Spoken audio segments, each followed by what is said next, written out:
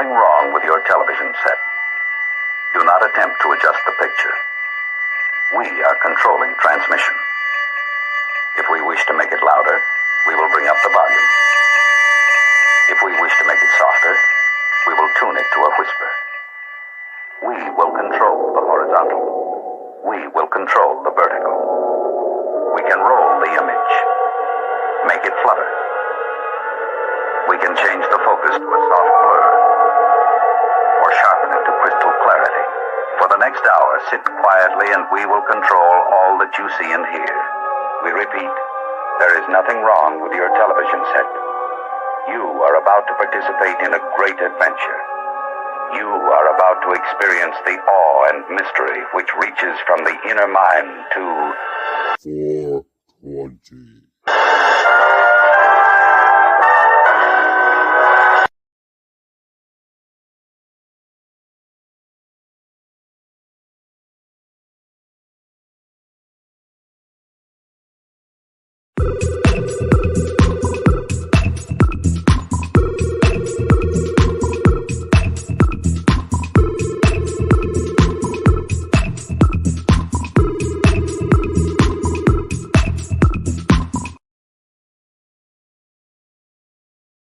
Uostarosta.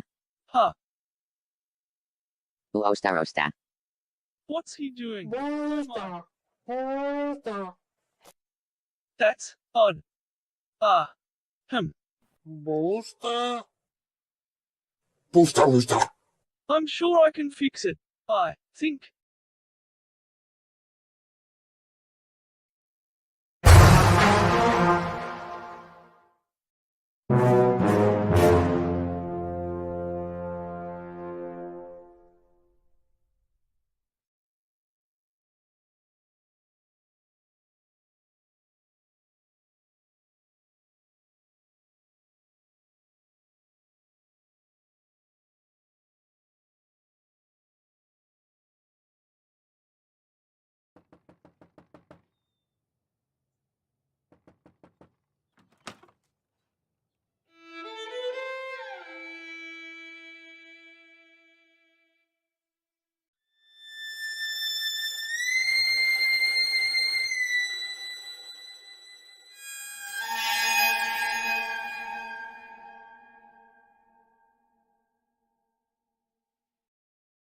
Spooky.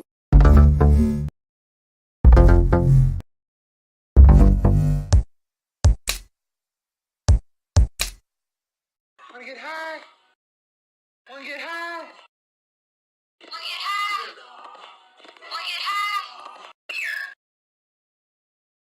Was that a party or?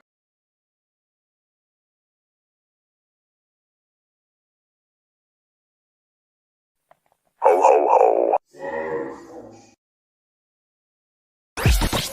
The world is flat.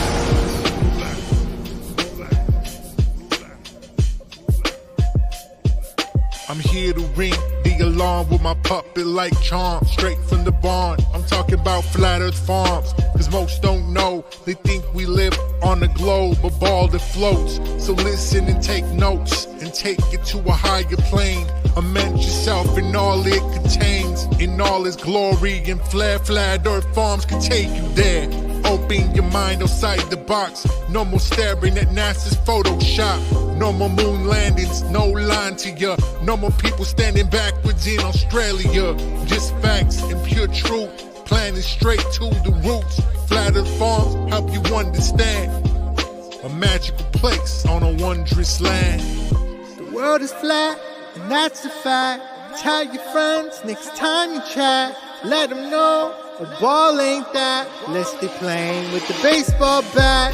Cause we coming at the barn, a higher place, the Flat Earth Farm.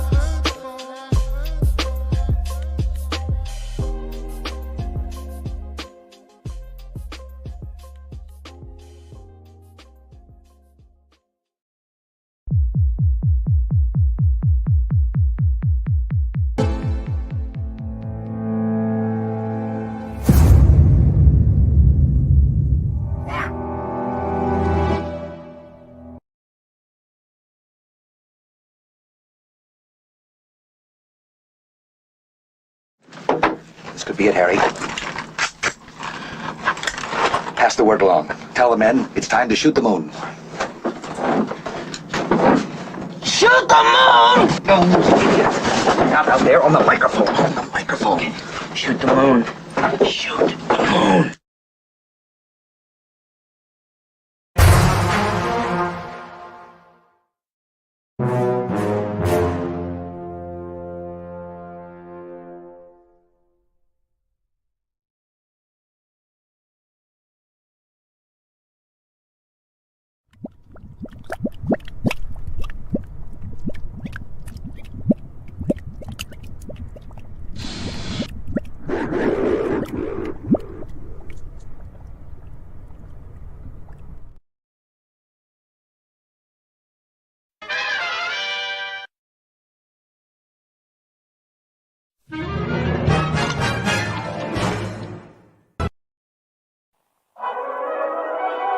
What are we gonna do tonight, Singe Man? The same thing we do every night, Boston Ray. Try to take over the world.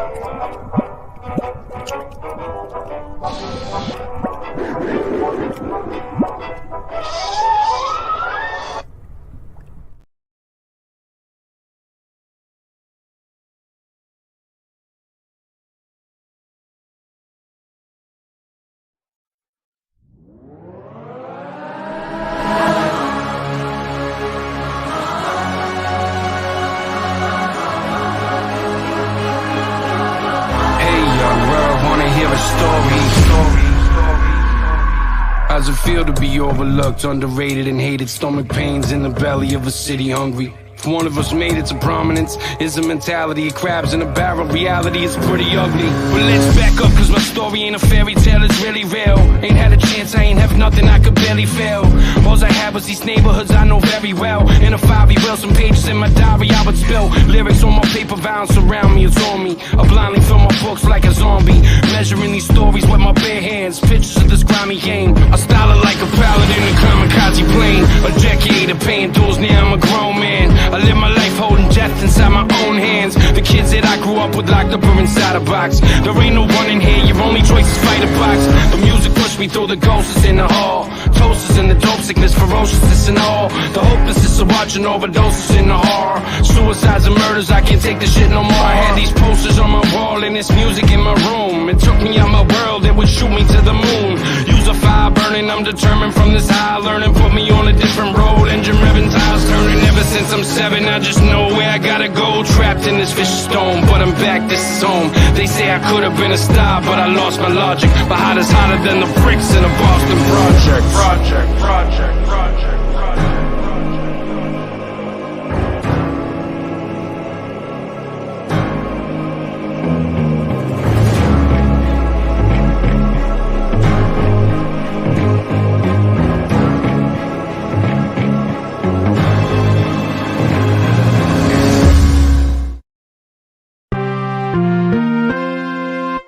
The world of science cares about you. Eureka! We found it. With the tools of science, we have invented, yes, hand sanitizer. But not just any hand sanitizer.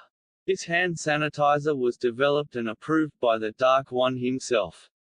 Here are a few of the things our product can bring you.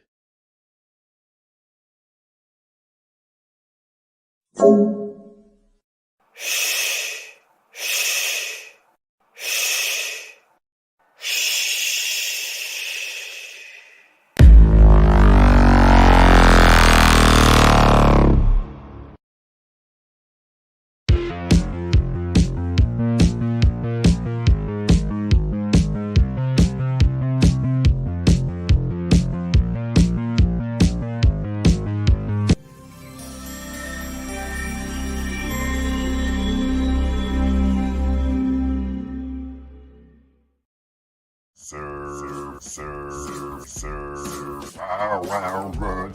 He's my mighty puppy, so wow, wow, mud. He's my mighty puppy, so wow, wow, mud. He's my mighty puppy, so wow, wow, mud.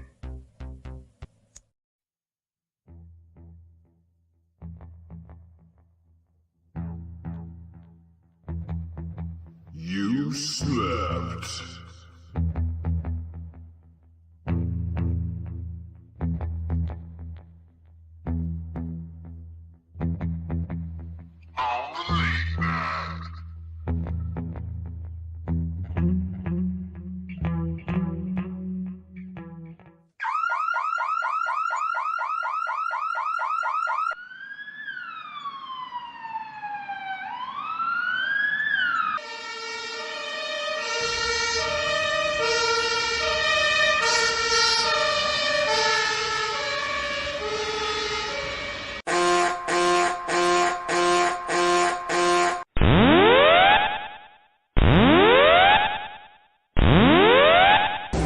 Warning, the self-destruct system has been activated. Option to override self-destruct expires in 10 minutes.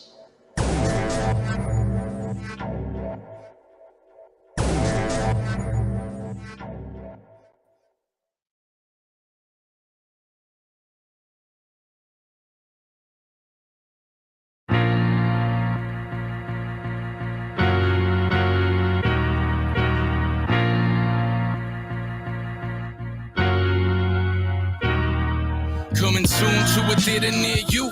It's a picture imperfect, I smear the clear view. Keep it moving, you assuming all the rumors are true. I am whom you presume will be here to bear fruit. Careful, I resume with panache. Oh my gosh, it was destined for me. Wind in my wings, I do not feel the pressure on me. One foot in front the other, I march through this marsh. Yeah, Taj put this hard in his testimony. Where you can hear the passion of the loss. The credit is rapacious, but cash ain't what it costs. They defamed his character, asked him what he thought. Misinformed by the misinformed, passing of the torch. Talk less, listen more, piss him on. Whiskey I drunk once upon a time in a distant storm. Yeah, they took a shot at killing me. My star rose, a hot nose, something like a soliloquy, something like it's a killing spree, loading up the artillery. Sycophants dance, the participants willingly fall prey all day. Wolf in sheep clothing, under the influence till they fall asleep dozing. Got my ducks in the rows and my accusers I owes them. I don't do this for no one, didn't choose, I was chosen. So then, off we go. This is God's plan, homie. I just keep on building off it though.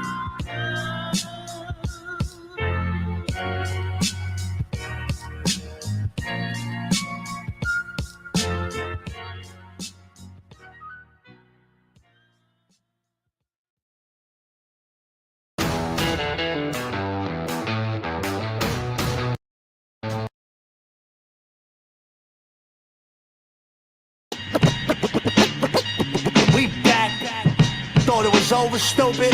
Never. Twinning. King of the projects, he broke the walls down. His crib was both apartments, double living rooms, shot it under both couches. Schwarzenegger been dead for sexual crazy forever. Studded glove made him better to radiant leather. Bitches in every bed, intimate involving sister wives. Kitchen knives to slide, get your bitch in line. Make a shit fat enough like a savage does. Walk up to the biggest bing bong bing, stab him up. When guns blast, blood splash, ass the front. Plug had a mustache like Captain Crunch. Young Pesci Pompadour, El Mahigo with the cowboy hat like Pablo Moore. Speak across between coca products and tokenomics, so bionic. It's ultrasonic, how I smoke the chronic.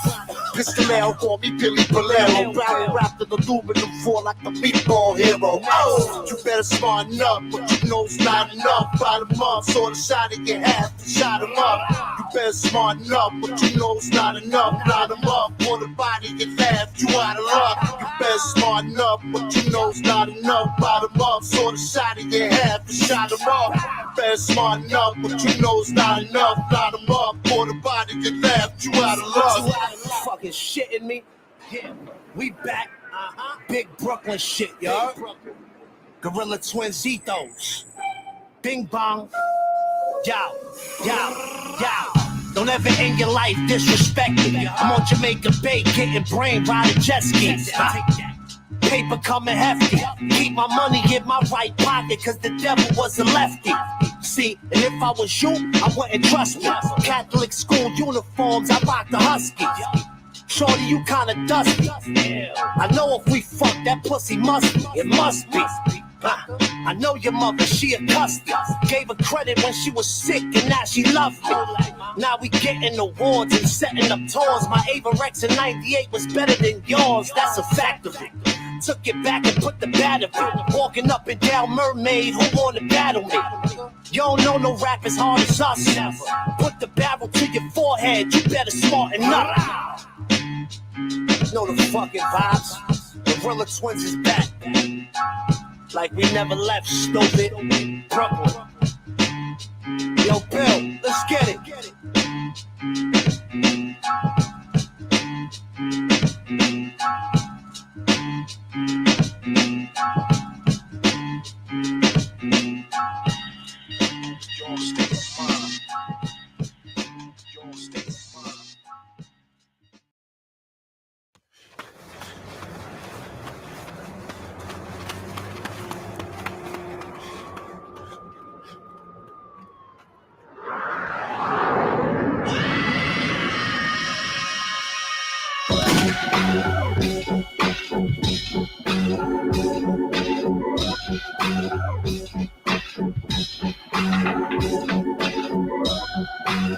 I spoke to Osama's cousin, he said that Jeb Bush was raiding with the helicopter, blooded out. The trips got barrier with the teleprompter. Warlords argue over who brewed the better vodka. That is constant. Value of life's less than nonsense. Process this information for me. Sucking through the barcode and plant it in your face for free. You just a broken out homie, I'm a mushroom cloud. A walking suitcase loop with a fuck you smile. Coked out hoes, sold out shows in Poland. Polo P with stadium releases, an explosion of the skull and guns. Mafia meetings, VIP tags, and Bell Parkway graffiti. The top of your face bleeding, but you reaching for. Hit your fucking hand out your pocket and tell your man to stop acting so pompous. You in the mosh, but pay attention, big brother is watching. Matter of fact, so all of y'all, my YouTube channel is bonkers. This is Ill Bill TV. Goons in the scene, shooters supreme, and glued to the screen. This is Ill Bill TV. Goons in the scene, shooters supreme, and glued to the screen. This is Ill Bill TV. Goons in the scene, shooters supreme, and glued to the screen. This is Ill Bill TV. Goons in the scene, shooters supreme, and glued to the screen. This is watching Twin Towers evaporate, obliterate, incinerate. I watch this big titty bitch dictate. I spit hate, spit love, I spit drugs, I innovate. I make digital transits disintegrate. The eagle, the owl, and the octopus. Secrets that are worth time for. Simple is debatable, like existence of dinosaurs. Final form, witnesses at your home, behind your door. Power wall, pyramid occupied by the eye of the storm. Campus rampage, suicide high school. Top floor, the fireball, tsunami of firearms. The monsoon, the multinational corporate con rods and icons. Logo might as well be your planet strangled by pythons. Or better yet, it's start with double guns. Motherfucker run, left the undercover drugging with the needle from my brother Muggs. We make the music that your mother loves. Now she glued to the screen too. It's kinda bugged. This is Ill Bill TV.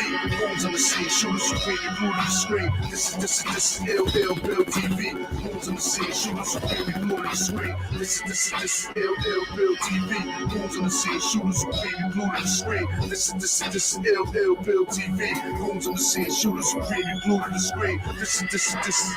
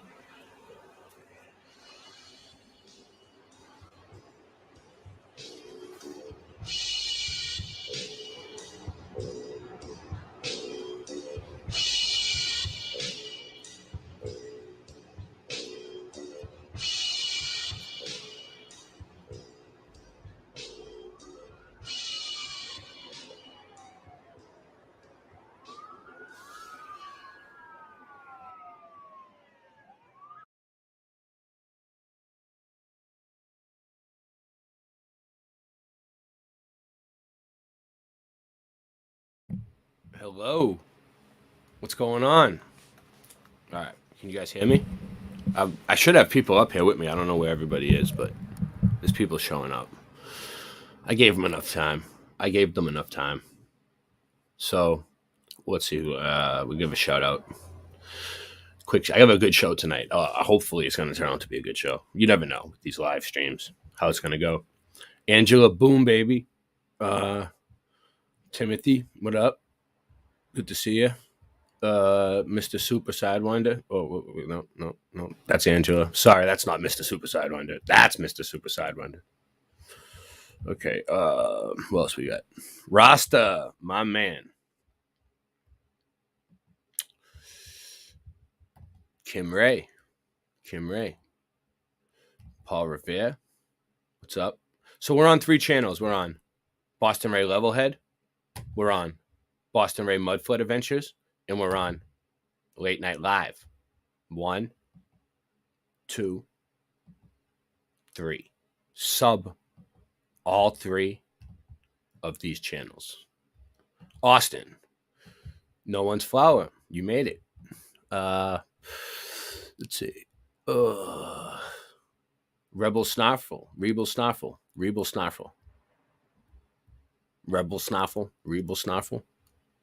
Trinkets Delight. What's up? Grant Roger. Bearsworth. Mudsworth. Get your Mudsworth. Did I miss anybody? Does anybody need anything? Nancy, send the waitress out. Nancy.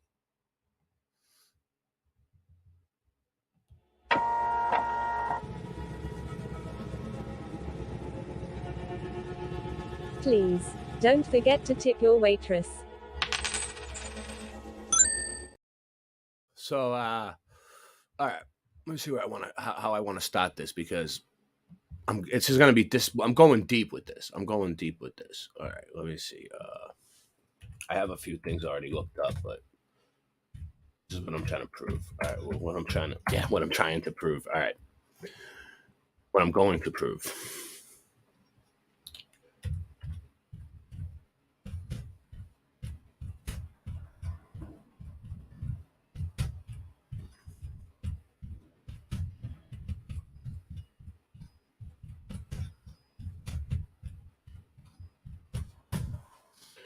What I got.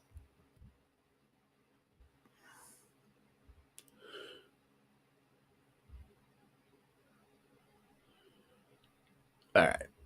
So basically, okay. We see this mudmob thing, right? Let me see, where is it? You guys always see it. Hashtag mudmob. It's my hashtag. If you search for it, it'll come up. You'll find every one of my channels, right?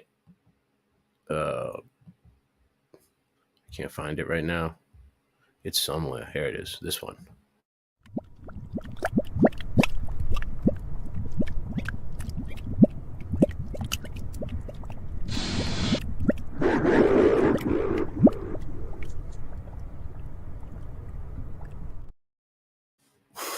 Yeah, what's up, Drew?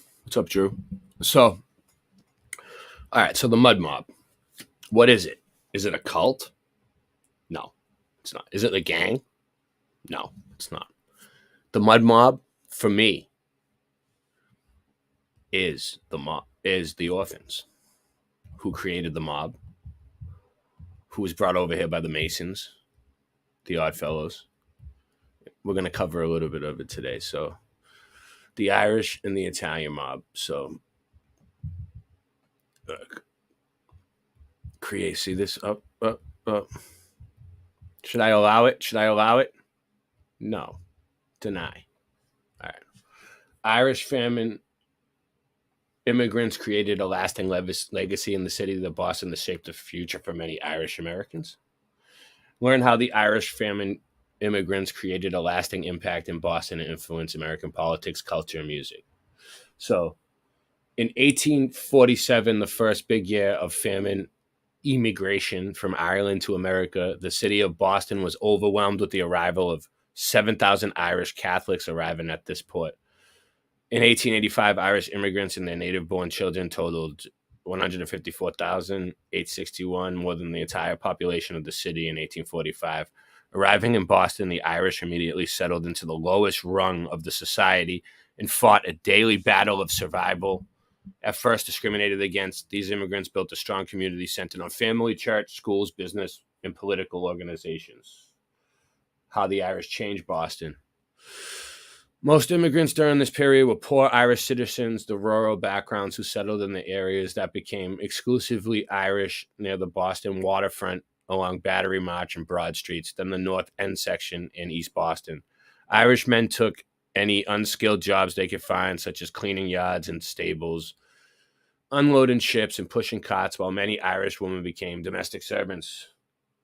The Irish eventually discovered the path to making a difference and changing the discrimination they were being faced with laid in a local ballot box. Blah, blah, blah. All right, so this is about the, the Irish. They came here. Let me see something.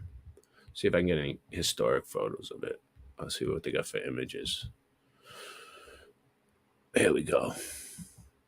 Here's the Italians. You see what I'm saying? Boom, baby. Look at this one. They look like families, though. There's adults, there's children, but there's a lot of children. Let's see. Let's go back. I don't know what that is. Let's look at it anyway. It looks like they're coming over on a ship. All right. Can't make that one out too well. What is going on here?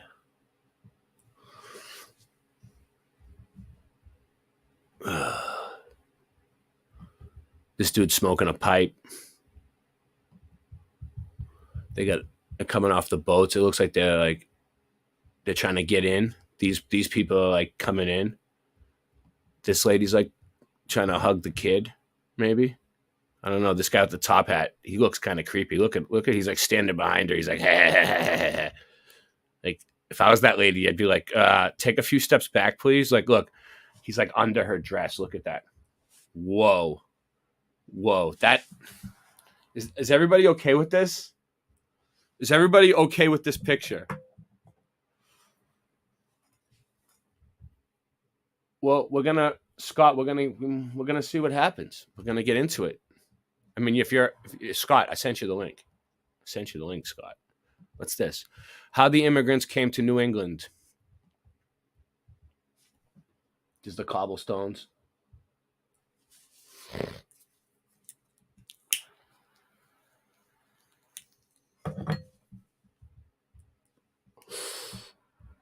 This dude looks sketchy. He's got the hidden hand going on. Look at that. He's just standing in the corner with the hidden hand. Like he didn't pose for that. He just happened to be standing there, front to the right, with the hidden hand. You know what I mean? They always got they love the hidden hand.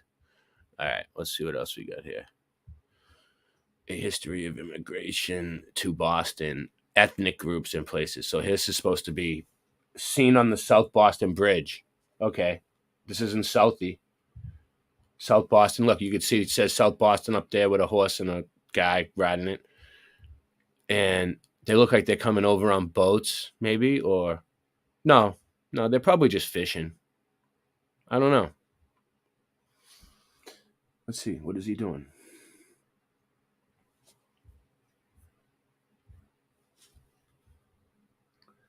He's handing him something. He's like, yeah. She's like, yeah, man. He's like, it's good stuff. She's like, you better not rip me off this time. This one's like, I need some water. He's like, fine, take it. It's really moonshine. Look at this little one. Little yee one. He's just like, yeah, I'm just chilling here on the fence. I don't really know much about what's going on. I'm just taking it all in. I don't know what the bigger picture is in life. I don't know what to do with myself. Hold on. Let me see if I can make this go full screen. Oh. I don't know what the bigger picture is. I don't know what's going on in life. I'm just sitting here next to this guy with a top hat and a pipe, just chilling.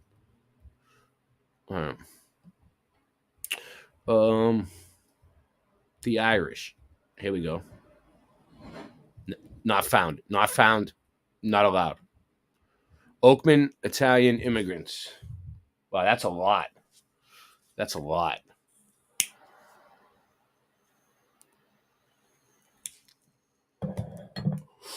All right. All right. All right. Oh, what do we got?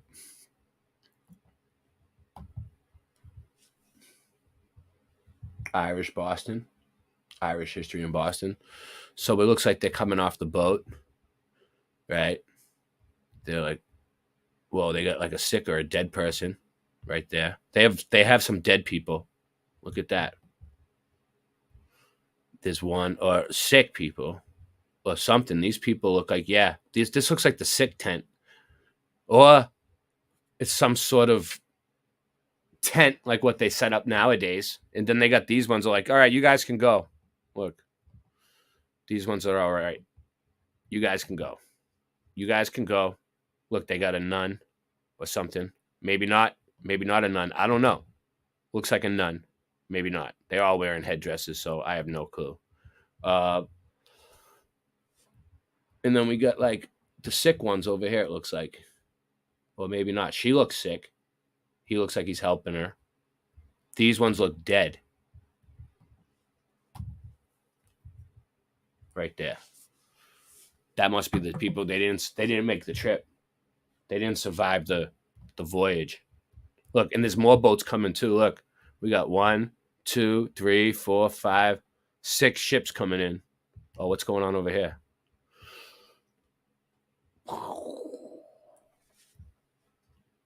Nice. What are they doing? Going into some shelter, getting some shelter? Good. We have all these brick buildings around supposedly, and they're giving them a nice little wooden shack. Good job. I could probably build something better than that myself. All right. What else do we got here? What's this? Yeah. Oh, this is an old one, but I think we already looked at it. Irish to blame diggers, Boston, Mass, 1882. Irish to blame. No. Is that what it says? Yeah. Irish. Blame. No. Irish. Blame. I can't read it. Blam diggers? Lamb diggers? Blam diggers? I don't know. Someone help me out with this. What up, David Wolf? Let me see. Irish. All right, here we go.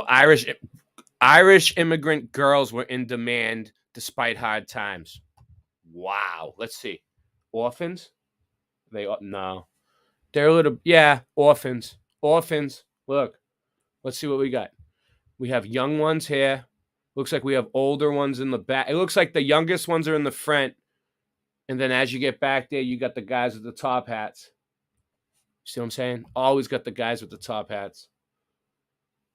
There's a lot of them. Okay. So why were they bringing so many of these people, like Irish, Italian, immigrant, like all of a sudden, like all at the same time? Like, look. So let's see what we're doing here. Like, what was the big deal? Like, why are they all hurrying over here so much? Like, if I know Ireland is probably beautiful. I mean, my family's from Sicily. They came over from Sicily to Ellis Island, where the Statue of Liberty is, and then they went over to the north end of Boston from Sicily. But Sicily is beautiful. I mean, if you've ever seen pictures of Sicily, I don't know why you'd want to leave there, but to come here. Same thing with Ireland. I don't know. Must be a reason why they all came over. Let's see. All right. What's this? Italian immigrants arrive at Ellis Island in 1905. Lost baggage. This is supposed to be a real picture from 1905. So we have a mom with 1, 2, 3 children. Where's the dad? is that's not the dad. He's too young. Unless he's the dad and he's got himself a cougar. But it looks like it's probably his mom. Probably his mom. What do you guys think? Have you seen? It's like a milk carton. Have you seen me? Donate 99 cents a day, and you could save this person, Ray Cash App. Donate 50 cents a day, and you could help this little girl, Boston Ray, PayPal. All right. So let's see. The picture shows an immigrant ship its way to the United States. All right. Whoa, let's see what's going on here. Immigrant ship. Boom.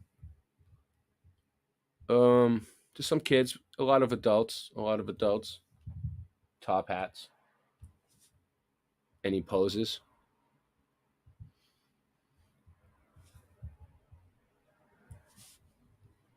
All right.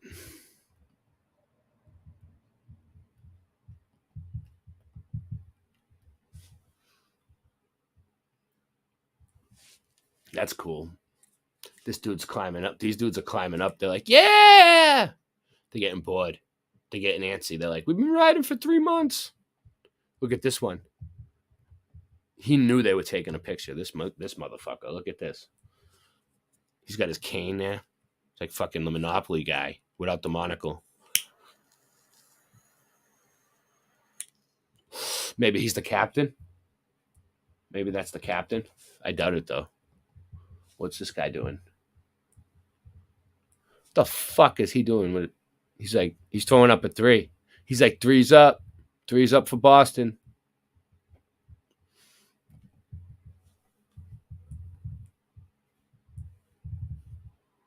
This dude's like, put his hand on his shoulder, like, hey. And this one's like posing, like looking at him. He's like, hey. He's like, what do you mean? He's like, oh, forget about it. Boston Immigration History. GG Archives.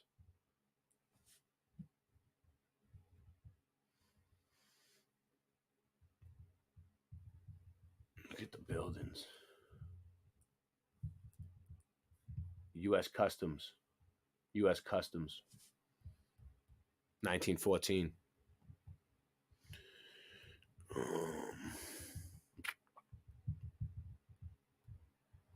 All right, here we go. We're getting there now. All right. It's another family. 3 children. It's just a normal family. Maybe.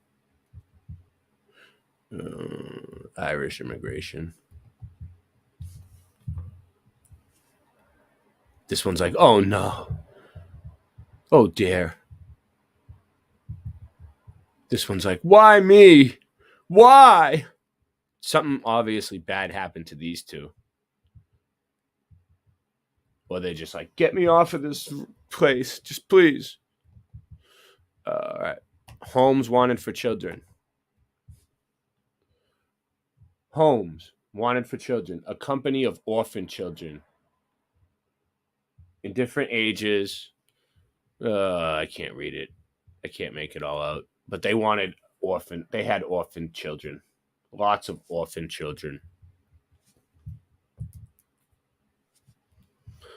This distribution of children is consent of State Board of Control and will take place at the Minnesota Friday, January 11th. So that's what, 8/11/07.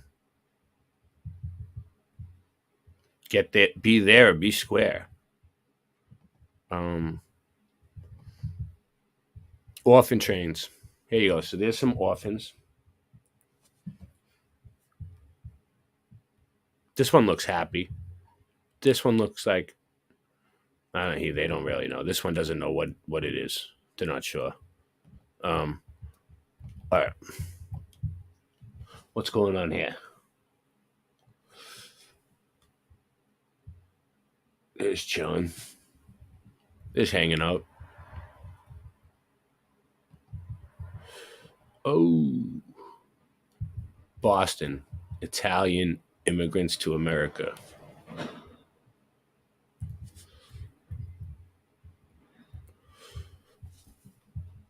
A lot of these photos are old, man. They're really old because you can't even get a high resolution. A history of immigration, ethnic groups, and places.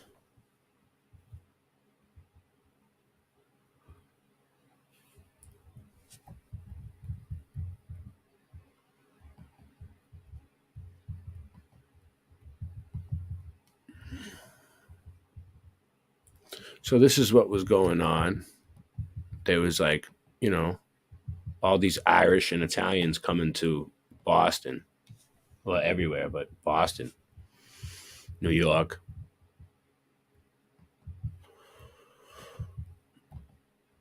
Whole bunches of them.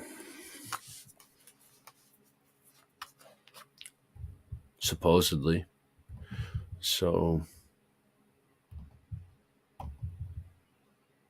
is that what that statue was?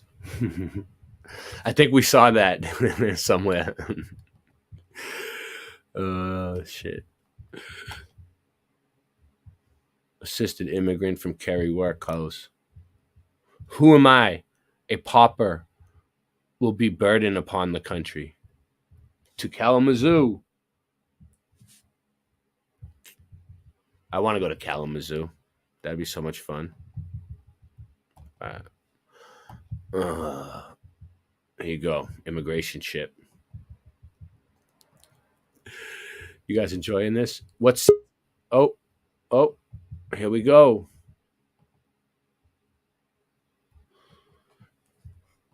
Singerino. What's going on? He's almost... he's half in the bag. He's half here, half there. Hey, what's going on? You enjoying the show tonight so far? Singe is here.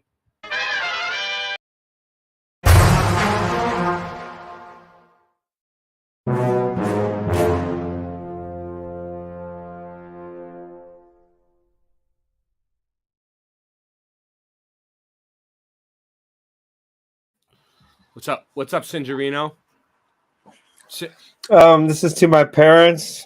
Actually, my great grandparents and my great great grandparents, who were orphans, and they let me draw as much as I want. Mm-hmm. You met them on the walls. You met them? They let me draw as much as I want on the walls. Where? In Boston? As a baby. As a baby? You don't remember where? When I was a baby. You remember drawing? I don't know where I was. You remember drawing on the walls, though? For real? Yeah, they let me draw as much as I want. What did you draw? Encouraged me to. What did you draw, Singe? Dragons and knights and princesses and castles. That's what trees. You've been drawing that type of stuff since and you were very very small rocks.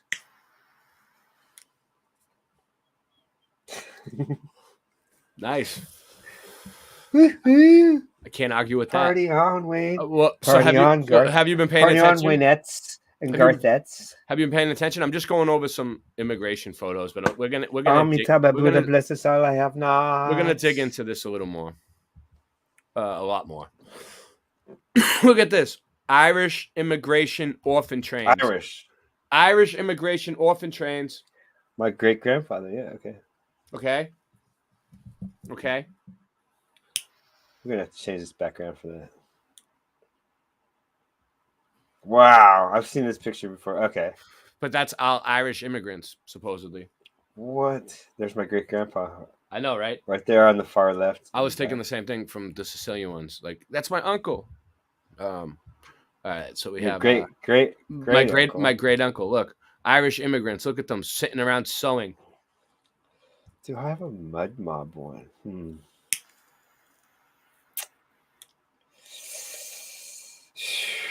I don't really have Italians. Actually, these are Italians. Italians garments.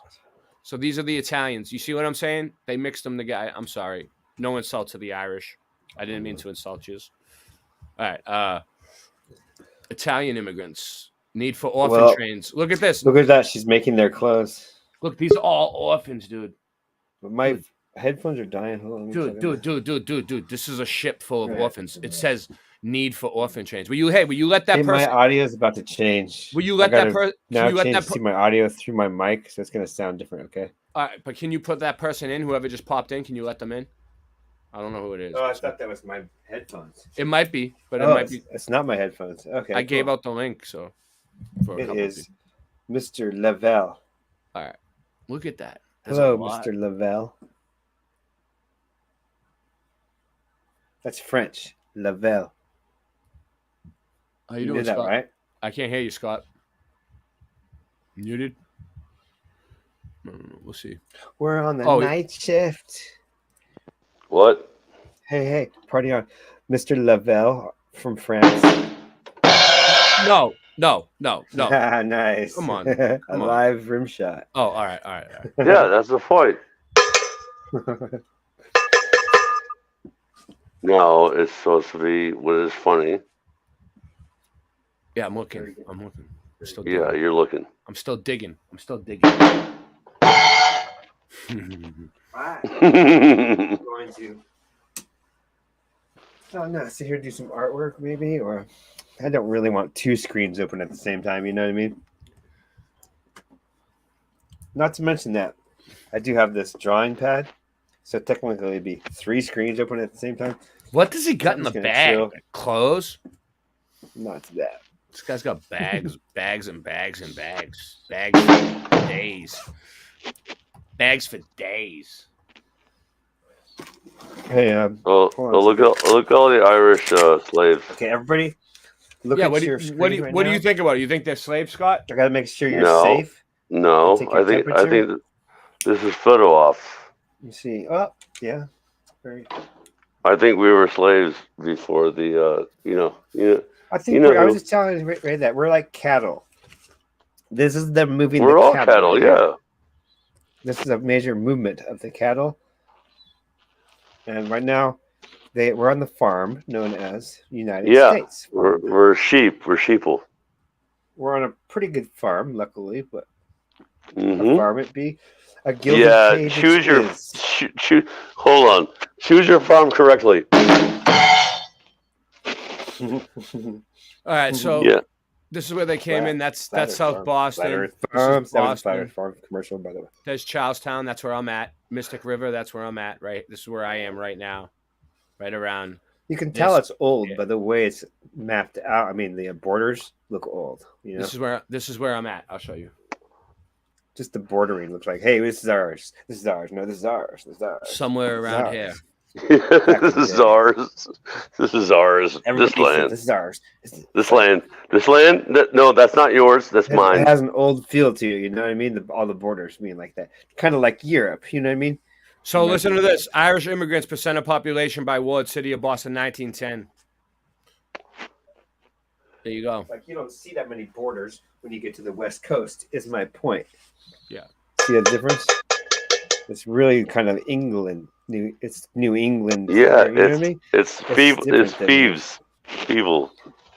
Yeah, it's very. It's the fifes. The fifes. It's interesting. I just noticed it because they were fresh from the boats.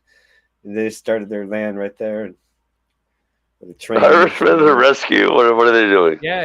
Look at this. Irish Americans of Massachusetts. Not what they told us. The indomitable valor of bravery which distinguished your ancestors on many and bloody battlefield in past ages have descended to you unfurnished. Angela, baby. Your fellow countrymen of the 9th Massachusetts Regiment. Oh, so this is from the Irish Regiment of probably Hanover Courthouse at Manchesterville, at Gaines Mill, and at Newtonville.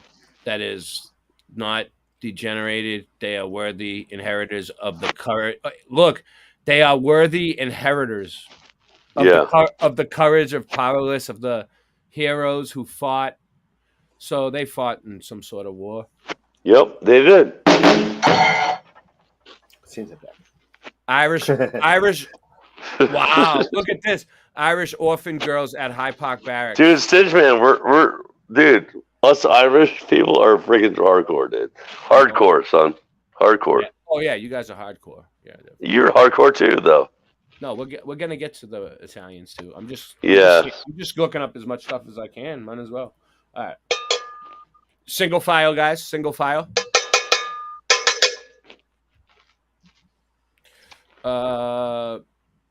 Population 3 timeline.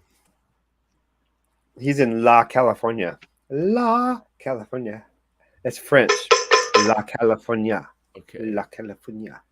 Oh, it's gay. Very gay. Look, mass grave found at former. No, that's creepy. Mass grave found at former Catholic orphanage in Ireland. What? Yeah, that's what it says. Look, mass grave found. That's what it says, but you know. Yeah. Who knows? Lies. Who knows? It is what it is. It is what it is. So look it up. Look this up, dude. Dutch. No. I'm fine. I got it. I'm not going to the Dutch. I'm going to the Italian. To the north end. Just give me a sec. I know what I'm doing.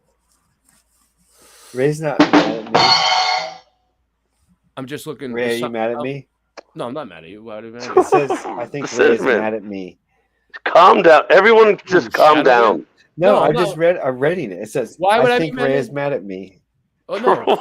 I don't know. I'm reading it. It says, flat accord music? No, I'm not mad at you, flat accord. Flat accord music? Why does everyone I don't understand how to read third person, so I read it as first person. Whenever I read anything, I only refer it to me. It's the way I do everything. Sorry. Hey, FAM. Shush. Just shush. Just shush. I don't read the chat.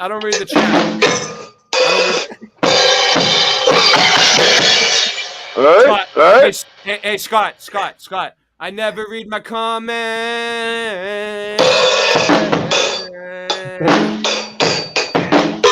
Right, when I read comments, refer to me. Scott, oh, dude, you know what? That place right there has the best ice cream shakes you've ever had. What? Look at the bricks. And some good pasta. Pasta. All right. I'm waking up the whole neighborhood, which is like 2 people. 2 people. Oh, look at these ones. Those 2 people are going to be pissed. Those people. Oh! All right, so let me see. All right, Ray, focus. Don't let my funny antics make you nervous or distracted. Wait, hold on. What was that? Don't be. I have.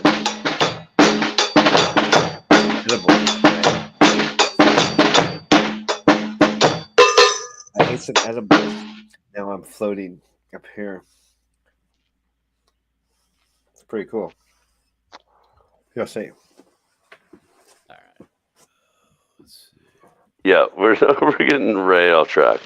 Ray, focus. Ray, what are you doing? Ray has a plan. He has a plan, dude. I did have a plan. Oh, you're muted. He has a plan. I know. I'm muted. Sorry. I'm muted. Yeah, no. You're muted, sorry. Am I muted? No, you're not muted now. Oh, no. All right. You guys are fucking with me. Just relax. I know. No, I'm trying to run my show. You're telling me I'm muted. You're banging drums in my ear. Everyone just chill. I'm trying to do something here. I had 16 people watching. God. 16? That's amazing. I know. That's what I'm saying. Nice. Like, you guys are killing me. No, it's not amazing. I'm just it's sarcasm. All right, give me a second. But Ray needs a focus, okay? Because he told me, don't throw me out. Bombs forgot how to kill people? Doesn't your work mean anything to you anymore? Have you no sense of pride in what you do? No sense of duty? No sense of destiny? I'm looking for generals! What do I got? Foot soldiers! Foot soldiers!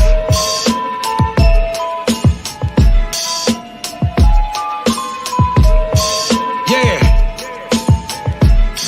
Yo, Bear, what up? Salute. Ferrigno, salute. Alright, look. Yeah. See, he ducking, I ain't even at the show him the 3. When them shots fly, he ain't even know it was me. How you got chains, stupid, you supposed to be free. I laugh at you assholes like it's cold in the D. It's a million Philly killers, most notably me. Put your mob against the wall like a poster of P. What you think inside this big black holster on me? It's the crucifix that dangle from the rosary bead. Ain't nobody fucking with me. Everybody know the time. Motherfuckers didn't get the picture. picture like a photobomb. The driveway full of Aston Martins like a motorcon. Aim the yacht, but let these bitches fly till he emulsify. This the church of Satan, it's the final invitation. Everybody dying, this is final destination. Me and you could go to war, that's the price a soldier paid. The knife word cut the clavicle and touch the shoulder blade. Blood everywhere, smelling like copper pennies. Get shot in the head, salute you with a shot of Henny. Creep up on you silently with the full nickel shining so vibrantly. Blood everywhere, smelling like copper pennies. Get shot in the head, salute you with a shot of Henny. Creep up on you silently with the full nickel shining so vibrantly.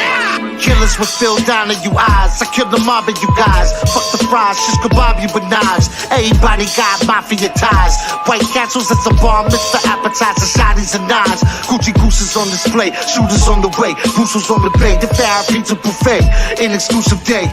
Banana hands like Tony Roberts. Spumoni Gardens, the Coney got that homie. We keep the chromie poppin'. Rockin' the 14th century death mask. Gazelle goggles and Fendi headbands. I talk that Brooklyn shop you up talk. Shoot on like you used to fuck off. Y'all never had enough sauce for blood sport. Nor the stomach, the floors with the drugs bought. Quarter hundred the floor, stuck a drug lord. Swimming pool shaped like a dollar sign. And choppers that make a day rape out of Columbine.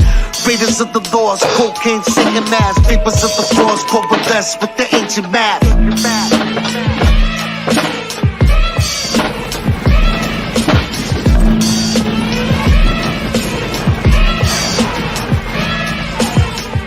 Blood everywhere, smelling like copper pennies. Get shot in the head, salute you with a shot of Henny. Creep up on you silently with the full nickel shining so vibrantly. Blood everywhere, smelling like copper pennies. Get shot in the head, salute you with a shot of Henny. Creep up on you silently with the full nickel shining so vibrantly.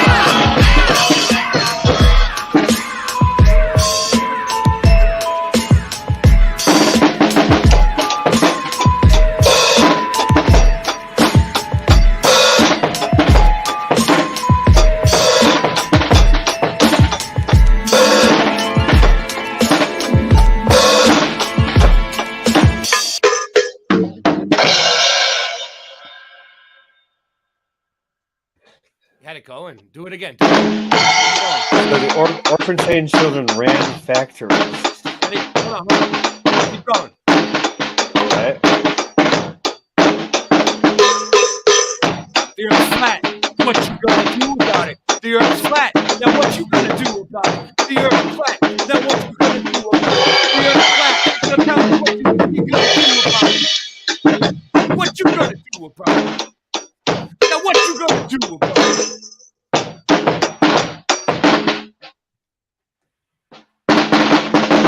So orphan trained children end up running factories, right? Yeah. What's she gonna do about it? What's she gonna do? Well, and basically, oops, am I still on? This is what I got next. Okay, the route that the Irish took. Orphan trained children were running the factories. Great arrival. And basically working on the running farms. the factories. Okay. Basically, the orphan trained children were like little adults. Like, yeah, they were. Like the Little Rascals. Okay? Oh yeah, we're gonna. So yeah, what do you think little? No, they were way smarter than the Little Rascals. Let me finish what I'm saying. Yeah. Little children know angles of every corner of the town and little areas. Little kids know what's going on, so then they grow up to be adults who know all the angles of the town and what's going on, and then they become mobsters. Well, I'm sure there were good people, not all of them, right? Yeah, they cut the stream people, for a sec. but some of them. Yeah, they were like running the world. Little kids. Yeah, they were, dude. They were. They cut our stream. They cut our stream. Fucking assholes. They were getting. Did they really? Yeah, we're doing too good tonight. We're doing too. Oh good. no, you're over the target. Over the target. You can just see the next screen I got up. I mean, Jesus. So next is all right, we'll wait. We'll wait them out. We'll wait them out. Hit it, Ray. Go ahead, Scott. Give me some drums. Just all right, how about this? Ready, Ray? Because I've been thinking about this a lot. Okay, so do.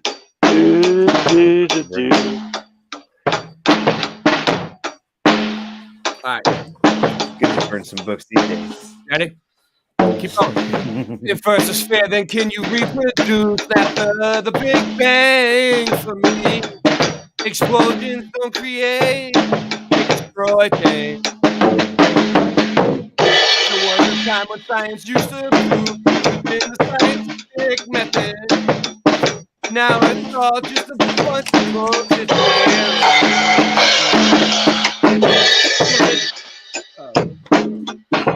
I lost it. But yeah, the little spaceships. It'll work. Yeah. It's I said NASA. Right? I said NASA. Why so slow to go back to the moon? To run out of patience. Ray. Yeah. What up? Ray, they just brought in the 3 crates to warehouse number 16, and they want to know if you're happy with the purchase. Just please let them know tomorrow. Tell them. What? Yeah. Tell them. I'll let them know. All right. So the Great Arrival. Nope. The Great Arrival. Most of this generation of Italian immigrants took their first steps on U.S. soil in a place that has now become a legend. Ellis Island.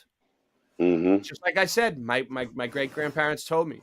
Italian earthquake refugees board ship for U.S. in 1909. Well, look at that. They numbered 300,000. Of course, it's a 3. In the 1890s, 600,000 is a 6 for your 33 and the 333. Wait, calm down with your numbers, Ray. Why is it always going to be a 3 or a 6? Numbers. It's always a 3 and an 11 and a 9 and a 12 and a 13 and a 14 and a 666. Well, calm down and let me cover my fucking story. All right. A decade after that, more than 2 million by 1920, when immigration began to taper off. More than 4 million Italians had to come to the United States, representing more than 10% of the nation's population. What brought about this dramatic surge in immigration that caught all right, yeah. This is important. This is very important. This is important. Boom, baby. Now we're getting to the gravy. What brought about this dramatic surge in immigration? The causes are complex. Each individual or family, no doubt, had a unique history. But No doubt. But the late 18th century, the peninsula of Italy had finally been brought under one flag, but the land and the people were by no means unified. Decades of internal strife. You feel that? Had left a legacy of violence, social chaos, poverty. Widespread poverty hasn't gone away. What do you mean? No, it hasn't.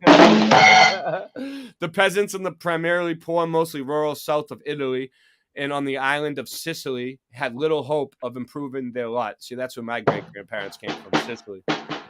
Diseases and natural disasters swept through the new nations, which we don't even know. It could have been, false diseases and false disasters. Fake. Yeah. But its fledgling government was in no condition to bring aid to the people. So AIDS? The government was not bringing aids to their people. Yeah, they're bringing it soon. So transatlantic transportation became more trans. Yeah. So they had to throw that word in there, but also, they lowered the price on the boat so people would be able to afford it, right? They basically, all right, this is what I get out of this. Yeah. They spreaded diseases and natural disasters, right? Yeah. They spread it. And then they lowered the price on ships to say, hey, get the fuck out of here. And everyone went for it. And they probably ran some propaganda on the news and scared the shit out of them. So this says, as transatlantic transportation became more affordable, as a word of American prosperity came via returning immigrants and U.S. recruiters, Italians found it increasingly difficult to resist the call of L'America. Yeah, I told you it's not L.A., it's La. It's not L.A. It's not L.A., it's La. Dude, good job, Ray. You're a good reader. Thank you. Going to the land of opportunity, homeless Italian earthquake refugees on their way to America.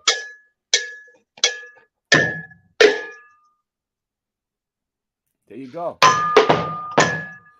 Do I want to view the enlarged image? Let's see. Shall I? Do I dare? Oh, here you go. It's not really that enlarged. It says zoom out, zoom in, rotate, full screen. All right, here we go. Dude, there's a lot of them coming off the boat.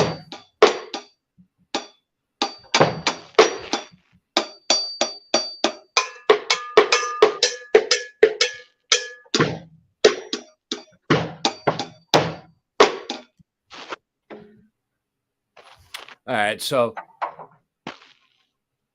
this new generation of Italian. Look at this passport used by Italian immigrants. Oh, that's cool. Italian passport from 1909.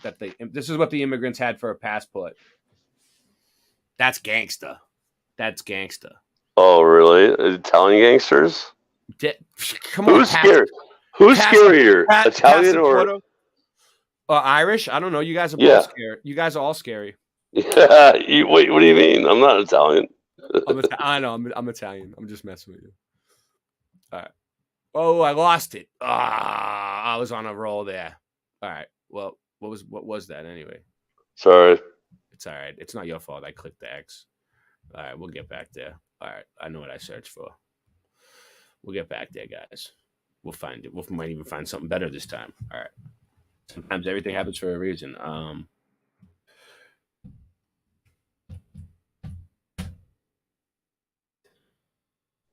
You did sound like you were like on point. Like I have to look back at it, but like look rap? Back at it. Yeah, like that's what I'm saying. I'm always on point with the rap. Okay. Oh, okay. Okay. Here we go. Irish orphans, Italian orphans. Boom. We already saw that picture, I think. Look, here we go. Whoa, what are they wearing? Like, yeah, put on your orphan cap. They're like, hey, Singe, you're frozen. Are you frozen? They look happy. I know. At least they're happy looking. They're happy looking kid. Well, maybe not that one. This guy's like, hey, meatball head. He's like, oh. Meatball head. He's like, oh. Let's see. Naval Historical Foundation.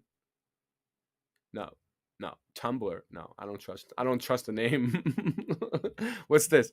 Red Cross. Like Tinder? Like what? Well, yeah. I don't know. I have no clue. Look, they're playing the keyboard. Oh, so at least they're teaching the music, dude. That's cool. This guy knows what's up. Dude, like, Irish music is awesome. But I'm saying this guy's like, let me teach the music at least. Yeah. You know what I mean? Yeah. You could tell he knows what he's doing. He's like, fuck it. He's like, this sucks for them. He's like, at least let them learn piano. He's like, they're slaves, so we have to. He's like, A, B, C, D, E, F, G. A, B, C, D, E, F, G. A, B, C, D, E, F, G. Hold on. I'm going to walk away, but I'm going to do this. What are they drinking?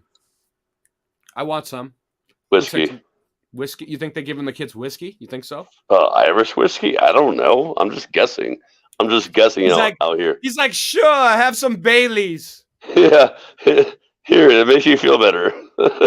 He's like, Guinness. It's full of Guinness. It's full of iron.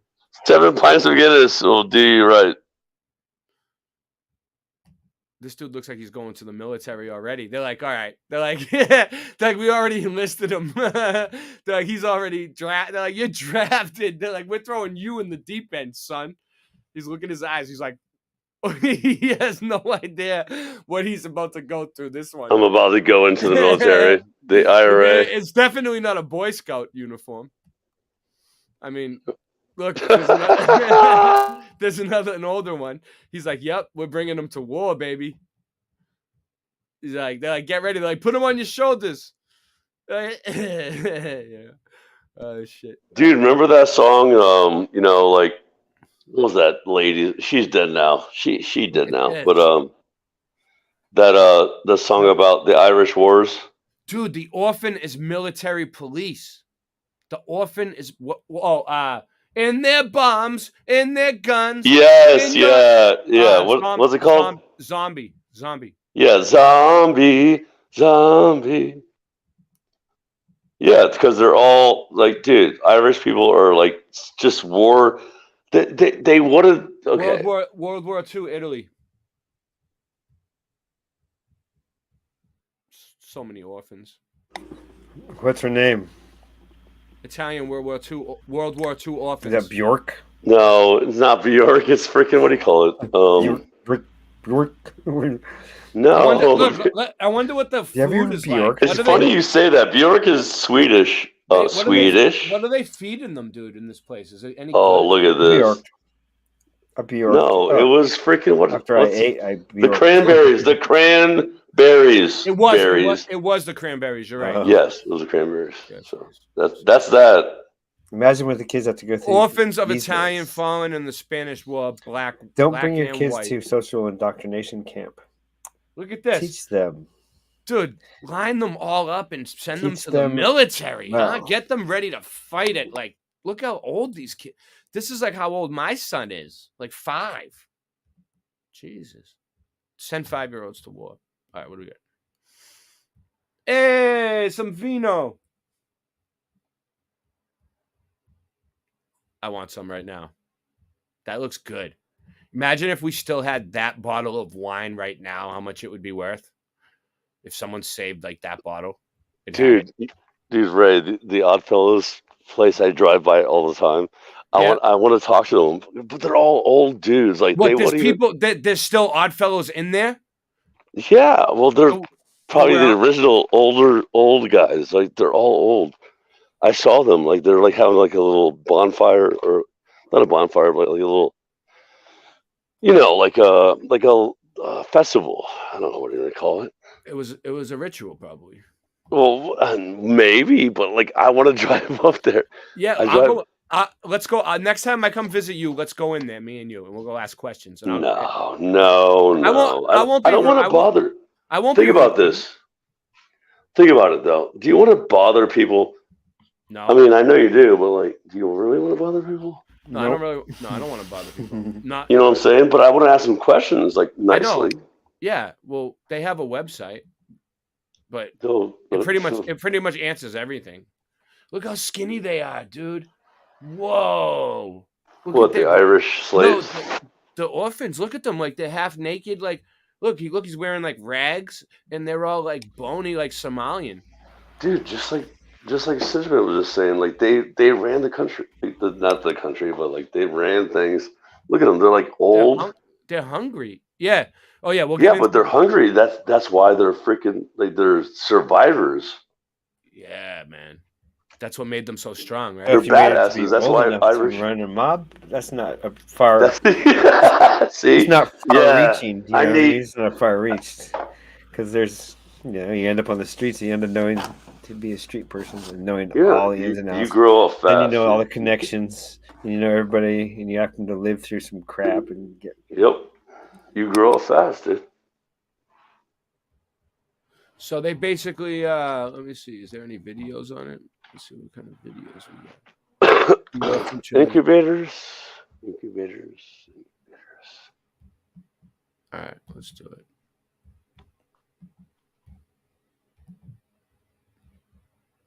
Of American cities with extremely beautiful and picturesque architecture. Some would call the architecture old world, reminiscent of the classic buildings that are found throughout Europe. Indeed, we have a cornucopia of architects imported to America from a wide variety of European countries at this time. These men envisioned an America with a flair for their specific European heritage, and thus we are told that the major cities began to rise like hotcakes all around the country.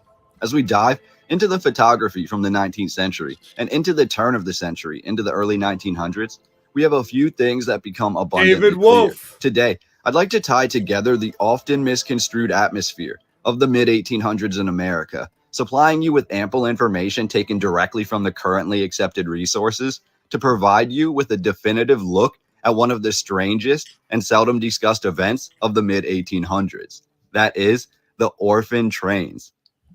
Many photographs of America from the 19th century show a landscape that is already shaped. Cities that are formed, we're told, by the ingenuity of early European settlers. What we see in the photographs many times, however, is empty cities. We also see cities that are built with architecture that appears to exceed the means of the people that are constructing the cities. In short periods of time, usually less than 100 years, a city in America will go from what we're told was indigenous earthworks and mounds into a well-thought-out masonry and brick masterpiece. What's not often cited in these sources is, many times, the Native American earthworks were actually incorporated into the cities, into the bases of the structures, into the parks, and into the way that the streets were formed. Furthermore, many indigenous groups built using bricks and stone, making it easier for the European settlers to dismantle their work, reuse the bricks and stone, or even claim the indigenous structures as their own. As we dive into the empty cities further, we must also remember that slave labor was often used for the construction of these major cities. This is key as we begin to break down what really happened in America in the mid-1800s. Now, as many of these cities in the photographs appear empty or barren, or the streets often mud-covered, and while the masonry buildings appear much older than they should be for the photographs, we must begin to question the harsh conditions of the mid-1800s. Could weather events really have caused these buildings to appear so aged? It brings me back to the European architects said to have constructed these massive feats of engineering. Did they really build these structures and then basically leave them be? Meaning the cities that they were built in were then in charge of the upkeep. And essentially, most of these cities appear to just let the buildings weather over time. That's what we see in the photographs from the mid to late 1800s, before times appear to change by the early 1900s, when the same architecture, the same structures, and the streets around them appear much more serviceable.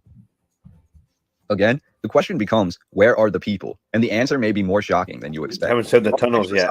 We're told that a disproportionate amount of people were locked away in mental asylums in the mid-1800s in America. Another key component to understanding America in the 1800s is to understand just how many asylums were being built. Not just a small building, a little retreat, or a doctor's office, but we're discussing over 500 massive castle-like structures, usually built in a Kirkbride plan in large forested areas away from the public. These buildings employ the finest of European architectural designs, and most of these asylums, almshouses, and sanitation centers were later converted into prisons or torn down entirely. But why were all of these asylums being built, especially in the Northeast? When we look at photographs of the large empty cities, sometimes we see a disproportionate number of children in the streets. Often, we're told that the photographs would be taken first thing in the morning when the streets were nearly empty, yet we often see these large packs of children seemingly roaming the streets unattended. How does this tie into the overarching narrative? Well, by the 1840s, large portions of the northern states had freed their enslaved people. This is a claim that we often see cited in many history books. What we don't see mentioned in the history books is, many times, the freed people were almost instantaneously locked away in asylums and sanitation centers. Hence, why we have so many of the large asylums being created in the early to mid-1800s. Names of the saying, seeking asylum. It wasn't just African Americans who faced these hardships. We also have countless indigenous people facing the same fate, as well as anyone really perceived by the larger society to be different. We're told, according to the official 1840 census, which was the first to report individuals as, quote, insane, that large numbers of newly freed individuals in northern states, in some reports, upwards of 40%, were locked away in asylums and considered to be insane. This becomes even more alarming when the results are compared with the census numbers for enslaved individuals in the South, where the number of individuals marked as, quote, insane was nowhere near as high.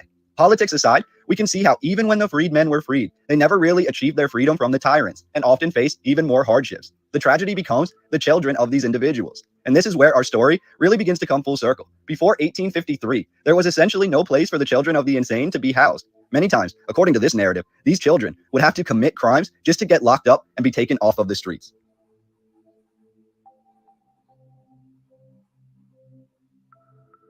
Any family deemed unsuitable, we're told, could be subject to the cruelty of America and could be labeled unfit and committed to an asylum. What America didn't have in place from the earliest days of the 1800s until 1853 was a place for these newly orphaned children to go. We're told these children would often create tribes or gangs, usually an intermingling of all races and religions, who would walk the streets looking for food and handouts. Have you ever seen the film Gangs of New York? This is the way that these children orphan gangs are often depicted. New York is also key in this narrative. I'm going to try to keep this as brief as possible, but here are some facts to know before we dive in. Freemasonry is banned by the Catholic Church. Freemasonry arises from Rosicrucianism, which essentially postulates that the world is built on a secret esoteric order, which can be determined in part using factors such as geometry and gematria, which are also used in most Masonic constructions. New York, once home to a vast array of indigenous tribes and indigenous cities, with the Palisades even being discussed as a possible site for the ancient hidden city of Norumbega, by the early 1800s, New York was becoming abundantly more Catholic. A neighborhood of freed men, mostly African American, lived in New York City in what is today Central Park. Their rich and vastly built out neighborhood was called Seneca Village. Now, we've already discussed the large numbers of freed people that were being committed in the mid-1800s. We can see, in New York especially, that this is a practice done quite often and without warrant. While the vast landscapes of Seneca Village often operated outside the scope of most European New Yorkers' lives, the freedom of Seneca Village was first encroached upon when in 1837, construction began on the Croton Distributing Reservoir, also known as the Murray Hill Reservoir. This is an absolutely epic structure. The entire Croton Aqueduct of New York is absolutely breathtaking, and some of the images really left me without words. To imagine the scope of engineering and manpower that this would have required is without question.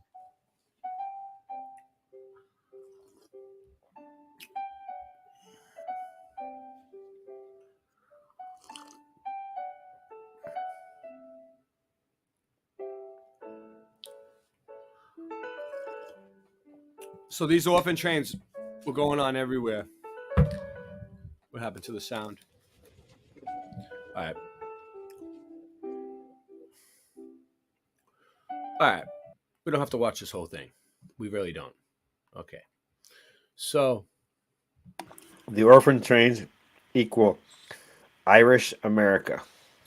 So look at this. The secret tunnels of Boston's North End. So the orphans came from Ellis Island, from Sicily Island to Ellis Island. A lot of them came to the north end of Boston. Fast forward. Now we're here. Okay.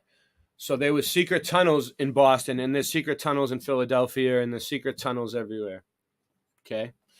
The Freemasons knew about these tunnels. The secret tunnels of Boston's North End.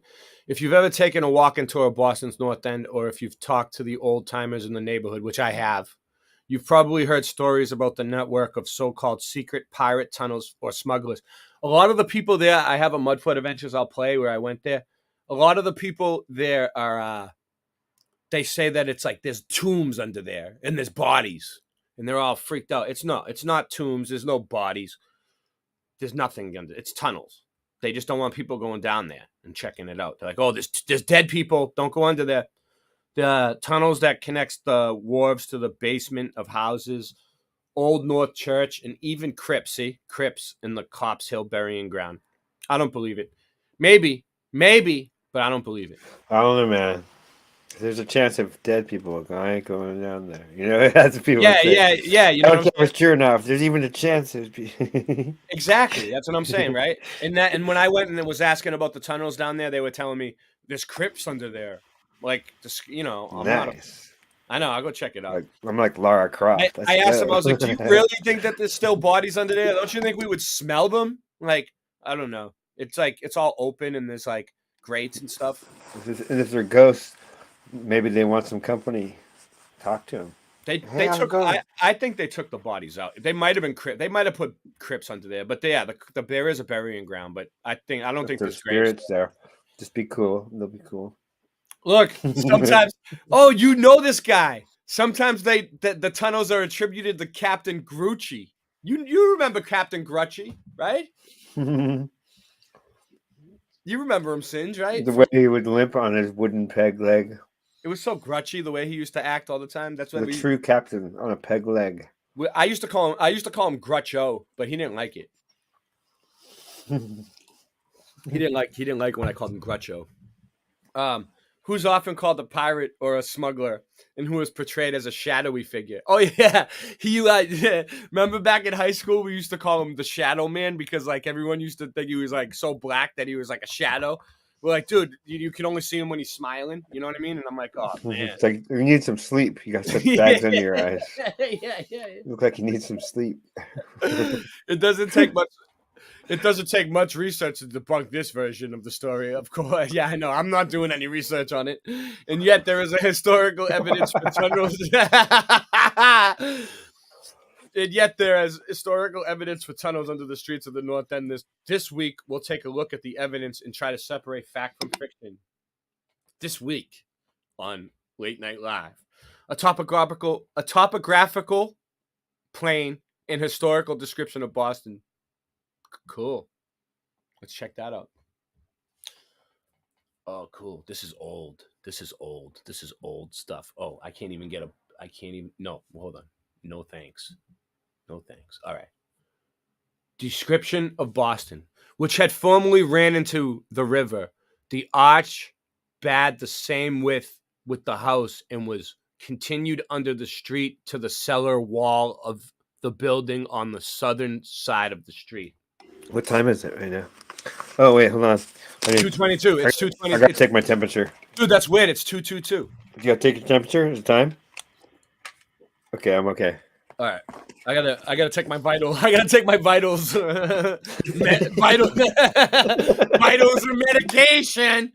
It has been conjectured that it was designed for retreat for certain pirates who are said to have infested this coast. Pirates. When constructed, the whole street must have been laid open so that it is not probable it is first designed could have been for that purpose. Wow. Look, the whole street must have been laid open so that it is not probable its first design could have been for that purpose. Look, they're hiding stuff. Look, the width of the house continued under the street. The width of the house continued under the street to the cellar wall of the building on the southern side of the street. So they're basically telling you there's tunnels. Look, when constructed, the whole street must have been laid open so that it is not probable its first design could have been for that purpose. So they don't want people to know that they designed it to smuggle the tunnels, I think, to go on, to connect. In examining the ruins of that part of the town. Oh, here we go. The ruins. Examining the ruins of that part of the town. I accidentally went onto it, being struck with its unusual situation and size. I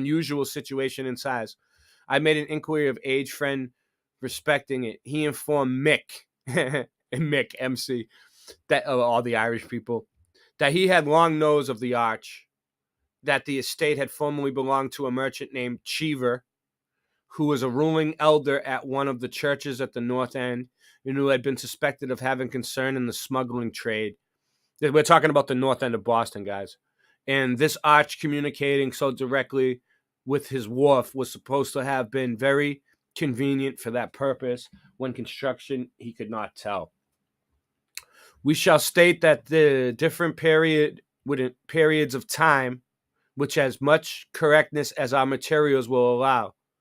We shall state this at different periods of time, with as such correctness as our materials will allow, which are very deficient. And so they're basically saying that what the materials they have are deficient in order to shew its progressive advancement as to the population of Boston compared to other cities in the United States. It should be considered that... I think that might be French. Deficient. Everything's French. Should be considered that its limits are not extensive, containing originally not more than 700 acres.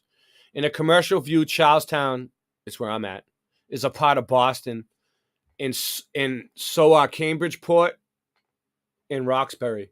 Within a circle of 15 miles diameter, the center being Boston is probably a greater number of souls. So there was more people in the center than can be found in the same space in the United States. So there's more people in the center of Boston that can be found in the same space in the United States.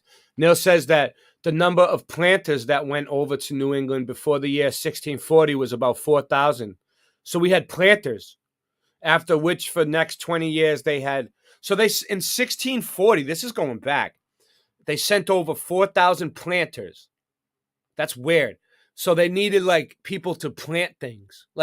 So the place must have been a mess. And they're like, okay, we're going to send over 4,000 people, troops or whatever, to plant bushes, plants, trees, make the landscape, rebuild the landscapers, basically. Planters, landscapers, right? Right? Is that what I'm getting at? You think so? Am I wrong? Am I off? That was nice of them. I mean, I've done landscaping. Yeah, so they basically needed 4,000 people to come over and landscape before they sent over more people. So they planned this. After which they had no electric mowers or gasoline. They said that their equipment was deficient. So, but it wasn't like extension cords and gasoline and lawnmowers. They had to do that shit with their bare hands, dude. Yeah. I know. I've done it. I've done it with my bare hands too. They had no increase, but what sprang up from among themselves. So for the next 20 years, they had no increase.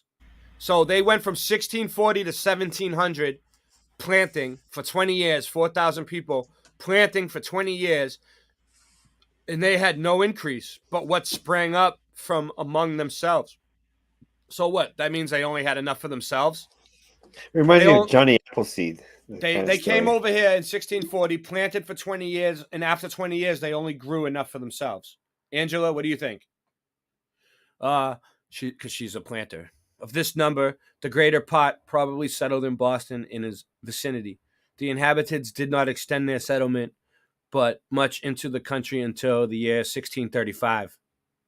So the inhabitants did not extend it. So all right. So 1635, they started moving into more closer, like further into the vicinity. The causes of immigration had ceased to operate during the Commonwealth. Many, in fact, during the period returned to the mother country. Jocelyn, who visited Boston in 1638, says it was a village rather than a town, and contained only 20 or 30 houses. So this dude, this is an eyewitness, Jocelyn, who I'm in the back of the room. She visited Boston in 1638. Says it was a village rather than a town, and contained only 20 or 30 houses. In this, he must be grossly incorrect, for besides those who arrived with Winthrop, about 15,000 of who, of course, constructed habitations as soon as possible. Winthrop has some old places. Accessions were continually made to the number in 1635. Sir Henry Vane arrived with a fleet of 20 sail with stores and passengers, and during that year, 3,000 people came from England to Massachusetts. According to Winthrop, 20 ships arrived in 1638. So this was all before 1700, dude. Look, description of Boston, 1673. Boston contained 15,000 families. Yeah, go ahead. I was gonna say, did Scott get sent to the office?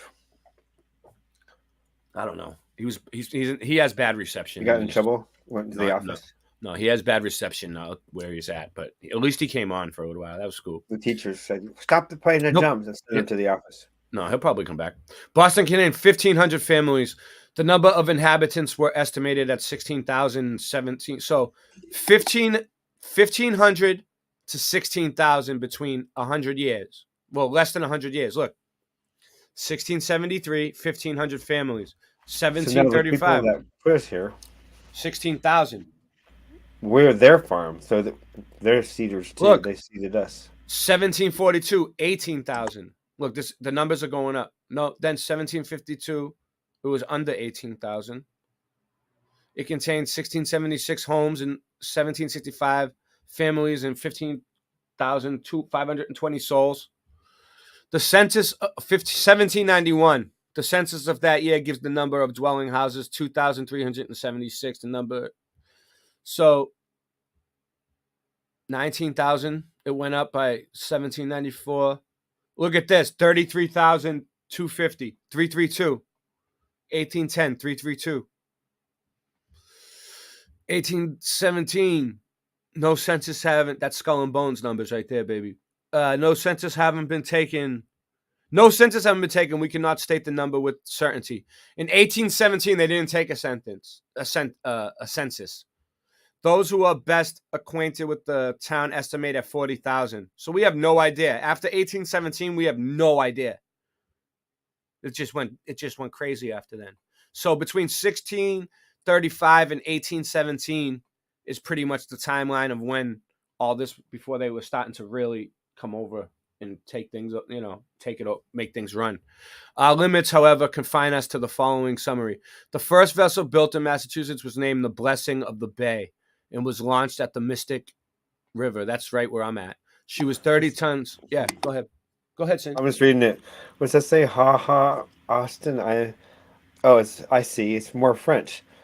I massage you daily. Okay. Ha ha, Austin. I massage you daily. Got it. Where do you see that? Right here. Ha ha, Austin.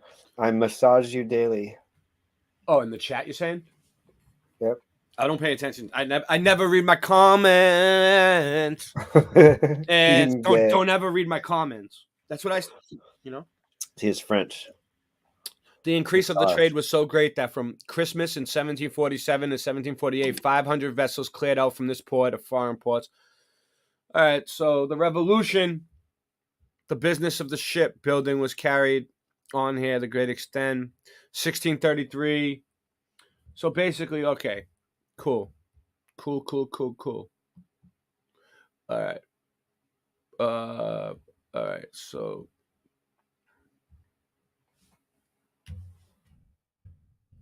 You should read comments more often. why? What's up? I don't. I get distracted. I'm eating THC right now. Yeah. I'm eating THC. I'm on. Angela Baby Carson just bought a T-shirt. Oh, thank you. Which one did you buy? Thank you, Angela. I appreciate it. Yeah, which one did you buy? We're gonna make some new stuff for the springtime. Hopefully, Singe Man. These are the smuggling tunnels under the city. This is under Boston. This is where they're saying that there's like Crips and you see any bodies? Look, that looks like train tracks right there. Oh, you guys can't see the train tracks. Hold on one sec. I gotta move this over. Look. Nice. You see it? Too. Yeah, the retro one. That's cool. Wow. Look at that. So these kids coming through. Yeah. In little carts.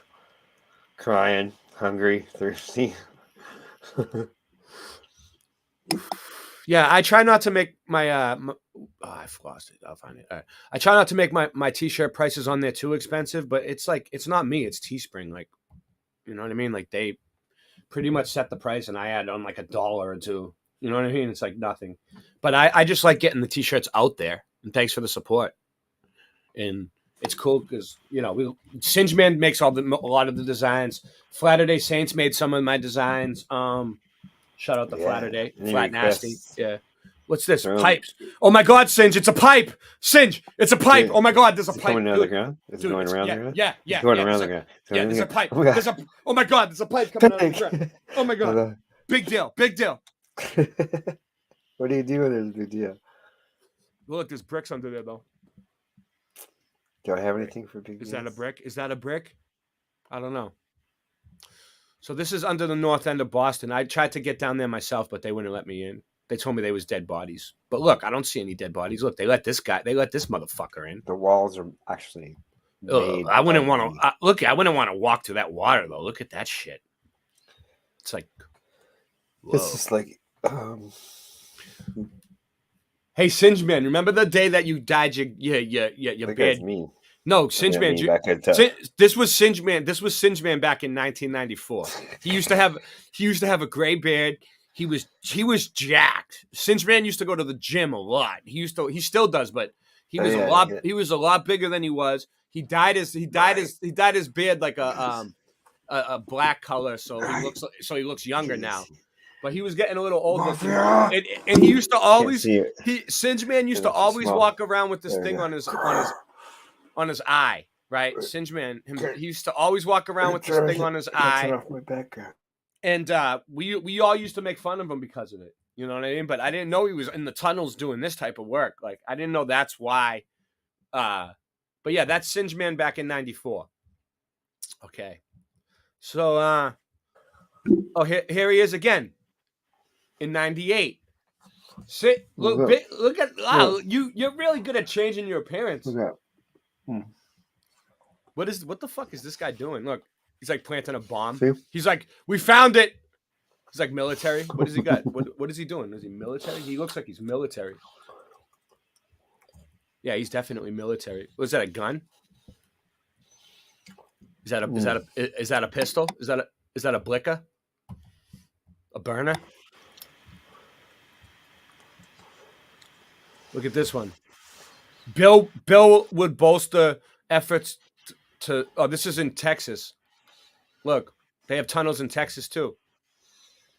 Oh, these are these are for drugs. These are for smuggling drugs across the border in Texas. That's what that is. Has nothing to do with what we're looking at. But yeah, there is smuggling tunnels everywhere. That looks like a train track. So it's like that today. This is like Mexico. This is all like Mexico now. Yeah. Hold on. Let me get back.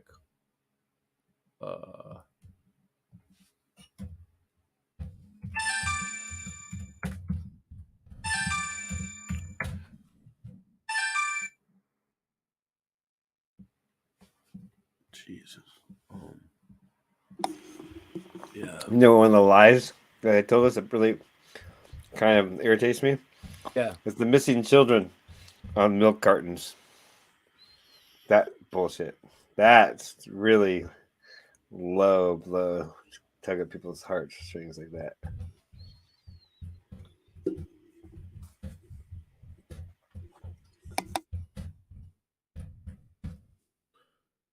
All right. Hold on.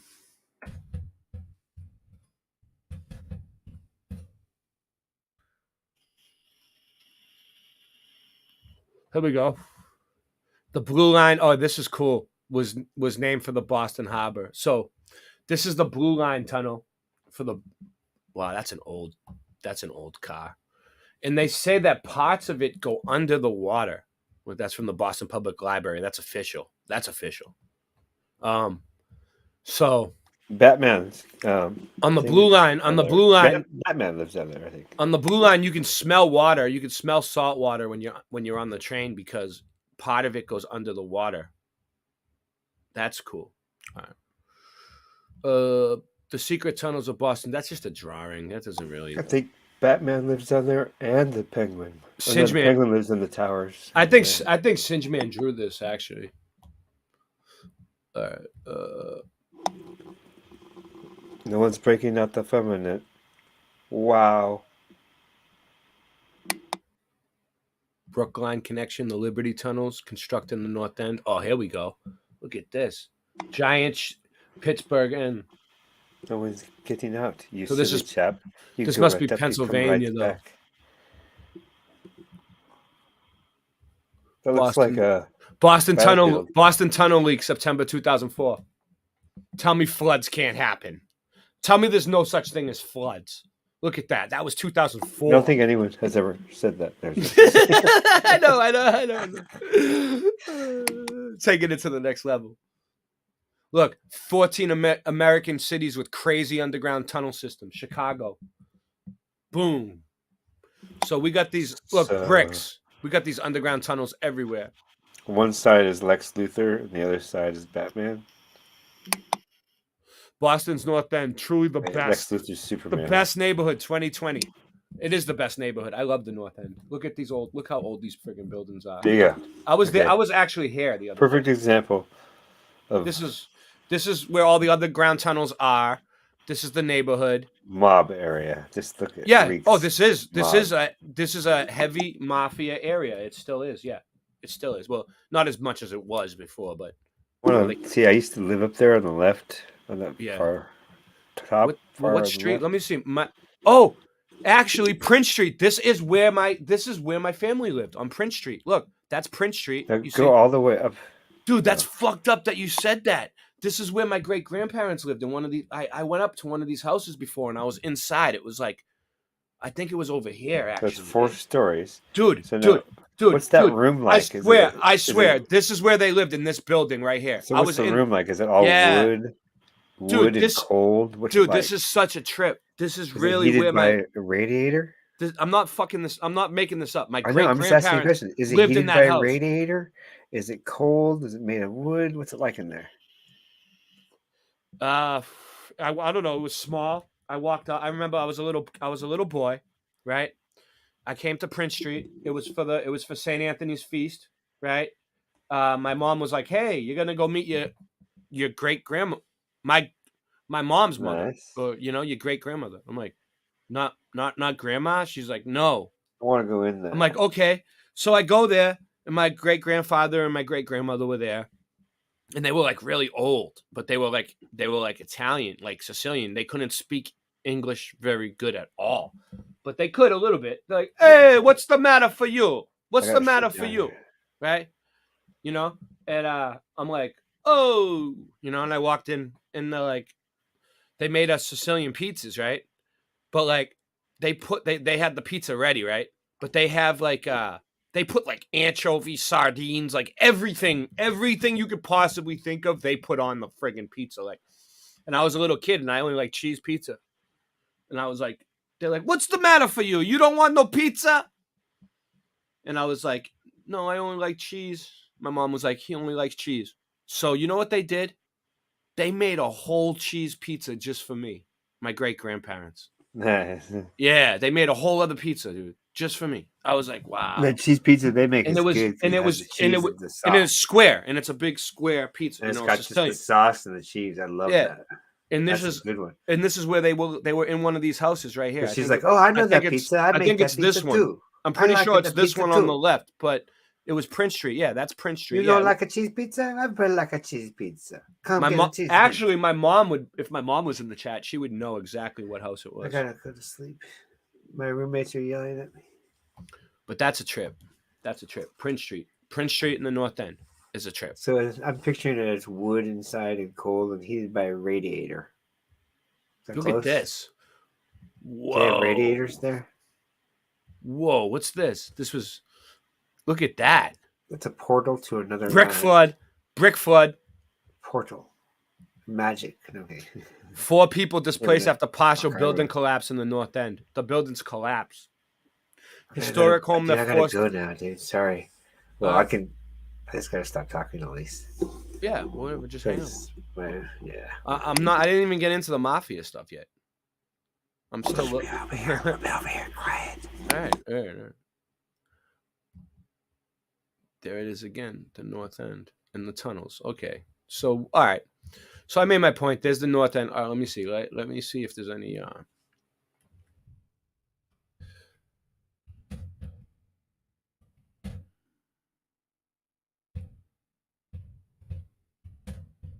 So, all right. So the orphans came over here. The immigrants, whatever you want to believe, right? Orphans. And they were all like little gangsters, right? So they started the mob. They were shown the tunnels in the North End. Look. Oh, there's some mob photos. Look at him. He's like, hey. This one's like, oh. He's like, give me a meatball sub. Whoa. He's like, oh. He's like, these ones look like they might be Irish. You can tell the difference. All right, let's see. So there was a lot of, Look, here's Al Capone. Boom. Al Capone, baby.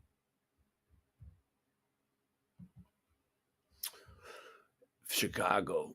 Mobster myths. Look. Myths. Dead guys in suits. House call. The wise guys. They look like the orphans that just grew up. You know what I'm saying? You can just tell. A lot of them. Here's the thumbnail. Look at them. They're all getting their Tommy guns. They're mobbing up. They're getting ready to go do. They're either just looking at a new shipment of guns that came in, or they're getting ready to go do a hit. Fucking Tommy gun drive-by shooting. Hell's Acres, the North End gang. Recruiting. John Rivera, director of the Springfield chapter of the Guardian Angels. Oh, that's the Guardian Angels. All right. Which is a Freemasonic thing. 100,000 worth of beautiful paintings stolen. Oh, this was the Isabella Stewart, is it? No. Different one. Los Angeles. All right, whatever. The mob's always stealing the paintings. Oh! Here's a whole bunch of them just standing around.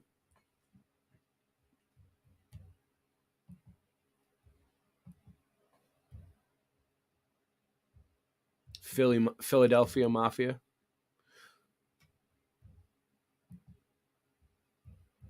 Truth behind gangs in New York. Oh, here we go. Look, they look kind of young.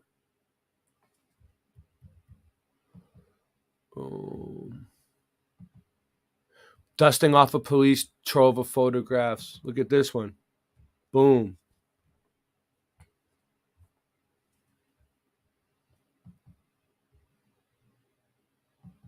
They got him. He must have ratted somebody out. This one's like, oh, he's looking at him. He's like, oh, man. No, I don't want that. Get out of my face. Look, this dude's got a flashlight. There's a police officer. What's he doing? He's like, I don't want to do my job right now. This one's like, what happened? They're like, these guys are like, I don't know. I didn't see nothing. He's like, come on, tell me the truth. I don't know nothing. This guy's like, don't ask me anything. Don't even get me on picture. This guy's like, I seen the whole thing, but I'm just not going to tell them shit. I don't want to end up like him. You know what I'm saying? You talk to this guy, or you talk to this guy, and you end up like that. Okay? That's the way the mob works. All right. It was scary times. There was times when back in like even the 80s and the 70s where husbands would not return home to their wives. And their wives would call up the next day looking for their husbands. And they nobody knows nothing. You know what I mean? Nobody knows nothing. You ain't gonna be able to find him. You ain't gonna be able to find him, honey. We don't know. He's gone. And the wives know he's dead. Sad. So here we go. Boom. They're all covering their faces. They don't want to be identified. Be a sport, but just cover your face. Purple Gang. Purple Gang terrorizing Detroit in the 1920s. That was the Purple Gang in Detroit. So what's this? It looks like a movie. I don't trust the ones that look like a movie. Cleveland Mafia.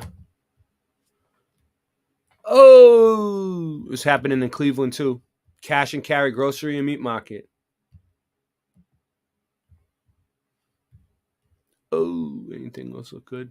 Winter Hill Gang. Here we go. This is from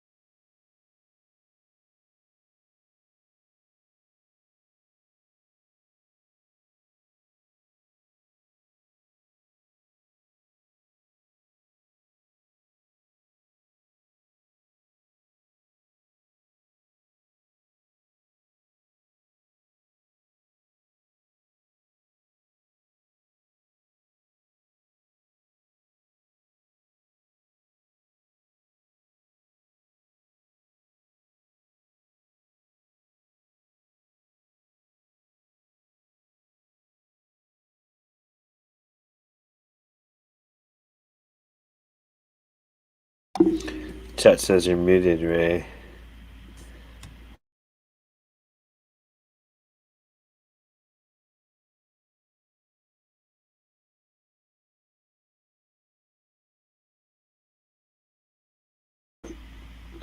You're muted.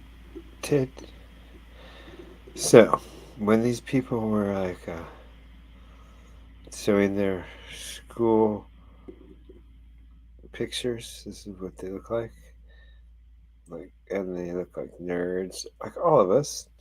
So this is the principal of the school, and we move over to I don't know, this guy is a gangster for sure. Look at it with the sunglasses. Looks like shit.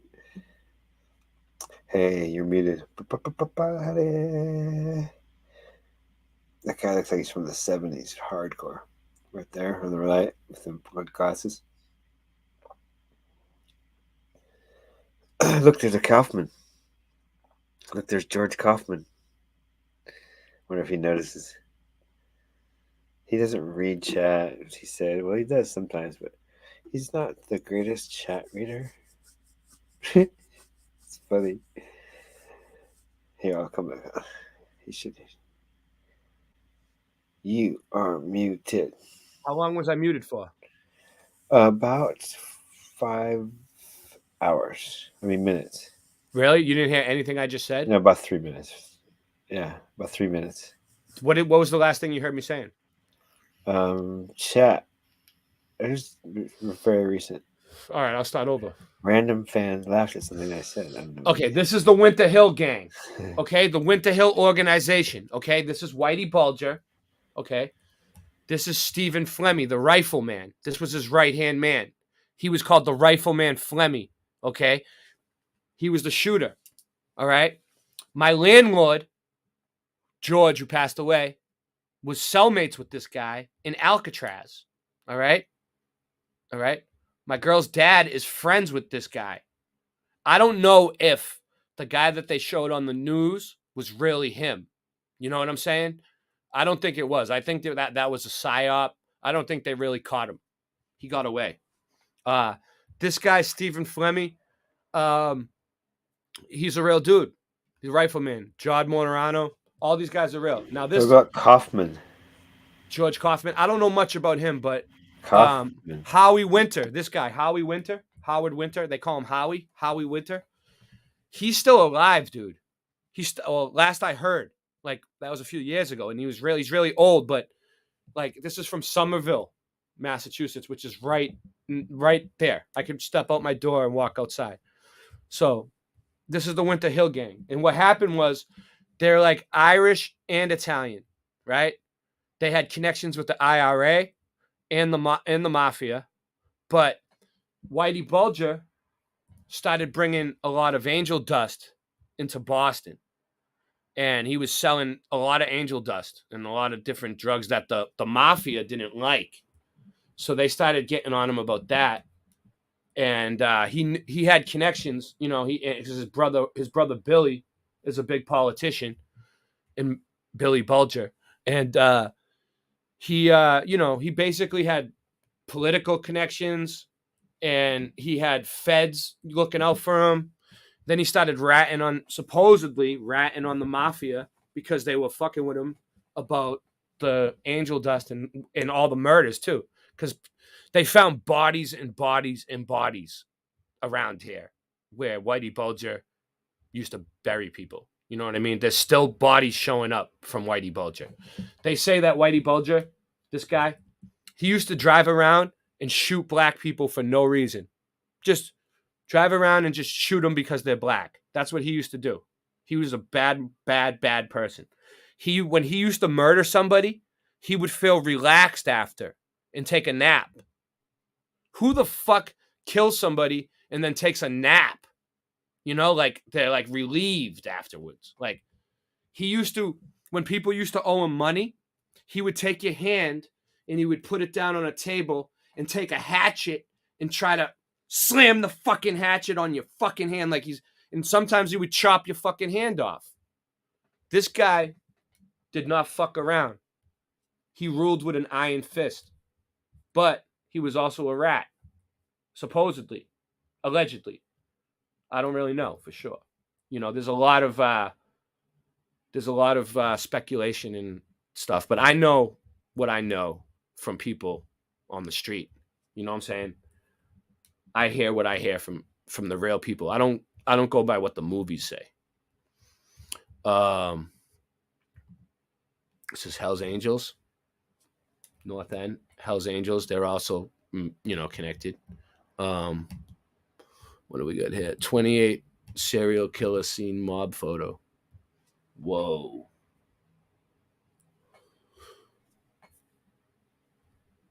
All right.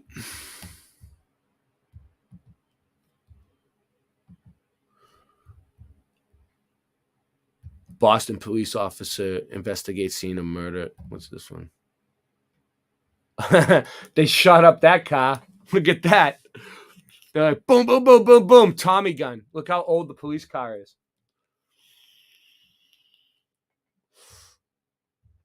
That's a classic. That's a classic.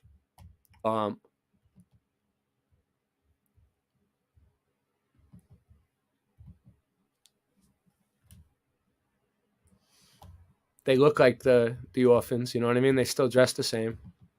They never change their style.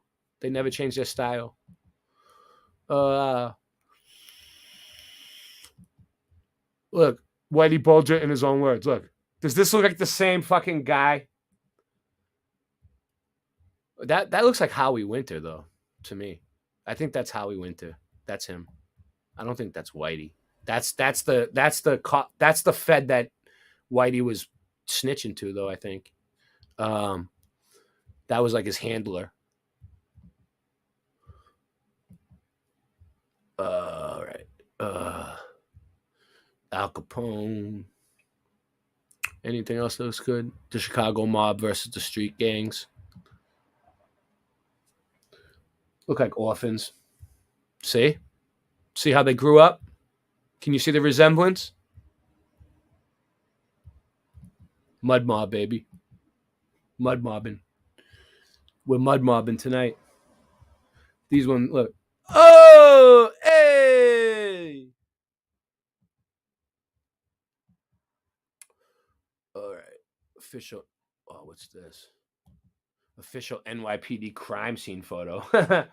They got a ventriloquist dummy. I can't do ventriloquism. We need to get a ventriloquist. Wanted. Alfonso Capone.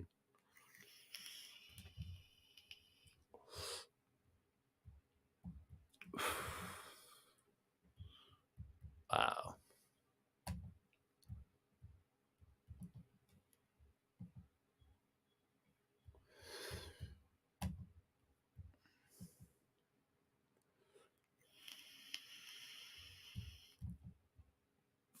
Sydney, 1930s and 40s.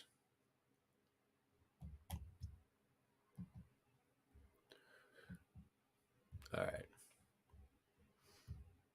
All right. Up, throw your guns up. Dinner theater, Boston. It's probably fake. All right. It's just a theater. Look at this. Here we go. Rochester subway. Look, they're either digging them up or burying them. What do you guys think? Digging them up or burying them? The Green Man, baby. What do you guys think? Burying them or digging them up? Burying them? I think they found him. They're like, who is this? This guy's looking. He's like, who is he? Do I recognize him? These kids are like, oh, shit. This kid's like, he looks a little guilty. I mean, I don't know. I'm not going to put any blame on anybody. But this one looks like he's got the devil in his eye. This one looks like he knows what happened. This one, he's just like, oh, shit, they found him.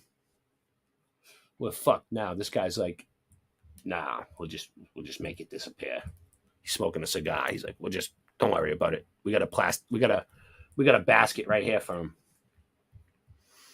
Imagine being buried in that. That would suck. Mafia basket. All right. 7th, Chicago.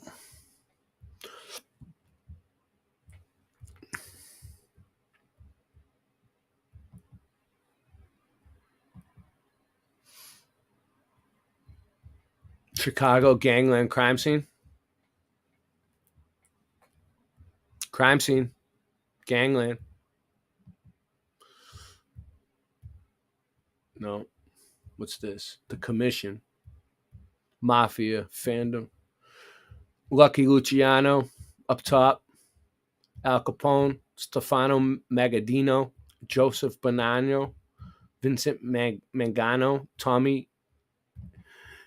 1931. Original Mafia Commission. Joseph Profaci. All right. You know what's weird about the Mafia too? Like all the Italians, they had different names over in Italy. And when they came over here, they changed their names.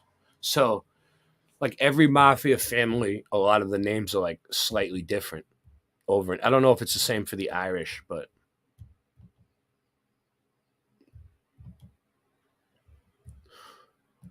all right.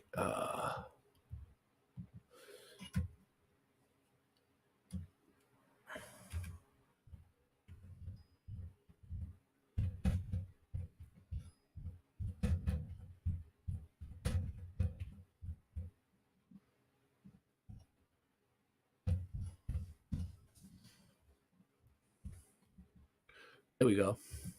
Boston North End. This is during probably St. Anthony's Parade, where we already looked at that. All right. Let's see. Here we go. Mob hits, 21 photos. Mob hits. Mob hit. You don't want to get hit by the mob. Boston Strangler. Hold on. Blackfriars.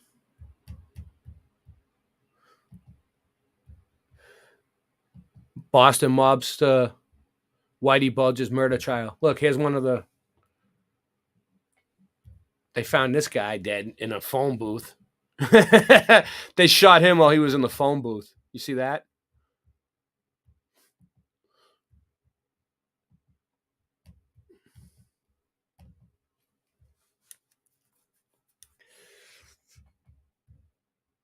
This is what was going on.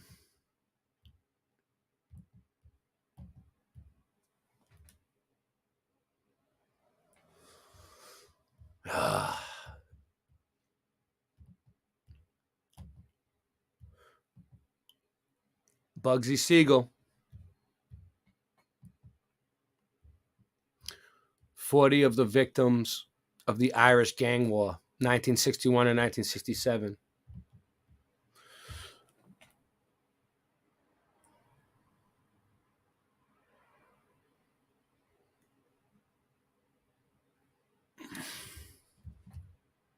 So we had Irish Gang Wars.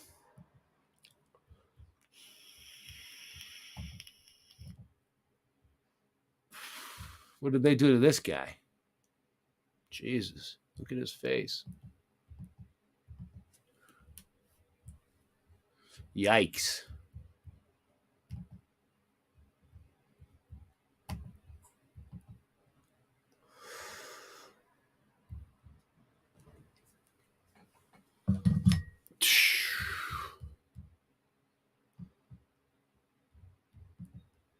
See, that's what Whitey looked like. I don't think the same. I don't know. The guy with the beard that they found now. I don't think it was him.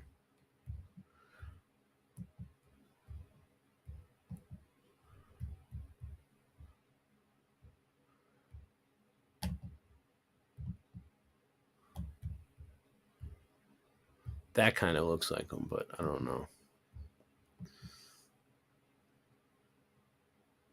See, look, here it is. Look, this is his old picture. That's him, and that's the guy they caught now. That's who they caught now. You think it's him? Look, what do you guys think? Do you think this is, I don't know. This is when he was younger, a little bit older, and this is when they caught him in California, like hiding in his house. The news nowadays. Maybe, I don't know. It's been a long time. Might have been him. Probably, maybe. I don't know.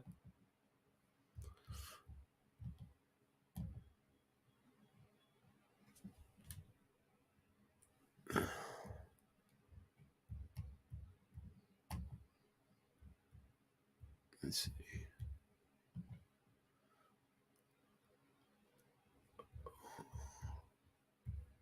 Why I just seen how we went to. Oh, that sucks that I lost it. Look at this crime. New York, 1910s. Whoa. They got this lady. Jesus.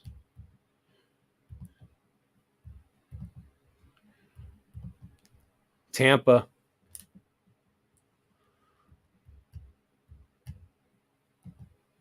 Italian club.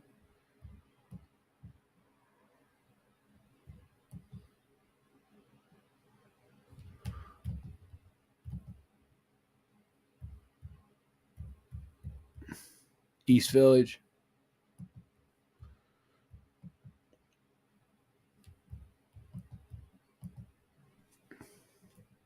Policeman at the crime scene.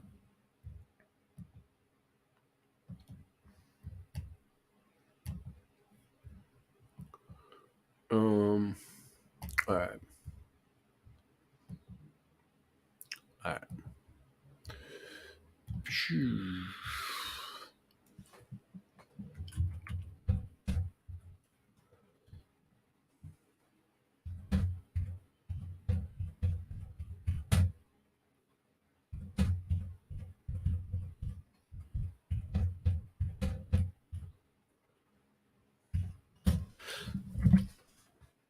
5 families of the New York City inside. All right.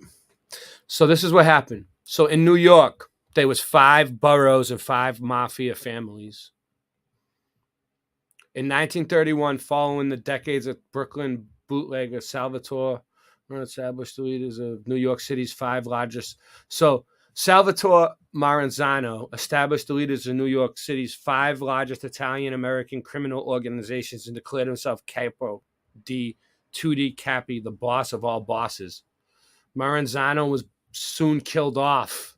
The other bosses preferred sharing leadership under what became known as the Commission, but his creation lived on, and the 5 families of New York becoming central players in the saga of the American Mafia. The Gambino family was one of them, okay? The Gambino family. They took over one part of New York. Let's see. A longtime rider, it's the Genovese family. My buddy is Franny Genovese, and his uncle, well, no, his great-grandfather was Vito Genovese, and I'll show you what happened to him. A longtime rival to the Genovese family as the dominant entity of the commission. Hold on a second. Second joke.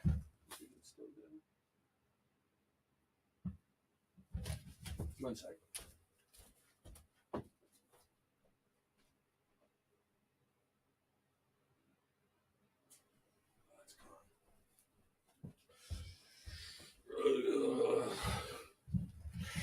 Can't find it. I was going to show you guys something, but I can't find it. Genovese family is the dominant. So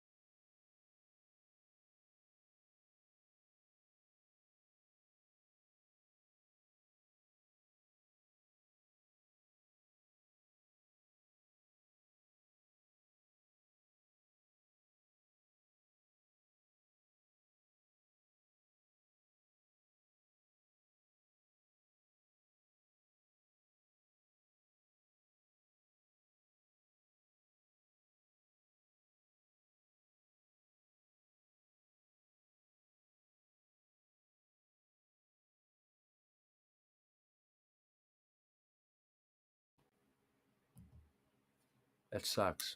How long was there no sound for?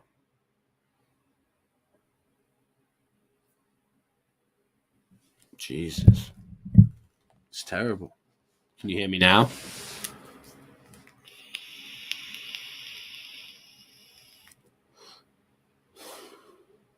Couple of minutes. Well, you guys could still see what I was showing, at least. Let me see. That's terrible.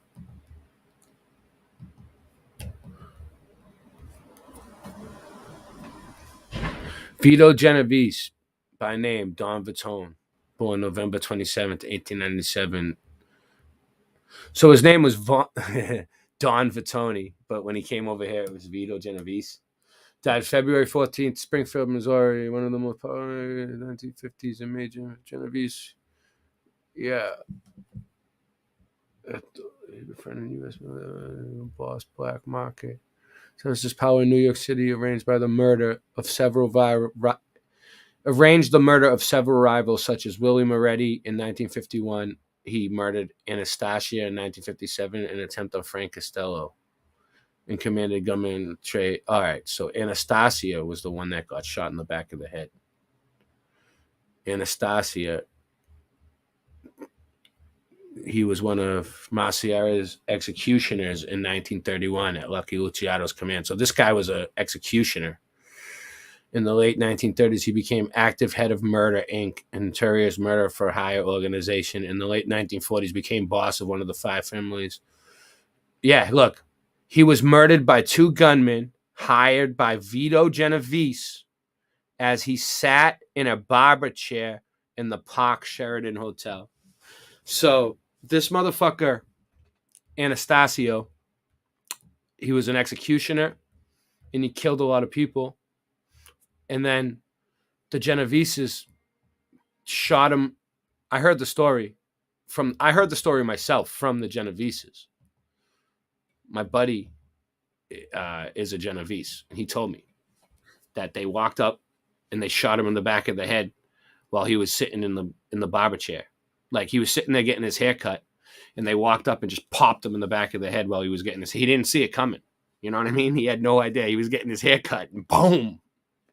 Imagine that. Some crazy shit. So basically, yeah. That's what I think. I think the orphans started the mob. And all this was started by the Freemasons, who showed the orphans the tunnels, which was the Oddfellows. Let's go back to that.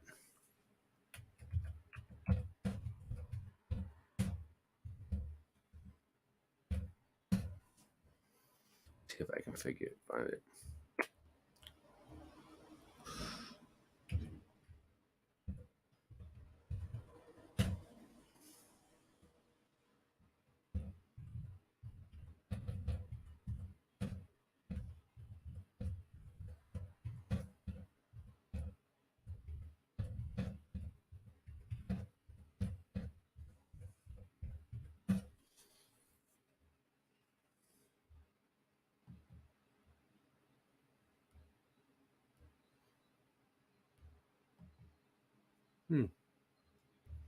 Okay, let's check this out.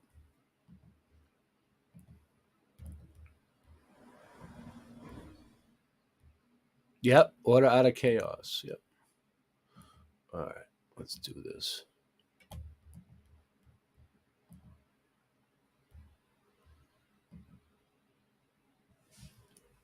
Let's see if it's gonna play.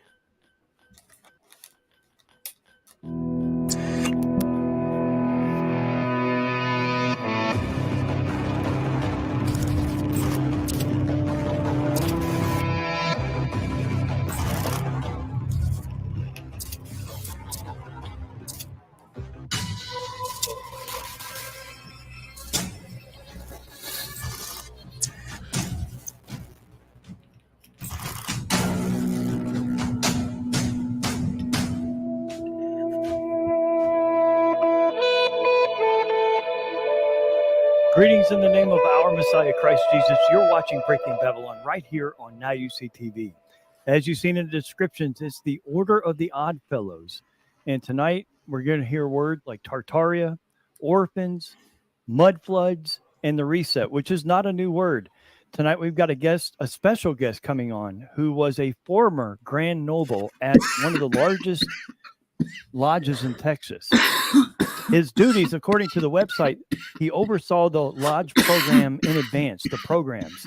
Not only that, representing the lodge to the public. This is according to the website, and not only that, chairing meetings. John, it's good to be back in the barn with a hot topic like this. Yes, we're live once again, live, and we're gonna have a good time on this topic. I'm not gonna watch this whole thing. I'm so curious about this organization. Oh wait, are they gonna show stuff? To the point that I'm almost like I've been in the last few days. There's just been this like, all right, we'll let it go. Beam towards learning about this organization, and I feel like I've uncovered a ton of stuff just in the past couple of days, and knowing somebody that is actually we'll let it go, noble grand of the largest lodge in Texas, and has turned to the Messiah. I got the opportunity to baptize him and his wife in Arizona last year around Sukkot, around Tabernacles, and so it's really cool to be able to talk to him and get his take on these things, and so somebody that's actually been involved.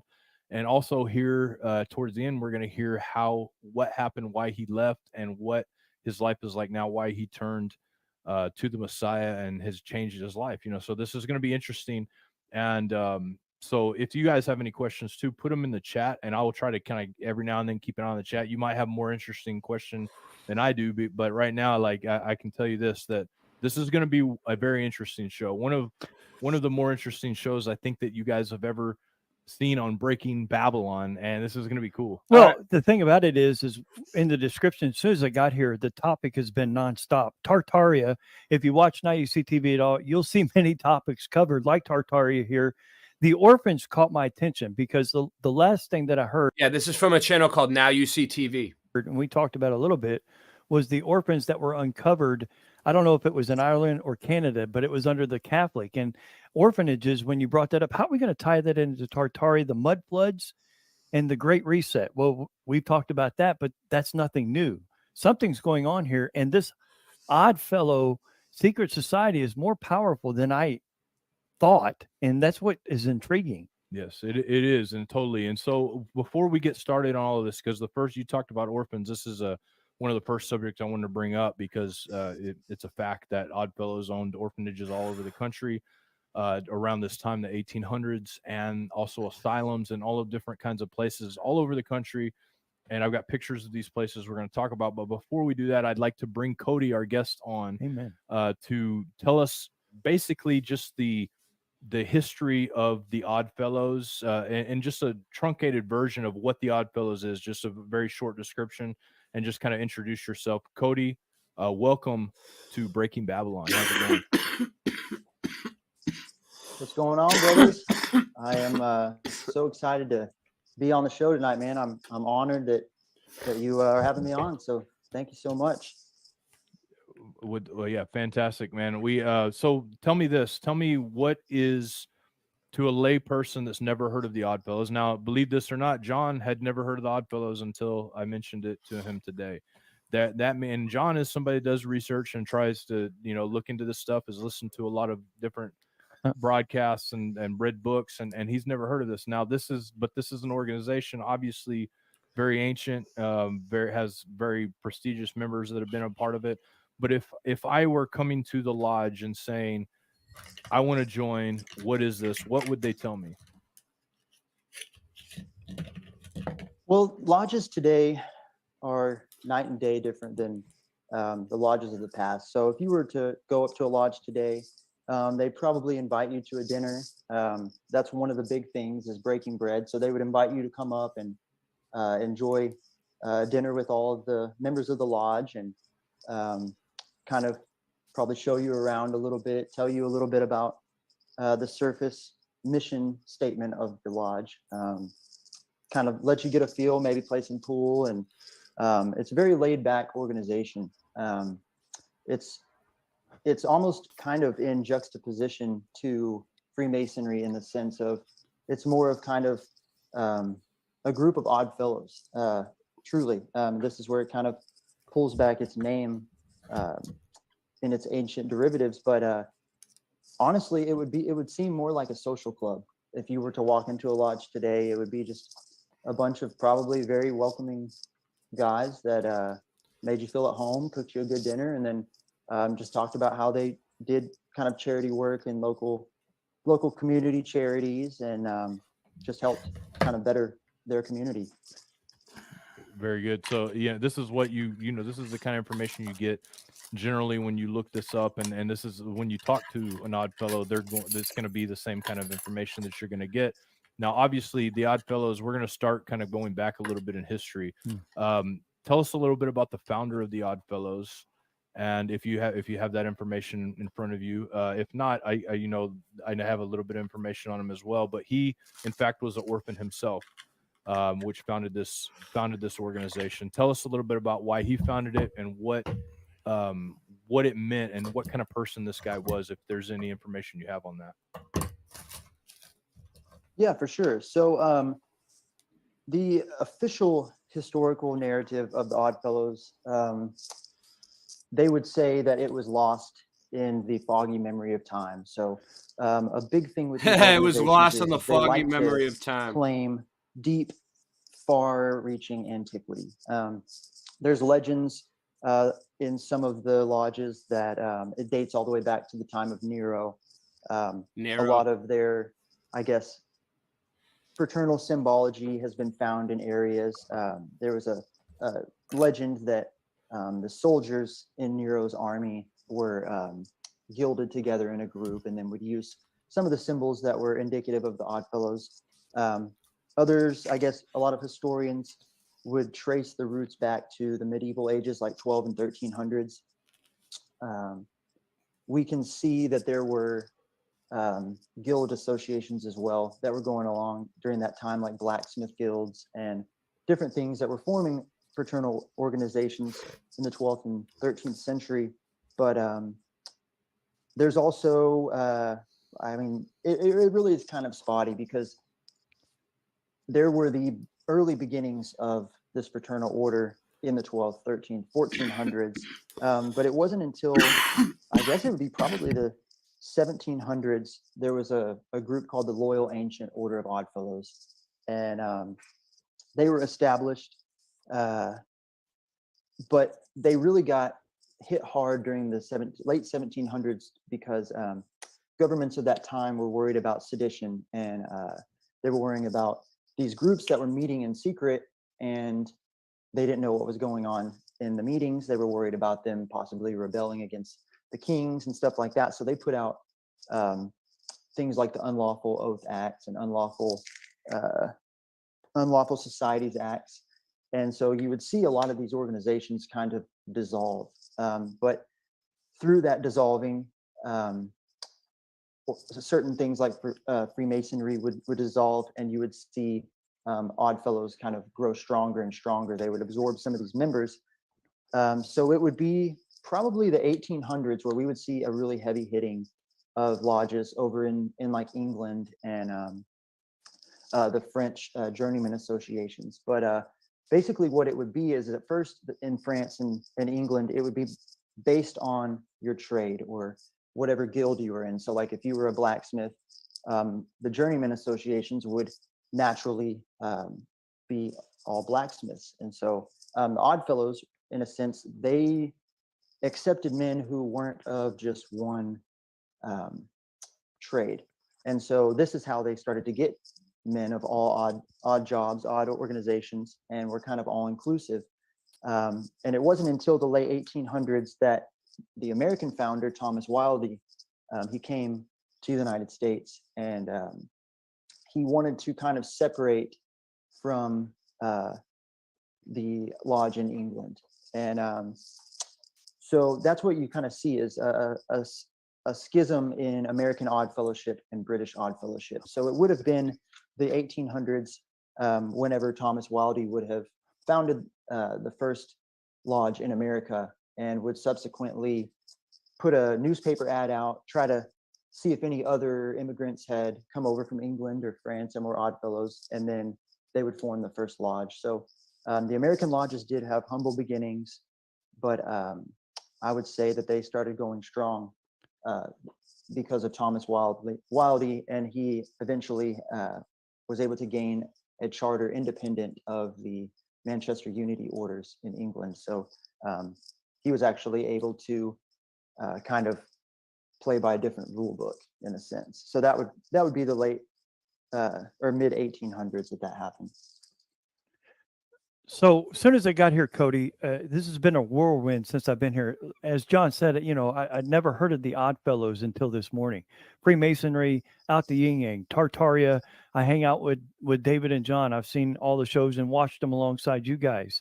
The Orphans, he was and following John and listening to David today, I've got this idea about the Oddfellows being a little bit more powerful or a little bit more deeper or darker than the Freemasons. Can you help me out? Does that sound about right, John? Well, yeah, that's where I'm at. And I'm getting there too myself, because some of the leaders of this, like this picture right here, these are Oddfellows in this picture, and this is a old painting. This is a painting and a picture done, and you see people like Albert Pike, Ulysses S. Grant, people along those lines in this 30 degree Freemasons, very powerful people who are involved in the Oddfellows organization. You can see the Oddfellows apron thing right here on the stand that has the 3 rings.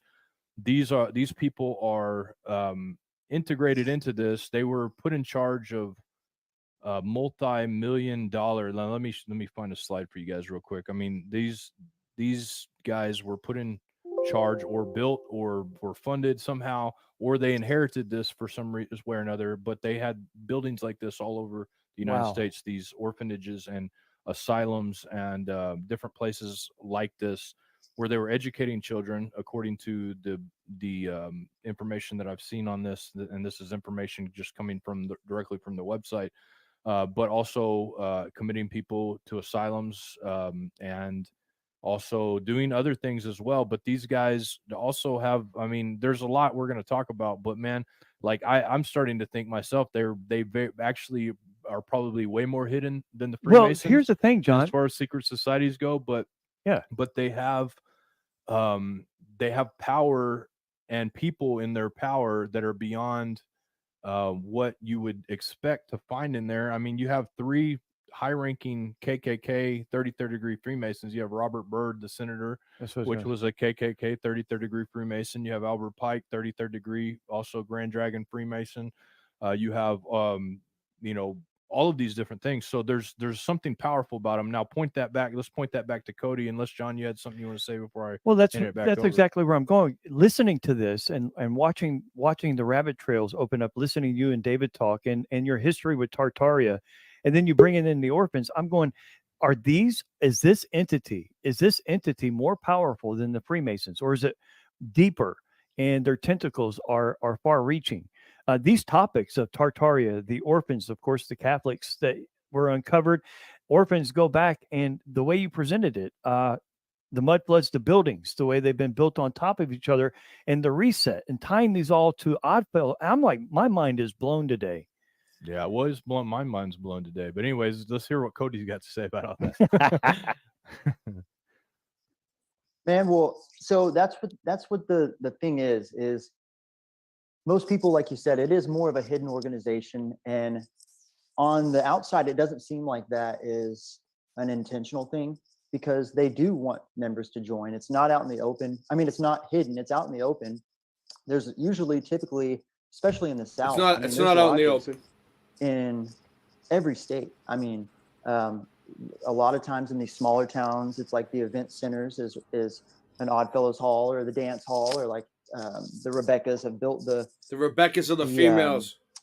Fire stations, or like you're talking about, the orphanages. And the lodges are also very connected with the community, so they're well known. I mean, they're continuously giving. I mean, they're always on good terms with whatever city or state organization, because they're doing good. And so I would say that it's a tricky thing, because the difference is like in England, Freemasonry was absolutely the number one thing. That was the one that the Catholic Church had their eye on. That's the one that really all churches had their eyes on.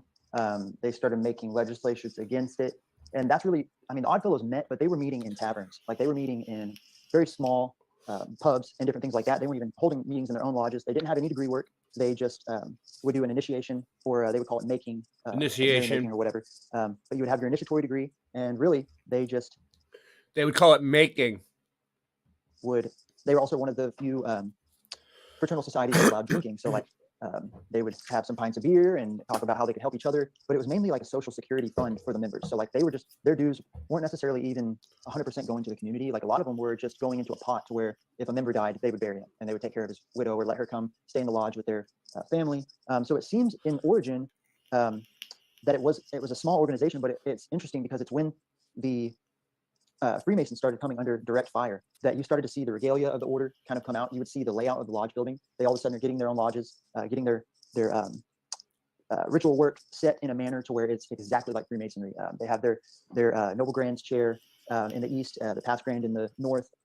Everything's exactly set up just like a Freemason's lodge. The Bible on the altar in the middle of the lodge room, and I mean it's a carbon copy. And so really what you see is this integration of Freemasonry and an even more little known organization called the Ancient Loyal Order of Bucks. And I think that's really where it's when the two mixed that just kind of Odd Fellowship took off. And the Ancient Loyal Order of Bucks was a Bacchanalian society. They were the first order to have a Noble Grand. They were before the Odd Fellows. They had their regalia, or their symbol was 3 interlocked buck horns. And it said that. Hey, real quick, Cody. I don't want to hold that thought, but your beard is hitting the microphone. It's kind of causing a little bit. Sorry about that, brother. Move your beard out of the microphone. That's better. Yep.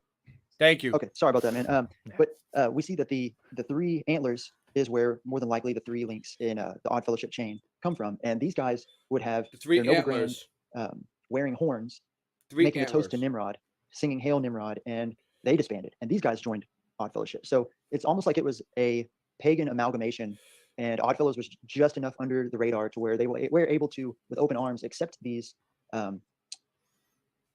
For lack of better words, a lot of white wizards and just guys that were in the occult. Like you said, Albert Pike, he was an Odd Fellow before he joined Freemasonry. And so it was almost like this covert, off the radar organization that was doing on record wonderful things for the community, but it was absorbing the teachings of Freemasonry. And I don't really think that the initiates were really always understanding where these things were derived from. And that's the same thing playing out today. There's still 3 degrees after the initiatory degree, but it's all pulled from the sacred sciences, the Egyptian and Eleusinian mysteries, the sciences of the soul, and it's just all masked. So I do agree with it being more dangerous in the sense of, I would say 85 to 90% of the members don't understand what they're a part of, but I do believe that it has been masked 85 and used and manipulated by Freemasonry and Rosicrucianism as 85 to 90% of the members don't know what they're part of. As an outlet that kind of just gets overlooked. I mean, it's powerful because you have things like the patriarch militant. And most people don't kind of understand that, but you guys were the ones, and not I say you guys, but you're no longer a member, but they were the ones in 1855, they would actually do the march for the Tomb of the Unknown Soldier every year in Washington, D.C. and in Canada. And they still continue to do that to this day.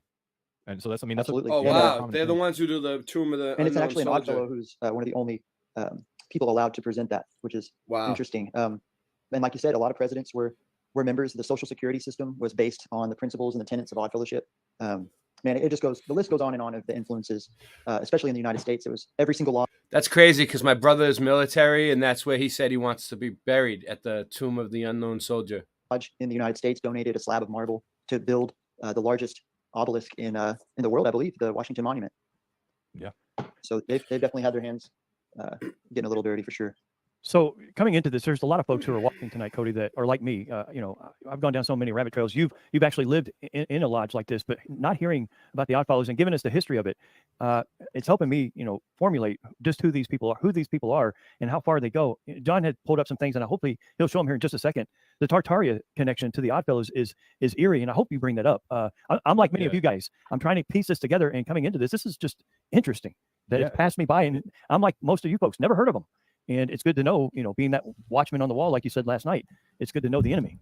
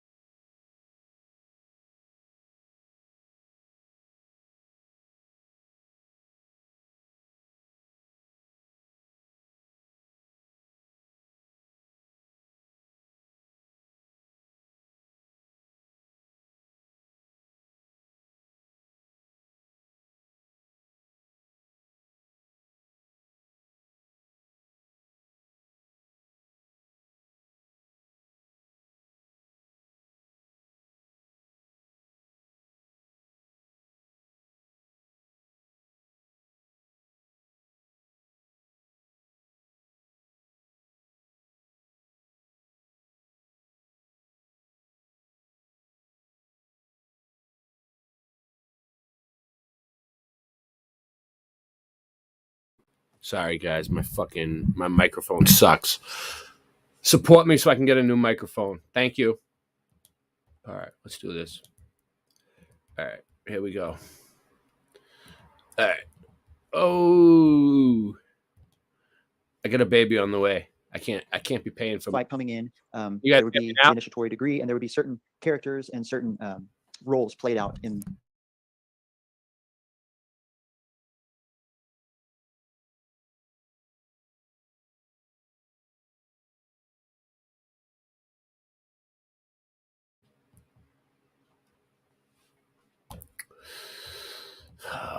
We're gonna have to press it.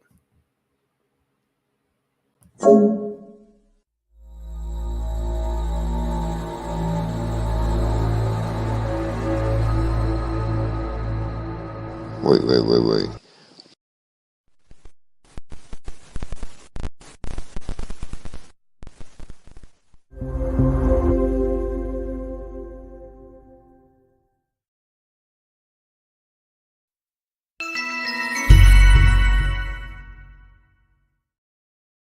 All right, you can hear me now, right?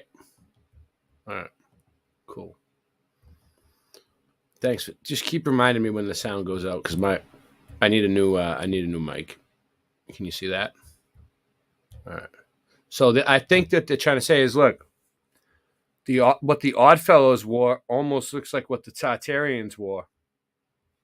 You see, that's the Oddfellows. This is probably Oddfellows too, but it does look very Tartarian.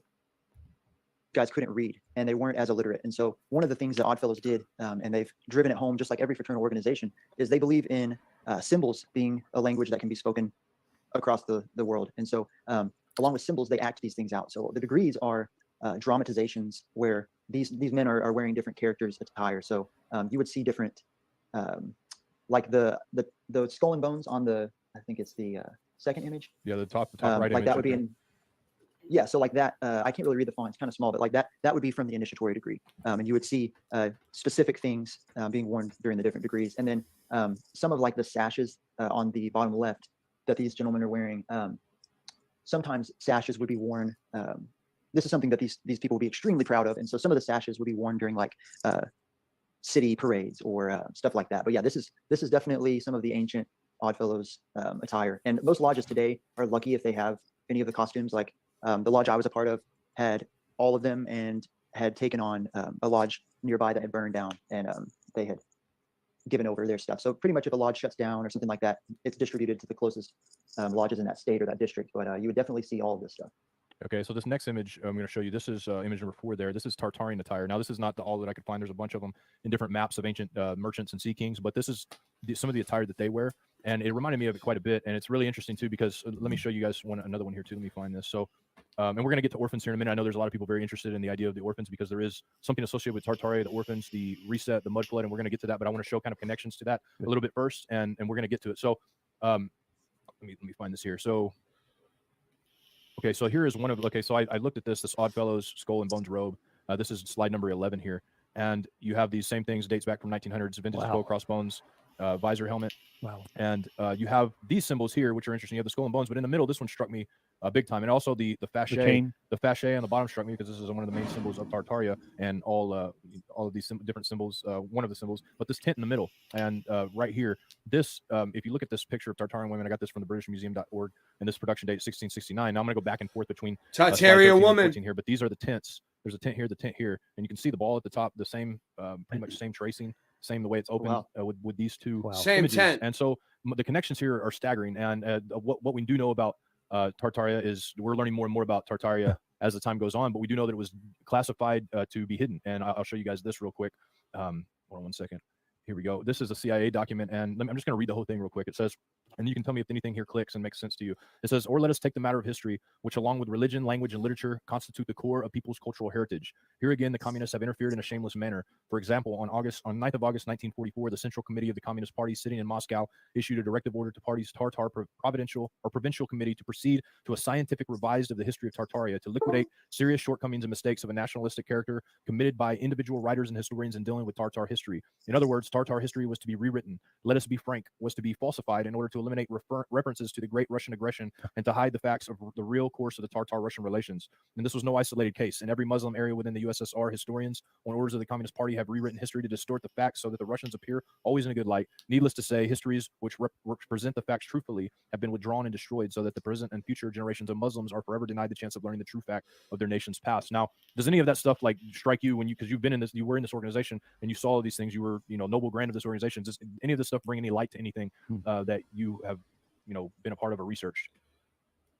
So the one thing about this is when history, and I know that you and David and you as well, John, know when you're researching these ancient books is they can erase a lot of stuff for when we're lazy, but like when it's in text and you have the physical copies of these books, it can't be erased. And in fraternal studies, like I was really into it, studied as much as I could. It's actually how it came to be that I got out of the order, was once I studied it.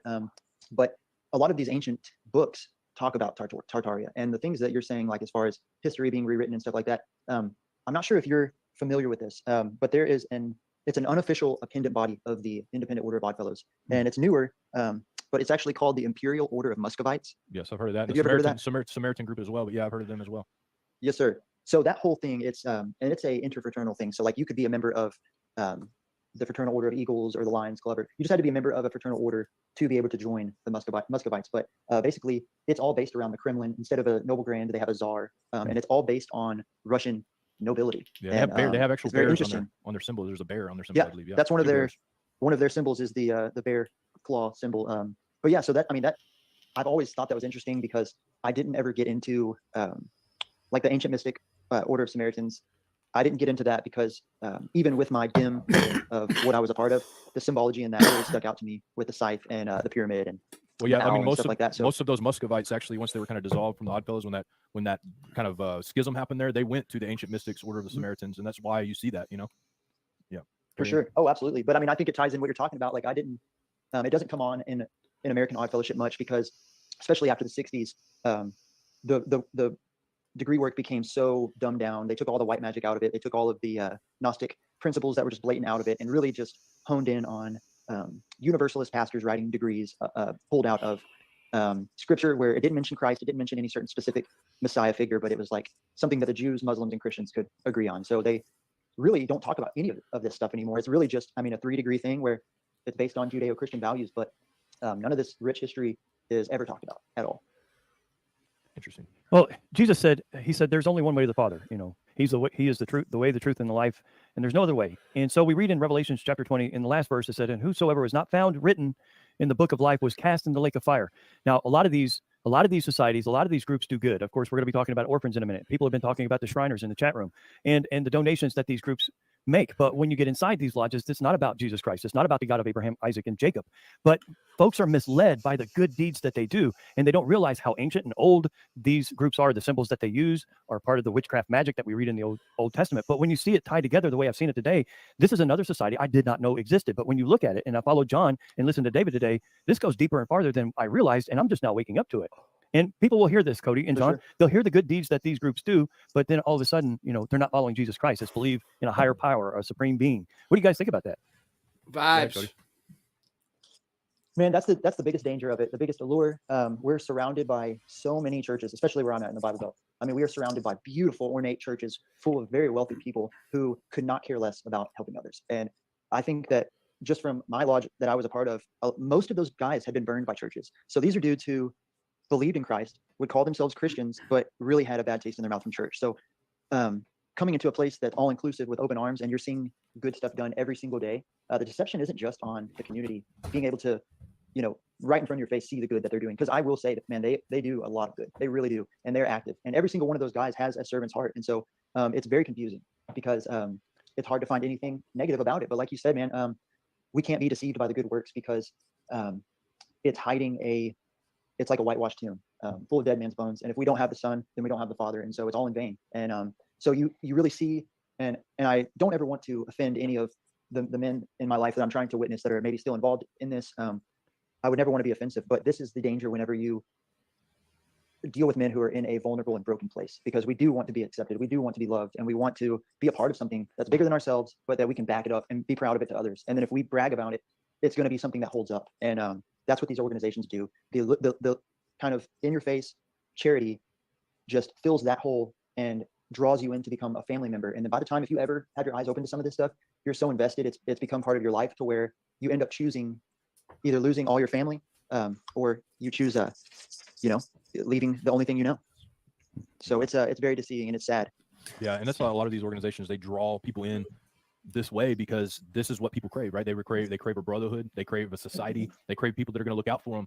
And the orphans is a perfect place to begin with that, because this is exactly what orphans themselves are looking for in a way, because they don't have family, right? So to be able to have an organization that is going to have your back when something bad might happen, when your barn burns down, you have a group that'll come in and build your barn back up, right? They have all these different things. And unfortunately, the body of the Messiah hasn't done these things as much as they should. Organizations like the Odd Fellows, they play on this natural human nature, and I think that a lot of them do want to do good, right? That's why they join. That's what they wanted to do. But like you said, that danger is in the hidden aspects of it all, and being a part of something yoked together with people that you're not 100% sure of what they might be involved in. Now, if what I'm looking at from this history stuff here, you're going to find people that are involved in this organization who have a deep agenda, and they are going to be not everybody's going to know about it. They don't have to know about it, right? It's kind of need to know basis with a lot of these things, even the history behind need all of to this know stuff. basis. This is not something that I'm sure that they're just like in Freemasonry. I've met Masons that are 32nd degree that haven't even read the books that are in their lodge and don't know what they're even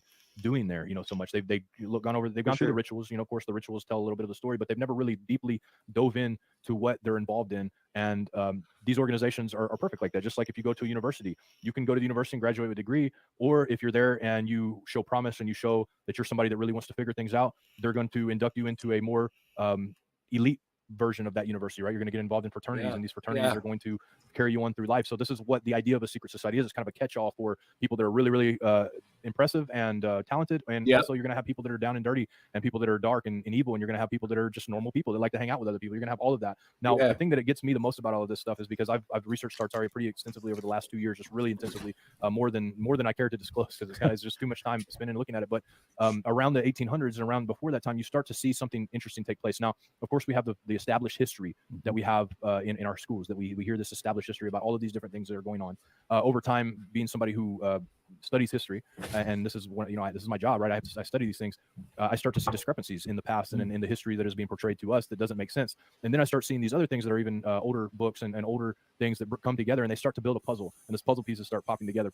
Now, Oddfellows is a part of this puzzle in a way that I don't know how to describe other than it's a big important part of the puzzle, because when you have orphans like this, now the idea behind Tartaria and mud floods and resets is that you have these vast cities that were unpopulated, which there's evidence of that. When you look at old books and you look at old pictures of these places, you'll see cities that should house millions of people. There's no cars on the street. There's no people on the street. There's no shops open. There's nothing going on except for these vast, huge cities, which you see some of the cities, like one of the cities that I have in a picture is in San Francisco, and there's Oddfellows Lodge there in that city as well, where this is. Of course, it's not labeled that yet, or not Oddfellows Lodge, I'm sorry, but an orphanage in there. And I was wanting to look because I just wanted to see old pictures of these areas, and there's nobody in the streets at all in any of these pictures. At the time, the census was 100,000 people in that area. Well, that city is a city that would house millions of people. So why is there only 100,000 people that's built for 1 million or more people in that city already, right? And so you have these orphanages that have been either taken over by the Oddfellows, handed to the Oddfellows, built by the Oddfellows, or they seized them from some way or another. Now, the interesting thing to me is there's so many orphans. There were so many orphans. More. If you guys haven't seen the Orphan Train documentary, I suggest you watch it. I think you can find it on YouTube, and you can see how many orphans were around at the time. I mean, we're talking millions of, so many orphans all over the streets, everywhere. And they had these orphan trains and orphanages, and the Goodfellows were one of the, I believe they had more orphanages than anybody else at the time, from what I gathered. And they would collect these children, educate them. Some of them would go on to be lifelong Oddfellow members. But this is interesting to me because this is a chance to rewrite history right here. Most of the people that were around at the time were orphans, and a lot of the adults were sent to some of these asylums that the Oddfellows had. This makes a lot of sense to me as how they reprogrammed history in the United States. And a lot of people have put together certain things about some of these asylums and places like that actually show that there had been re-education going on with adults and everything along those lines. And so when I see stuff like that, it makes it really interesting to me to see that there is an organization that works with children. And now some of the stuff that I've heard in the past about satanic ritual abuse and all of these different things, you have there's this one, and a lot of people refer to it as I can't remember exactly the name. They refer to it as a certain place, but it's a place where orphans are, and this is a place where, and a lot of these SRA people refer to this as a place where orphans are, and it's like they're trained from an early age and programmed from an early age. None of them have any real names. They're programmed. They're actors, and they do pretty much anything that has been told to them to do to further the agenda of domination. And I don't know if you've obviously, I don't believe that you've heard anything about this as far as in the Oddfellows, but when you see the stuff, the guys, John and Cody, what does this tell you? You know, as far as the history and stuff goes, what kind of role could the Oddfellows have currently and in the past in shaping this history? You believe this is even possible, is what I want to say. Possible, yes. And recent history has taught us over the last 2 years, watching how they've used the school system in indoctrination. And a lot of you guys have woken up to it seriously early in the game, have pulled your children out of school so that they're not indoctrinated with lies. But you look at these societies and learning about this one and seeing the orphanages. And I mean, if you guys look it up right now, you will find out they were everywhere. And they're mostly in every town. And being indoctrinated and now indoctrinated those children, you go, well, how can they do that? How can an entire civilization just disappear? Well, you look in the scriptures, and we were talking about Peleg today. If you read in your scriptures and you believe God's word is literal, then the entire earth was disrupted. And of course, the enemy is going to use that in many ways. Tartaria is one, but how they indoctrinate the next generation is by the orphanage. And if you look at a certain website, which is .governments and the people who have died in the last 2 years and the ages that they died and the orphans that are being left behind, this is incredible stuff. It's incredible. Oh, yeah. Coincidence. There's no, as David says, there's no such thing. No such thing. He does. He says that. No, and it's interesting that you say that because like most people, their eyes aren't opened to what you're talking about the school systems. They're happy when the school year comes and they think that if you're not in school that you're ignorant. And so it's interesting because with these fraternal orders, they get in and they influence at a young age. So like what you were saying, they have youth organizations. They have the Junior Oddfellows. They have the Theta Rose Girls Club. They have the United Alpha Rho, the United Youth. And then, like you said, they're creating these lifelong members. And this is the same thing that Freemasonry does with their junior organizations or the Day Malay Society. And if you instill a universalist mindset into a mind at a young age, it's hard not to have that lens. So like Manly P. Hall was quoted talking about how it should matter not to the initiate whether the giver of light be Jesus, Buddha, or Muhammad, but to be a worshiper of that light and not the giver of the light. And so I've said this before in a previous FOJC podcast, but the devil doesn't care how we're deceived or if we directly give our worship to him. He just doesn't want us to worship the Messiah and the one true God. So if he can convince us that it doesn't matter if we're living outside of his commandments, and it doesn't matter if we're doing direct abominations to what we know is true in scripture, that all roads lead to a loving God who's all inclusive, and it just depends on how you were raised. Because with there's kind of two directions that I want to go with this, because in 1896, 1 out of every 8 men in the United States were a member of a fraternal order. So not only were these children who were orphans parentless with no one to advocate for them or the direction that they were taken spiritually, mentally, physically, any of this, but 1 out of 8 men, and I mean, it's more than that probably, but 1 out of 8 men by then were a member of these societies. And the Oddfellows and the Freemasons and all of these fraternal orders, they have the same ideology of a non-sectarian religion.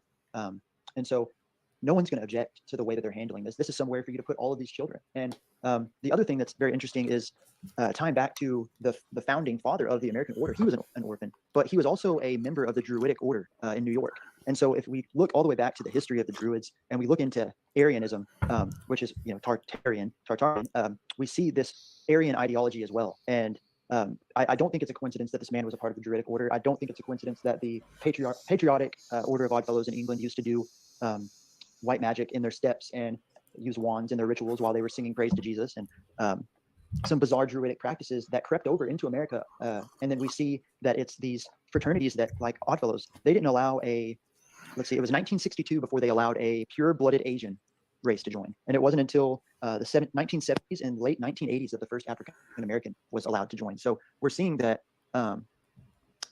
they do hold to these Aryan values. And I had no idea. And then it starts to make sense why guys like Albert Pike were a member. You know what I mean? Yeah. Yeah. And so with that being said, I would like to show, go ahead if you had something else to say. I was going to say, I'd like to show you some pictures of the symbolism. And I would like, first I'm going to ask John, somebody that's never seen these symbols, like what does he see when he sees these things? And I want to ask you as well, because you're obviously being a member, you're going to have insight into a lot of these symbols. If John, if you have any insight into them, feel free. But what do you think? You want to pass to Cody, or you want to? Well, I'm looking at them right now, and most of you guys have seen these before. But there's a few, like the tent that you were showing me, the Tartaria tent and the Oddfellows tent. That's brand new. You've got the lamb up top, the serpent in the pole. What you got, the all-seeing eye up there. It looks like they're using all the dark magic, all the secret society magic under one umbrella, and real quick, look what it says. We command you to visit the sick, relieve the distressed, bury the dead, and educate the orphan. Educate the orphan. So their job was to visit the sick, Relieve the distressed. Relieve the distressed. That could mean kill them off, put them out of their misery, bury them, bury the dead, and then brainwash the children. That's what that means. History. It was a repopulation agenda.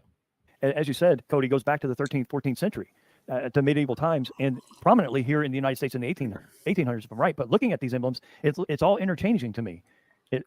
There's one or two I don't recognize. And up there. It's kind of by design, because just as in Freemasonry, they say that not everyone is deserving to know the truth. The heart. Only certain members are worthy of. The heart right there is the left, which they say is on the left side, which means they're Mandela affected. That's why Pink showed the left side of her heart, of her chest. It's a Freemasonic heart. True light in enlightenment, and so like where you would see like something maybe representing something in Freemasonry, it's going to have a different. The heart is in the center of the body now.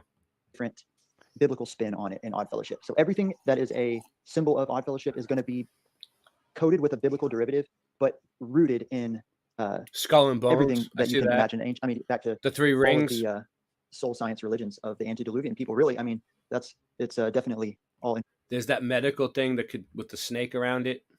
Look, they got a lamb, a sheep, a sun with 3 pillars, a beehive for the hive mind mentality. Interesting. And then the all-seeing eye, kind of like a crescent-looking moon-looking thing. I don't know what it all means, but I'm starting to figure it out. Interchangeable, like you said. Yeah, and so like when I see these symbols, you see the beehive, and to me, when I see the beehive, caduceus, is it a? I was gonna say caduceus, Michael Joshua Lewis, but I thought the caduceus was the one with the snake biting its own tail, right? Isn't what one's that one? What's that one called? That looks like a figure 8. That pay homage to a queen and do the things that they're by nature supposed to do, and they act together in a hive mind. Absolutely. You have the Ark of the Covenant without here. questioning the queen. Yeah, without questioning. How you doing, Michael Joshua? And you have obviously the serpent and the pole, which represents Moses lifting up his. How you doing, Australia? From Boston. Serpent in the wilderness. You have a globe picture, which is oddly enough probably communism and Arianism is where this Infinity concept derived. Yeah. Greek stuff, and then you have this sepulcher with a reaper staff there, and then you have a dove, for sure. Dove, the stars. You have the skull and bones. You have the hand with the heart. You have, which you started seeing a lot of people remember recently, the trend with everybody having the hand on the heart. That was interesting. GG. The heart drawn on their hand. Hold on, let me see. The 3 rings. Now, the 3 rings is something that, obviously you see that in the Olympics, you see in other things. I know that what the 3 rings mean, but is there any deeper symbolism that we might be missing? And maybe give the meaning. How you doing, GG? People that have, never studied the idea of the Oddfellows. For sure. So the 3 links, like I had mentioned prior, I believe personally they had their derivative with the 3 interlocking buckhorns of the worship. The 3 interlocking buckhorns. Life today, it represents friendship, love, and truth. So those are the 3 degrees of Odd Fellowship. Friendship, love, and truth. Friendship, and then. All right, that's what these 3 rings mean. You see these 3 rings? They got them on all the Odd Fellows buildings and everywhere. Friendship, love, and truth. That's what it means. Love and then truth. So, you notice they got the globe on that? The world can be brought into. Look, educate the orphan. Globe. Educate the orphan. Globe. Educate the orphan. Globe-looking thing with a snake around it. Probably a golden age. That's probably tech. Through those 3 tenets. So that's what those no 3 problem. Links will represent. And now today, Odd Fellowship is usually referred to as the 3-link fraternity. Well, now when I look at this picture, if you can't sleep, GG, this is the perfect place for you because everybody here is either from Australia or they can't sleep or somewhere else. So, right on. Picture on the right, the Sovereign Grand Lodge of the Independent Order of Goodfellows, 1830. I'm drinking coffee at 5 in the morning, and I didn't sleep. Around it, and an image at the top of that that I'm not 100% sure what I'm looking at. What am I looking at? I woke up at like 2 a.m. So different states would have different Grand Lodges for that state, and then they would be given the right to have a seal designed specifically for that Grand Lodge. So I think this is 7 p.m. in Australia. Is this just Sovereign Grand Lodge in general? Potty from Boston to Australia. Oh, hold on. Let's make this an official party. I'm gonna take this off for a second. Oh, Sean was here. Damn, I didn't let him in. I didn't hear him come in. Sean, come back. I'll let you in. I didn't know you were here. Fuck. All right, hold on. We got to have a party from Boston to Australia. Where's my walk with? We'd have a little walk with Keck. In some cases, they refer to each other very high-ranking people in this world. Threaten and scare people into remaining silent about their UFO encounters and Jeffrey Epstein was CIA, yeah, they killed Bob Marley. They killed Freddie Hampton, Ahmaud Arbery. Styrofoam head inside a closed casket, gold coins where his eyes were left behind for the bullmaster. Nobody saw his tuxedo, a picture next to his coffin like a young tuxedo. Life is cheap, we compensate with expensive tastes. Celebrates at the end of days with extended blades. Hit with street sweepers, die swept away. Flying metal blades, definitely settled things. They hit Louis Duzio, they don't give a shit who he know. Bang, ran up in his crib and let the Uzi go. Yo, under my culture with doors, bing bang, ring your doorbell, shoot you through the door. Royalty and respect, loyalty and death. We took an oath amongst men till our dying breath. Make it twerk 16 bars, hot chorus. Run in your crib and pop smoke, clockwork orange. You know them haters though, pull out, make them Dracos blow. Make the place where your face was into a gaping whoa. When the lights go dim, fires start to flicker. Last bullet in my gun, last shot of liquor. Last bullet in my gun, last shot of liquor. Last bullet in my gun, last shot of liquor. When the lights go dim, fires start to flicker. Last bullet in my gun, last shot of liquor. Last bullet in my gun, last shot of liquor. All right. That was my party from Boston to Australia. All right, let's do this. Let's go back to the Oddfellows. They were getting down and dirty into it.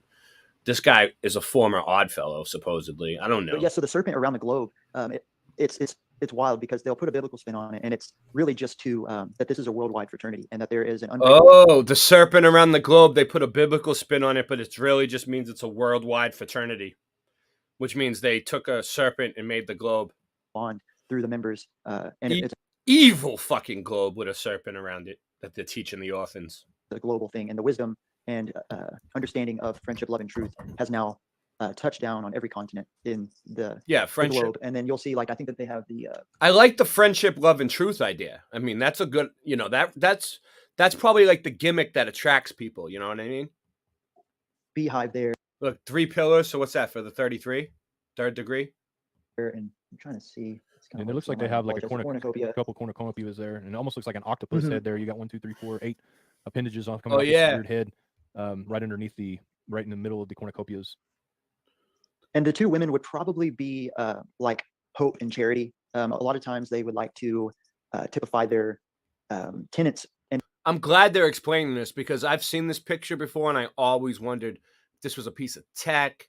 What the fuck they had? They're doing something. Beliefs, like in the picture next to it, the 3 pillars, those would be faith, hope, and charity. So faith, hope, and charity. The 3 pillars mean faith, hope, and charity. Encampment, which is where that open tent is from. So those are the upper echelon degrees that are not in the Oddfellows Lodge, but you would move forward. So it looks like that might be faith or hope or charity, or one of these would be. It might be kind of like a. Even he's not sure. Or whatever. Even he's not sure. And at the top of that globe, is that like a man and a woman? What is that at the top? I can't tell what that is. I can't tell. I can't see. It's super hard to. It's kind of grainy on mine. I apologize. Know. What is it? What are those giants with a little? Yeah, he knows. I'm not sure. I'll have to get the book and get like a magnifier. These might be giants with a big piece of antiquitech, and that's a little person on top of the roof, right? I mean, out and see if I can look at it. Let's see what that is. But it almost looks like a, like on the top of cakes, you have the man and the woman, but I can't tell if that's exactly what that is. No, it kind of. Yeah, I was going to say it kind of does. No, it's not what it is. Here. It's not. It's not the top. So it actually. It's not the top of a cake. That's for sure. Right here. This is the Symbolism of Odd Fellowship by William Henry Ford, and it looks like it is. Let's see. Do you mind if I can read it right here and it'll tell you exactly what it is? Tell us exactly what it is. Tell us. Tell us all your secrets. The seal of the Grand Lodge of the U.S. will be found a shield, partly perpale and chevron. The first quarter is charged with a gavel upon an open book to signify the authority of the word of God, from which the order derives its entire wisdom. The second quarter is charged with a sheaf of arrows, the weapons of war against vice. The base is charged with a beehive, the emblem of associated industry. The whole signifies that with the authority of wisdom, the war against vice must be industrially carried on. The crest is a figure of charity, so there we go, charity, caring for 2 orphans, and standing upon a globe enveloped by a snake emblematical of the great truth that charity covers a world of sin. A supporter of the shield, faith stands. The snake resembles a great truth that charity uncovers a world of sin. I don't know. What is this called? Symbolism of the Oddfellows. Well, he's got the official book, but I don't know. On the dexter side, holding the cornucopia in one hand, and with the other pointing heavenward, where the all-seeing eye appears in its glory, while hope, on the sinister side, resting upon her anchor of the trusting God, uplifts her eyes to the same celestial object. So, very good. Thank you for reading that. That's the official, yeah. Yeah, thank you for I figured it was reading. a personification of faith or hope or something like that. So Cody, earlier he's like, I read as much as I could without getting killed. you mentioned that they removed a lot of the mystic stuff out of the lodges. What about when did they start doing that? Because when somebody goes into the Oddfellow Lodge, do they still see the symbols, the snake and the staff? They see all these. Do they still see them? What do you mean by removing the mystic part? What did they used to do in these lodges?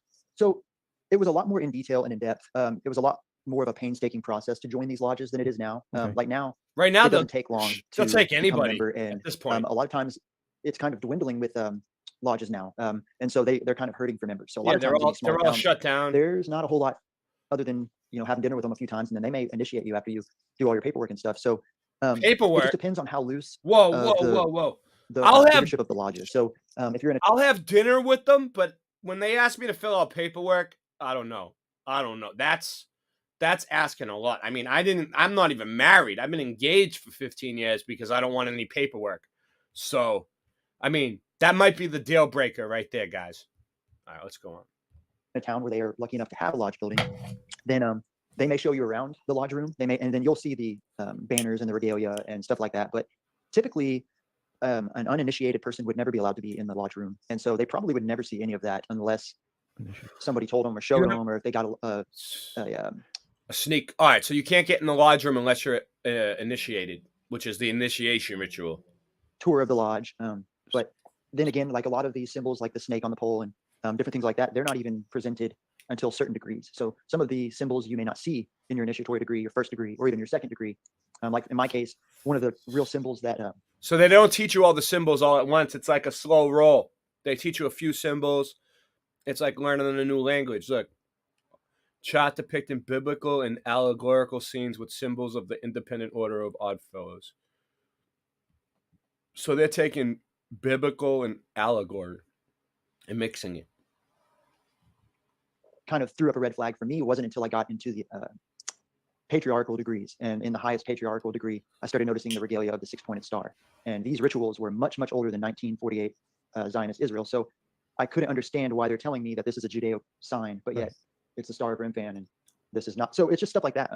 So like now it's much harder. A lot of guys won't even do the ritual work. They'll just watch it on a video and then go play pool. And ritual work really isn't, I guess, a priority. It's more just about kind of charity and hanging out. But back in the day, it would have been floor layouts would have been 8-pointed stars of Ishtar. There would have been specific movements due to the planetary alignments. Like with the entrance where the Noble Grand sits is a celestial alignment, showing that the Noble Grand is drawing his wisdom from the east, and he speaks through across the word of God, but that he's basically a channel from the wisdom that comes from the east. And it's more so hidden now. It would have been right in your face. You would have seen them openly kind of doing this ritual work. But I would say it was probably after the Civil War that they really started pulling all this stuff out. And if you look in a lot of Civil War pictures, it's wild, but you'll see like in the photos of after the South admitted defeat, you'll see a lot of the classic photos of the North shaking hands with the men of the South, the soldiers. If you look, they're all doing different fraternal grips. So many of these guys were lodge brothers fighting each other. Fraternal grips, handshakes, handshakes. Odd Fellowship started taking off again, and they weren't really focused as much on the ritual work. Well, listening to you describe the initial. I'm not on board with the concept of a straight binary world. There's many layers the concepts of duality ignore, in my opinion.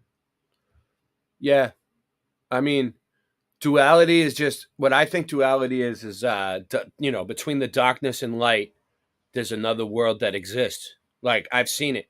Like, all right, imagine this. You get a strobe light, okay? One of those stupid little strobe lights they sell at like Party City or whatever, like a party store. They just blink, just real bright, right? And the ones that you can they have a little knob on them where you can turn it down as low as it can go, just so it steady blinks as slow as it can go, right? You put yourself in a dark room, and you will see things. Eventually, you put on some music, the right frequency, you tune in, and you'll see things that appear in between the darkness and light. Now, I can imagine them doing that on the checkerboard floor, the chessboard floor that they got. If you had a floor that was black and white, black and white, black and white, and the whole room was like zigzag, black and white, black and white, black and white, and you flash that light on and off, you'll probably see a lot more shit. So there is another realm in between the darkness and the light, and I think they know about it. And that's where you see the gestures and stuff like that. Shit, it's in modern times, using words like initiation. That's and why then they the always symbols. use It sounds those like there's still gestures. an undercurrent of that sorcery witchcraft going on. It's just That's covered why. up by words. That's why they dress up like clowns for the kids and shit, because they see them in between the duality, the darkness and light. I've seen them. It's like initiate, and they're pulling out, the ritualistic things they have to do, the blindfolds, the throwing them up in the air, all of that stuff. It seems like it's cut down. The enemy doesn't need that much, but a cracked door to get in. And once that enemy's in, I don't know if it's true or not. When you were in the lodge, and praise God that you are no longer there. But who was? You hear Supreme Being, you hear Supreme God. What are they? What exactly are they worshiping in these lodges? It's the Good question. great architect Good question. of the universe. The great They architect. attribute it to the God of the Bible, but they also say it's the God of the Quran. It's the God. In some of the older books, it'll even say that it's the God, the androgynous deity of the Vedas. And so, it's a universal God that they're It's a worshiping. It is universal not the God. God of Abraham, Isaac, and Jacob. They think it's all the you same do have God. Someone who is sitting in the seat of a chaplain, and they are reading the Lord's Prayer from the lips of our Messiah. Yet they never pray in Jesus' name. You're not allowed to talk about religion. So, oh wow! So it's really just a like a Gnostic broad term of they say the Lord's Prayer, but they never pray in Jesus' name. An androgynous deity for whatever flavor you want. Talk about the Holy Spirit smacking you in the back of the head, Cody. Wow. Absolutely, brother. Wow. Yeah. So 100%. kind of going on with this thing, obviously one of the things that I always wondered about with like P.T. Barnum, obviously he was an odd fellow, and he was one of the members in that painting that I showed. And he is the founder of the 3-ring circus, which is interesting. This picture that I'm showing, I didn't include it in your PDF here, but these are the tents of some of these circuses that look exactly like the Tartarian tents, and also like the Oddfellow tents. So he integrated a lot of the stuff from Oddfellows into his circus, which is very interesting to say the least. Interesting. Pull up a Shriner. And they say that those tents are the patriarchal tents of like Abraham. So it's just so backwards. It always goes back to the Bible. It's very bizarre. Now I'm going to show you another picture here, and this is bizarre. Writing of the Goat Ritual. I believe it's slide 8 in the PDF that I sent you. Now this is goat. the book. It talks a little bit about that. I've read a lot about this Writing of the Goat Ritual, and of course I believe there's more to this ritual than meets the eye. And I know, and to me, like I have an understanding of what this means. But when you look at this, and when you obviously you've gone through this ritual, this is like the initiatory ritual, from what I understand. What does this mean, and why do they do this? And what is this picture? What does this what I'm looking at mean here? Yeah, why? So, tell us. Praise Yah, I've not and would never ride a goat. That is not something that they do in American Odd Fellowship anymore. It's actually more. He's like, praise Yah, I would and never ride a goat. He must have rode a goat to get in with these guys if he was there. Come on. Look, riding the goat. Look at this guy. I can't zoom in, but I mean, the Rough Rider, they call it. The Rough Rider. Like, yeah. Like a legend, just like a joke. I digress. I couldn't speak. It would be only from conjecture to speak on masonry as far as this, but this was something that was done not in every lodge, but was definitely done. Actually, back in high school, my nickname was Riding the Goat. I don't know why, but in the Civil War era by the Oddfellows, and it was mainly to. I mean, these are a lot of country, tiny towns, and these are guys that are probably buddies from their community or guys that they know from around town. So that's why they would call it merrymaking or whatever, is because they would tell these guys and scare them to death and be like, "Oh, you're gonna have to ride the goat. You're gonna have to ride the goat," and they would even sometimes bring a billy goat out to. Thumbs up, people. The parades, and it was just kind of an ongoing joke. And there are some fraternal stores where they make all the regalia, like the De Malay brothers, and they do have a Rough Rider goat, just like pictured here. But what they like in the lodge manuals, it says you're not even allowed to make animal noises. You can't replicate any of this. You can't make animal noises because of the legends and how just bizarre that sounds, and would definitely have people looking into your organization if people were finding out that you were riding a goat in your initiation. But what they don't know is, and I guarantee you there's no Oddfellows that know this, but the whole idea of riding the goat, it stems from the fact that when Saturn's in Capricorn, and Capricorn being the goat, and the head of the goat, or in the right side up pentagram, is if it's heads up, then it's it's kind of indicative of the initiate having control over his worldly lusts and having his mind being the ruler of his thoughts and his vices. But if it's turned upside down, then everything's chaos and it's all opposite. So they think it's just some goofy thing where, oh man, we had to ride the goat, and then they scare everyone else half to death, telling them they're going to do it. But really, it's based in ancient planetary worship and the worship of the goat. Interesting. You know, some of the symbolism too. This picture I'm pulling up here, this is slide 9 of the ones I've given you. This is the structural of the Independent Order of Oddfellows directly from the website there. And you know what I see here is obviously all of these symbols, and you see the structure going up. You know, to know that even marriage ceremonies are even tied to this. So you see, it almost looks like a cake going up to the top, and you have these two different people, a man and a woman up there, and you have the 3 rings, and a 3-ring ritual is something actually pretty common, where you get 3 rings. So you have the engagement ring represents the promise to get married, the wedding band represents the actual union, and the 3rd ring represents another milestone for the couple. And they have these 3 rings in weddings, and it's just an interesting tie there. But when I look at this, what am I looking at? I see obviously you have the women's side going up towards the top and the men's side going up toward the top. What is this a correct representation of the structure of the Oddfellows to you? For sure. So yeah, this is just a degree chart. So like on the left here, the Oddfellows degrees, you'll see the initiatory being the white, and then the FLT, friendship, love, and truth. And then if you go into the patriarchal degrees, where you'll see the tent where it says encampment, then you have another 3 degrees. And so you would go to, well, kind of like how with the Blue Lodge, you have your 3 degrees. Oddfellows is the same. You just have your initiatory in 3 degrees. But if you want to go further, you can seek extra degrees. So that's where the encampment, and then the patriarch militant is something where they just would dress up like soldiers and would have all this battle regalia, and they would really just do a lot of parade stuff and just kind of get people amped up locally. But then it would just be the same on the right side. So this would be the female degrees, and then the ladies encampment, and then their ladies patriarch militant degree. So and then you'll see like up at the top, it's relieve the distressed, educate the orphans, bury the dead, and visit the sick. That's the creed of the Oddfellows. So this is just a basic degree chart, kind of encamping and encompassing what Oddfellowship stands for. Very interesting. And let me see here what other questions I had, kind of just leading to this point. So when you see this, you see the structure, you see all this stuff that, on these the symbolism. How many members are there in total of all Oddfellows around the United States? Do you know? Or is there, I'm about sure to play some music soon. You would know. So I don't know currently. I do know. So I know by 1910 there was 1.5 million active members. And then by 1921, there was 1.9 million active members. I always play music on here. Wow. And that was just by 1921. So, and that was also non-inclusive of anyone but white males. That's what I'm getting ready right now. 60s and 70s, I do think that the civil rights movement really hurt the lodges in a sense, because the civil rights movement hurt the lodges. To be all here we go. And here's some gravy. Some people who were really into the degree work and the ritual work, same as today, and then others who just needed camaraderie or just needed social security. So you would have an eclectic mix of different directions. And so that's why I think that they had so many different lodges, is because even like years ago when I was involved, if you had a brother that was just not fitting in, he would just go and transfer his membership to a local lodge somewhere else. And then so a brother that's not fitting lodge in. To lodge. You can have traveling passwords where, I mean, back in the day, you would give somebody a traveling password and you could live in the lodge. You could be from a different country. So man, I don't even know how many people are a member now, but I would assume it would be in the millions, because it's in Sweden, Switzerland. I mean, it's everywhere now. Yeah, listen to this. Did a crash course, Cody. You mentioned FOJC Radio earlier. If you guys want to listen to more of Cody's interview over there, it was called Ancient Influences of the Odd Fellowship. So write that down if you want to continue.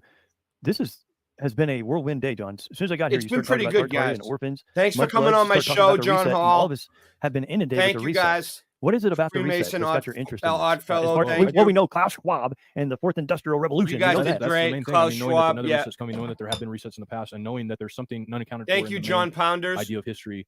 That's what's got me interested. I mean, you know, the more you study this stuff, the more you realize that what we've been told, majority is a fabrication or a manipulation of what actually happened. So, I mean, when you see that and this, it's just kind of like, you know, you can't help but be interested in it.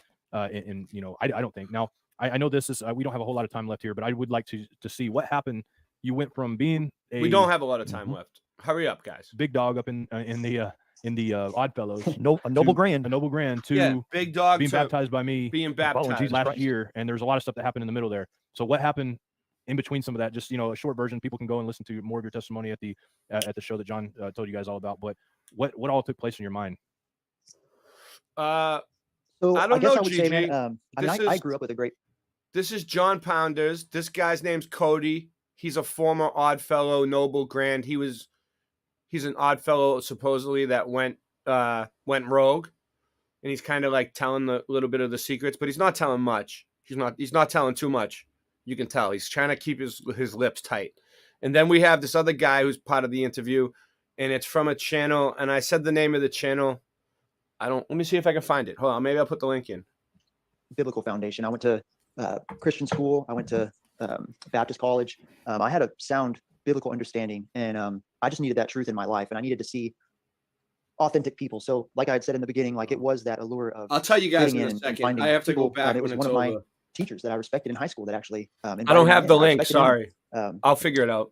Met just a lot of guys that I respected, and so it was the right. This is by let's see. It's by a channel called Now You See TV. It's on YouTube. It's right here.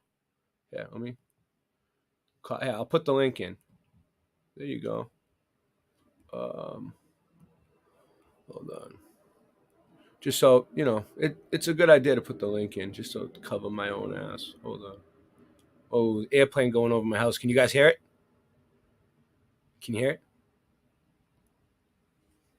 Anyway, can anyone hear that airplane go by? I'm just wondering how sensitive my mic is. It was pretty loud. All right.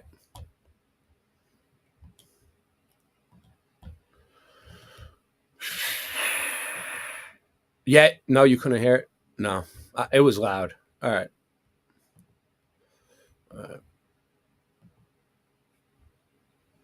Place at the right time where I needed something to kind of fit into, and so something in me was definitely searching. I'd left school and gotten signed by a very worldly record label. Look at the tats. Look at the tats. Hold on. What's he got on his arm? Freemason tats. Freemason tats. And had our bass player got in a motorcycle wreck, and everything kind of just went downhill from there. And this is all while I was a member of this lodge, and had just some different things happen to me that I could lean back on this brotherhood. And so I was deep in it. I was a member for 8 years, and my great grandfather was a member of the Oddfellows. It was something that I was interested in. So it's a family deal. I was searching spiritually too, reading a lot of different stuff, really searching spiritually. And, also, in some of my fun fact is the orphans became the Oddfellows. A lot of the Oddfellows that brought the orphans over grew the orphans up, and they became Oddfellows. So if this guy's grandfather was an Oddfellow, his dad might have been an Oddfellow, he's probably an Oddfellow. They were probably from a line of orphans. And that's why he's so wrapped up in it.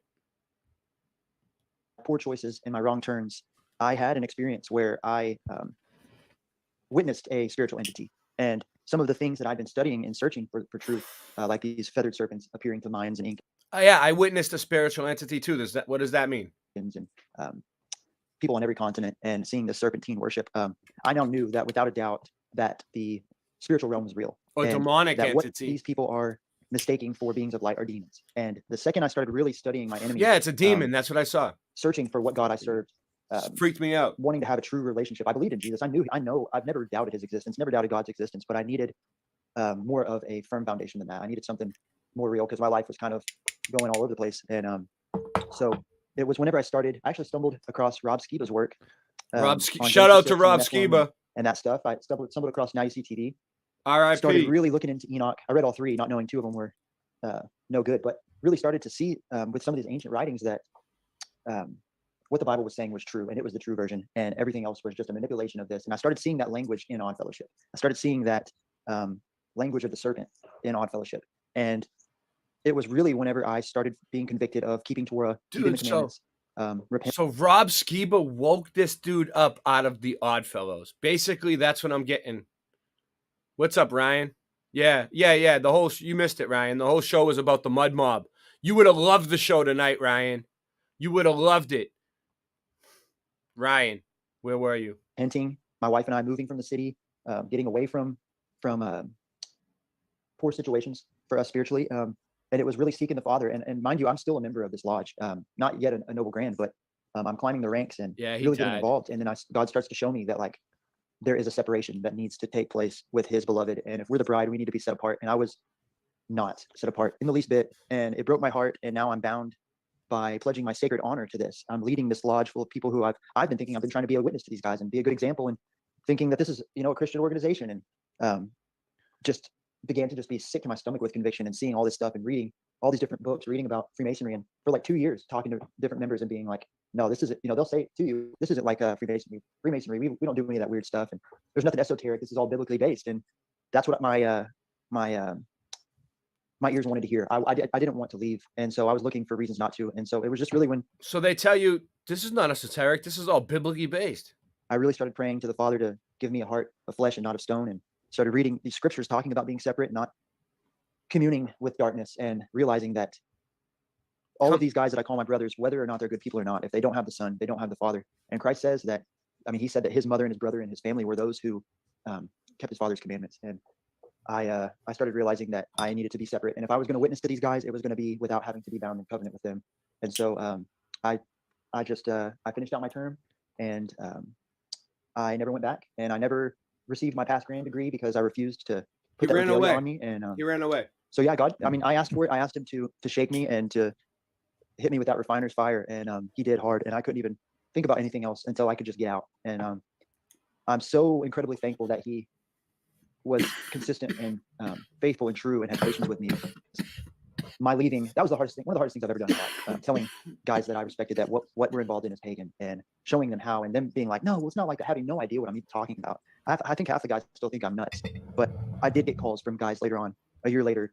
They think you're nuts. Or that one guy was going to deliverance counseling, and another guy was. If you go against them, they think they all make you look like you're nuts. Bought a King James Bible and was reading it cover to cover, and another guy that used to pull on my zits and make fun of me and tell me that I was going to grow out of believing in the Father became a believer. So I do not ever want to make it seem like I condone being a part of these groups, because we're not to link ourselves. No, I did not know Rob Skiba. You are, but literally. But I watched Rob Skiba, GG. I used to watch him. I used to go to his chats. I've talked to him before, in the chat. Chaining yourself with soul ties, not only to past brothers, people that you've never met. I prayed with him. Allowing your subconscious to be a part of rituals that were designed to put impregnable imagery in your subconscious. And the ancient mysteries and the Egyptians talk about that. You can read through all of the Sphinx and the pyramid workings and see the similarities between these orders with the scythe and with the blindfolds. And it just goes hand in hand with really just everything that just seems like something innocent, seems like part of just something so minuscule as where the Noble Grand's chair is located. You would never know that there's an esoteric reason behind that. And when the light hits, it's ugly, and it really puts the light on everything. And that's why I've felt strongly about speaking to people about this, is because it's something that is so subtle, but it's very serious. And I feel like it's an easy way to defile yourself. What I can say is that I know a lot of people that follow Rob Skiba still watch his stuff, and a lot of people say that a lot of people that believe in God say that he's really good. So I don't really know, whenever I went to his things when he was live, I always enjoyed it, Self without knowing it. So yeah, I've been. At one time I thought I thought him and Douglas, I thought Rob Skiba was UAP. And I saw Douglas in the chat, and he was like, I'm not Rob Skiba. And I was like, oh, I'm sorry. Very gracious to me, and I owe everything to him. So I'm honored that you guys would have me on here, man. Listening to your testimony, one of the dangerous things about truth, and the world uses it in such a way, it will lure people into a trap. And that's how Satan does it. Offers you shining light. It makes you feel good, makes you feel a part of a group, like you're doing something good. And all the while you're denying Christ in your life, denying the power of Jesus Christ. And hearing your testimony, giving yourself over to Jesus Christ, and now witnessing to people who are still in it is inspiring. And I praise Jesus for that, Cody. And thank you for sharing that. Thank you, brother. Thank you. Oh man, I think that's why I was able to go through a lot of this stuff, is because I will have a unique testimony. And to think about just the irony of being a commandment keeping Christian while you're involved in something like this. I mean, I feel like that is part of the message of tonight, is that there's so many believers who don't even know they're lukewarm. There's so many believers that don't even know that, you don't have to take the mark of the beast to not be invited into the kingdom. There's a lot, like David says, there's more than one ways to hell, I believe is what he says. It's not just through these big things. Like it's such a subtle creeping in of this ancient paganism, but to see like that Christ does ask for us not to put our hands to the plow and to turn back. I mean, we have to realize where we are in time. We have to realize what you guys are talking about with the reset and stuff. That is all fraternal language of this coming new age of golden age and fraternity. I mean, that is classic fraternal language. And so I do believe that God has allowed me to put my money where my mouth is, and now have an avenue to, maybe if it's just one person, to let them know, just research what you're a part of. Nothing Just that you're ever research going to it. do that is for God's glory will they ever ask you to put a blindfold on. Nothing that you're ever going to do has to be kept a secret. Nothing that Yeah. you're ever going to do for the kingdom is ever going to be something that The you know, truth is will hidden. set You you can't pray free. in Jesus' name. Like, we are to proclaim his name, not to hide it when you go in the door and you give the passcode. So if you can't bring Christ Jesus with you somewhere, Or don't will go back. make you free. Amen to that, man. Thank you so much for coming on. Thank Obviously, you. It was a pleasure Thank you, meeting guys. you last year, and it was great Thanks, to have you on. I guys, don't for know coming on. What, you know, maybe Great your prayer guests. to Great start- time. be able to be a service to God triggered me to call you. I don't know, but out of the blue in my mind, I'm like, I got to call Cody. We got to have him on about this. So this is really cool, man, to see God's prayers answered. And I know this will help somebody in their decision, because I'm not sure, Gigi, if it's really the jab or not, or if they're just trying to make it seem like that, or if they took Revelations and used it as a playbook and was like, we're gonna try to make these people in this time think it's coming true, or if Revelations is really coming true. You know, but there's some crazy shit going on. If you look in my community section, I can't really play it. I'm not going to play it on my channel, but if you go to Catherine's channel at some point, watch the stream she did last night. All right. It's in my community. I'll show you guys where it is. If you go to my channel, okay, you go to the Boston Ray Mudflood Adventures channel. All right. Boom. You go down to community right here, and you always check my community section, because I always post everything when I go in. But this is Catherine's channel. Catherine, it's called People's Press Media. Okay? People's Press Media. It's a new channel. It's We the People of MA. Okay? She's great. She's great. She's been doing a lot of streams, and she's also running for city council. But needless to say, she only has 123 subs, but she's been growing fast. So everyone's subscribe. Let me friggin' see if I can get her link down. Let me see. I can't. I'm not gonna play what they talk about on here, because it's just they can get away with it over there, but I'm not gonna get. They're not gonna let me get away with it. That's for sure. But I'll put the link in for you guys. Everybody sub this channel and check her out. She's my friend. I know her in real life. She's a real person. I met her. I meet her in real life. Real life, like not just through the screen. Like, she's real. Okay, I can attest to that. Okay, so anyway, all right.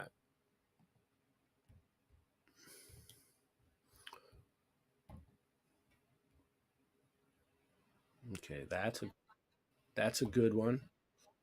Maybe we'll get to that if we have time. All right, let's see. Where are we at? No. Yeah. Oh yeah. We'll definitely get to that. We'll definitely get to that. Okay. 1, 2, 3. Yep. We're gonna play that. Okay. And 1, 2, 3, 4. Yep. We're definitely gonna play this. Don't worry. I'm racking them up. I'm racking them up, guys. Racking them up. 1, 2, 3, 4, 5. What's this one? Oh boy. What's this? All right, we'll do that one too. Let me see. What is this one? All right, we already got that one. All right, got that one. All right. All right. This is the one that they're probably gonna fuck with me with. So I want to play this now, and I'm gonna try to shield it. Put the shield on. This is the face shield. All right, you ready? They'll probably if they cut my stream within 3 minutes, don't worry, it'll come back. It'll come back. Everything will be all right.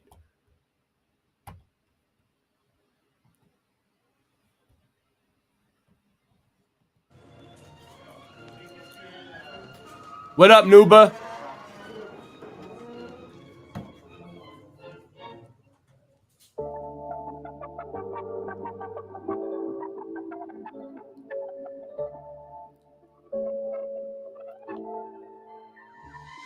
I guess the truth is, truth hurts. I try to do the right thing, but sometimes it's something I gotta do first. Nothing to do you worse than true thirst for goose. And they fall in true perks and you bursting loose.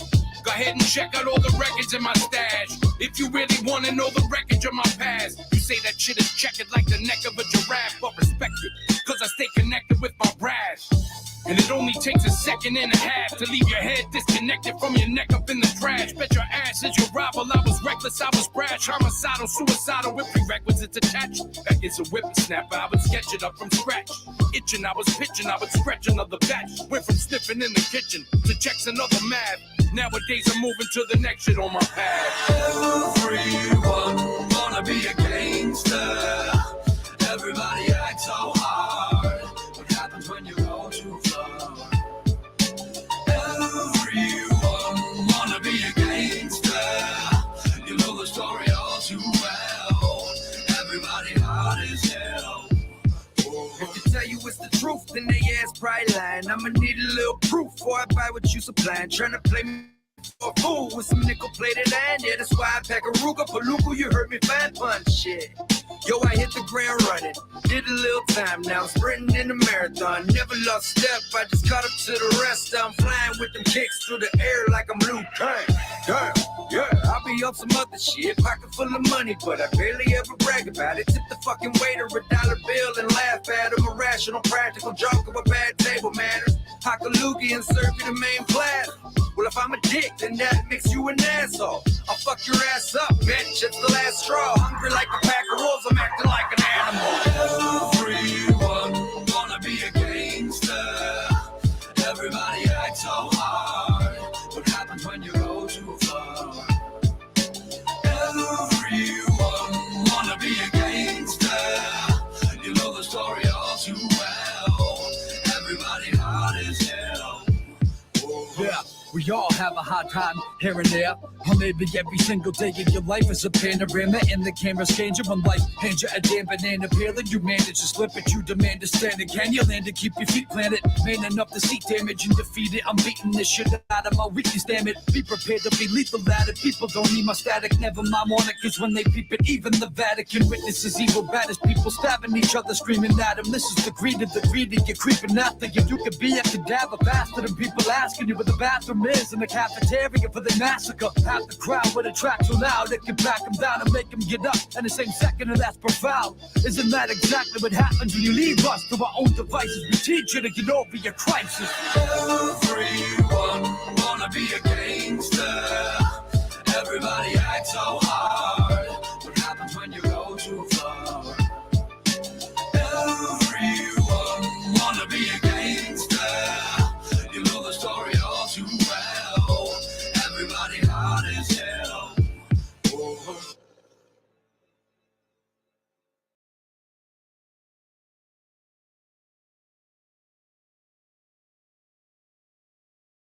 Nice, they let me play it. That was one that they wouldn't let me play before. I think I got through. I think I got through to them. All right. I'm making good connections, guys. I'm making good connections, great connections in the music industry, in the Boston music industry, everything. You guys have no idea what I'm about to do with my life. Okay. I'm telling you, I'm going places. I'm going places. And you know what? If I ever make it anywhere, I'll take y'all with me. I'll take y'all with me. Whoever's here, I'll take you with me. Okay? I'm not going to leave anybody. No man gets left behind. No man gets left behind. Okay. Let's see what else we have.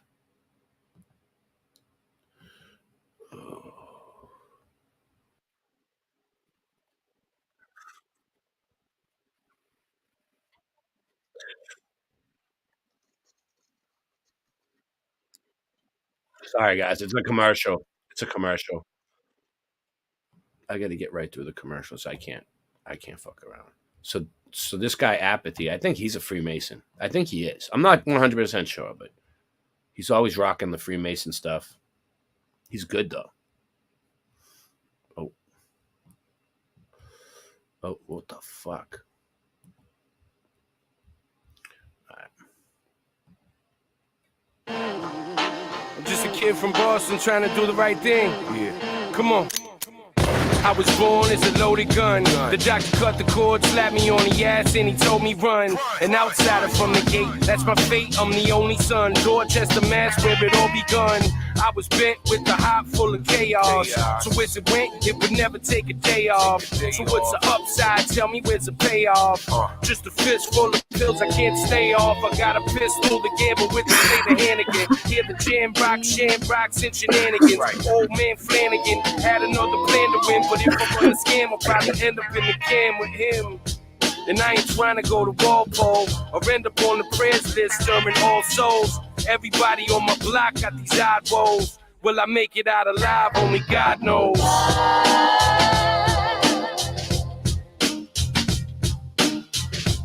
Am I treated so bad? Why am I treated so bad?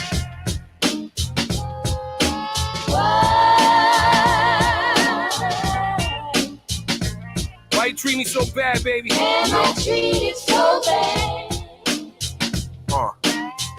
Apathy. I feel like God assassinated my father with cancer. So am I religious? I bet you could guess the answer. A sucker for clairvoyance and necromancers who spent his last dollar on booze and exotic dances. I grew up with no morals and really bad manners, with white boys who act more black than Black Panthers, Puerto Ricans who drop M-bombs more than the blacks do. You show respect to homies who passed with neck tattoos. So we're treated like the bottom of the barrel. From the look of our apparel, the blood in our bone marrow. Never known for sophistication or intellect, just for pregnant hoes who curse and smell like cigarettes. Walking pieces of shit, cheap as it gets. Blow the whole tax return on clothes, sneakers, and kicks. So I'll leave them with this. Fuck if they heated or mad. Suck a dick, cause I'm sick of getting treated so bad. Yeah. Why? Am I treated so bad? Can you just tell me that though, please?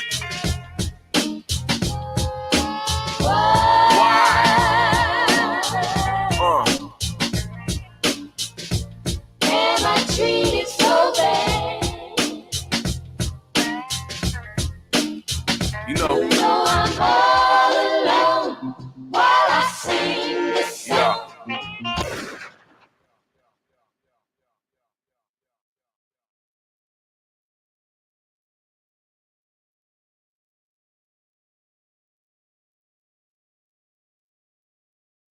There is some good skate parks in Massachusetts. Yes, there is. We're talking about skateboarding now. Bill Miller's a skateboarder too. My co-host Bill Miller, when he comes back, he's still my co-host. He just hasn't been here for a while because he's been dealing with his own life. But I was a skater. Nuba asked me at Boston, Ray, you skateboarded? She must be a psychic because yes.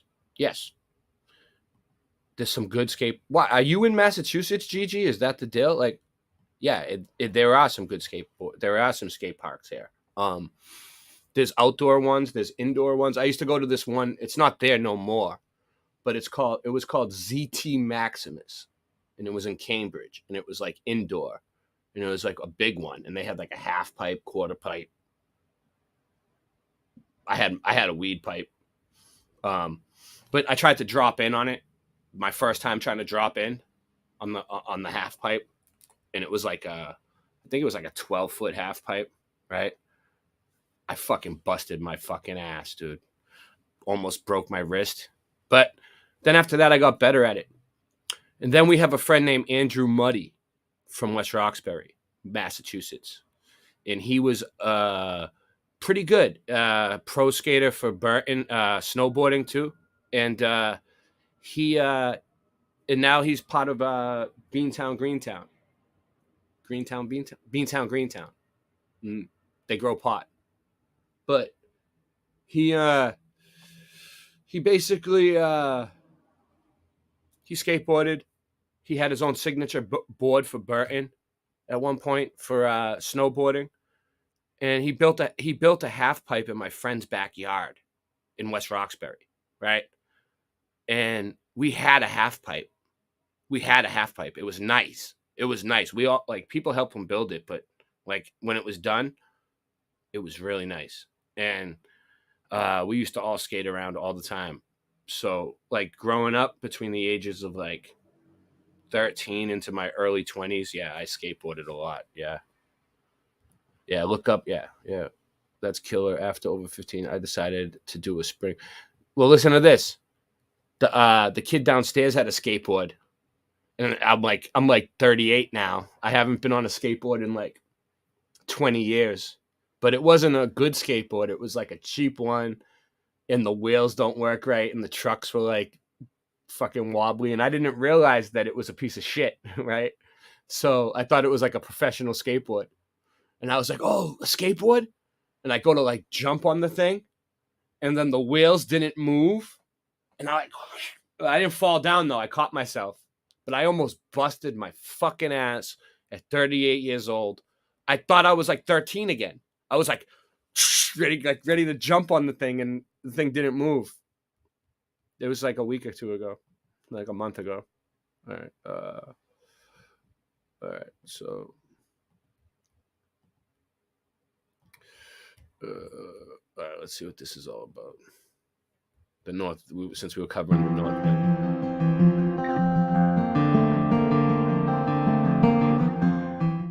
Hi, I'm Anthony Sammarco, and I'm the author of Lost Boston. And today we're actually visiting North Square in Boston's North End. In the period, Cobblestone streets, brick buildings. There's tunnels underneath this. This is where the tunnels were that I showed you previously in the earlier in the stream. This is where the mafia tunnels are. This is where the mafia came. This is where the Italians were. All right, let's go. of the 17th century, this area, which was basically the area just north of King Street, or what is today State Street, that divided the North End from the South End in Boston, was an area. Oh, hold on, I'm not even on the screen. Jesus, I'm having a lot of bloopers tonight. A lot of bloopers tonight. All right. So we're just covering the North End a little bit. You see the bricks? Look how old. This is how it looks. I mean, it still looks like that. But there's all these really nice Italian restaurants. Real Italian restaurants. Triangle. Was there... You talking with me? What triangle? I don't know. I don't see a triangle. Area that was a crossroads. And by the time of the 1840s and 1850s, the neighborhood, which had been primarily the descendants of the Puritans that had settled... Oh, Nuba? Yeah, Nuba. I don't know who Nuba is. Nuba's been a sub for me for a while. I have a lot of subs where you probably don't recognize because I'm a Mudfoot channel, and the Mudfoot community is huge, Gigi. Embrace them. Embrace them. The town of Boston in 1630 began to change. And in the period of the 1840s, the Irish began to come to the New World, followed by German Jews, Russian Jews, Italian. There probably is Freemasons who watch me. You know what I'm saying? Like, I don't have a problem with any denomination, sect, whatever, however you want to call it, race, creed. I do not discriminate. And I have a special place in my heart for the disabled and the homeless, where I always try to help them the best I can. A panoply of almost every other Western European country. But today, when one thinks of the North End, it's primarily an Italian-American neighborhood, a place in some ways that does have wonderful restaurants, pastry shops, bakeries. There are wonderful things. God. Dude, the food down here is so fucking good, dude. Anywhere you go, it's like it's not really like expensive or anything, but it's just like, I don't know, it's really good, man. Like, if you like Italian food, come to the North End, dude. They have pastries, anything the fuck you want, dude. It's like blocks and blocks of restaurants, wine, just people. There's people drinking out in the middle of the street, like, and sitting on nice little chairs, and it's in the summertime. It's really nice. Still survive to this. All the buildings, look at them. Look at them. Look how old they are. Look, they still survived. These are the old buildings. Stay, including Paul. Okay, Paul Revere's house. We're about to be at. This is Paul Revere's house. Anyway, look at this. Cobblestone. Brick. Cobblestone. Brick. You see that line right there? That red brick line? That's the Freedom Trail. This is along the Freedom Trail. This is where Paul Revere supposedly took his ride. It was bulldozer 6 months to film my first trick in years a month ago, still limping, bruised heel. Oh, Nuba has a globe for I don't know what what is the symbol, Nuba? I think Nuba, do you believe in the globe, Nuba? It's okay. Do you believe in the globe? It's okay if you do. Revere. We're flat earthers. Most of us are flat earthers, but it's fine. His house. Just stick around. Just stick around, and you'll get it. Seen directly behind me, Paul Revere's house itself was built in 1680 and is the oldest house in downtown Boston. When it was built, North Square had previously had a fire that destroyed much of the buildings. But Paul... Keep showing up. It works if you work it. Oh, I'm Stephen James, lovegrove.com. Not finished. Not a Mason. No. I'm just wondering what the globe symbol means. It looks like the Death Star. Kinda. It has like a globe with an eye, like a circle. I don't care if you're a Mason or not. Paul Revere's house itself throughout this... I want the Masons to watch my channel. Let them I want them to, like,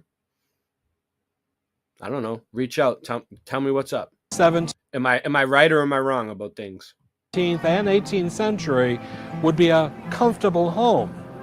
Paul Revere lived here between 1770 and 1800. His first wife and he had 8 children.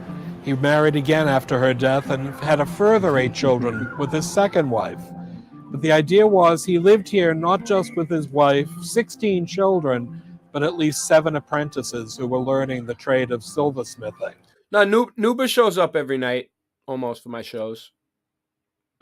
He enjoys it, but I don't know what the symbol means, honestly. What does it mean, Gigi? Do you know what it means?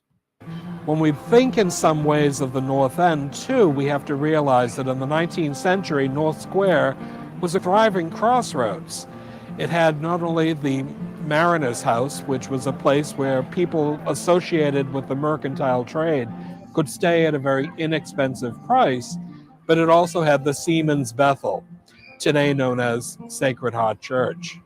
The Seamen's Bethel had been founded in the 1840s by Father Taylor, a beloved pastor of the Methodist Episcopal. So you are a flat earther. Nuba is short for no ball, and it's a search engine symbol. Okay, everybody relax. Everybody relax. It's an AA thing too. Low-level masonry. Okay. AA, what? You talking about AA like Alcoholics Anonymous? You think so? Alcoholics Anonymous is Freemasonry? It probably is, GJ. I mean, I was involved in Alcoholics Anonymous for a long fucking time, but I never thought I started a meeting. I started an AA meeting that still goes on today in Framingham on Thursday nights. Framingham Young People's Meeting. Me and my crew started. We were the chair. We were on the chair that started that meeting. And it still goes on to this day. And it's a good meeting. And if you're in the Framingham area at the Smock Building, do it. Thursday night. Framingham Young People's Episcopal Church. But yeah, I didn't know AA was Freemasonry. But it does seem like a cult because they, I don't know. It's like, all right, this was my problem with it, okay? If you guys want to get into the AA talk, all right, one day at a time get you through the day, right? It does. It works. But you don't make a 5-year plan and you don't get nowhere in life. Like, you just, like, life will just pass you by one day at a time. Like, it goes by so quick. A day is only 24 hours. Like, it's not that long. So you live life one day at a time. You get through it. You're sober. But then what? You know, you always got to ask yourself, then what? Then what? Then what? Then what? Because, like, you know, make a 5-year plan. Set a goal. Well, after you get sober and you're one day at a time, you get sick of that shit. Set a plan. Put a deadline. 20th century, the North End itself was probably the most densely built up and settled neighborhood of the city of Boston. It was said that there were over 21 languages and dialects spoken just in this one area. In some ways, the immigrants themselves were an important feature, and they were alleviated in their plight primarily not through the Americanization program, but it would also be in some ways through the North Bennett Street School. The North Bennett Street School itself had been founded and endowed by Pauline Agassiz Shaw, but she herself was married to Quincy Adams Shaw, the wealthiest man in Boston. They would also have the Saturday I'd marry the wealthiest man in Boston, too. Evening Girls, a group of both Jewish and Italian immigrant girls who would actually meet on Saturday evenings to actually make art pottery. Today, when we think of the North End, many times we always think of Paul Revere. Paul Revere on his fake bullshit ride in his cartoon. But he's immortalized in a statue by Cyrus Dallett at the Prado. There he is. That's our best depiction of what he looked like. Prado was created as a WPA project in the 1930s. And in I was there. I was looking for it. It's on a live stream somewhere, I think. that instance, it was an important feature to realize that he himself was seated on his horse Meg and basically taking off for the midnight ride, that he would actually alert the colonists that the British were coming. So today, when we look at the North End, we have to realize that it's an ever-evolving neighborhood. Today, a tourist destination, but also a home to a group of people that look at Boston's North End as a great place, accessibility, as well as some of the best restaurants. Yeah, and and you bars know in what town. else, too? Bill Wilson, right? That's his name, right? The guy that wrote the book, the AA book. They took LSD when they wrote that book. They were tripping on acid when they wrote the book.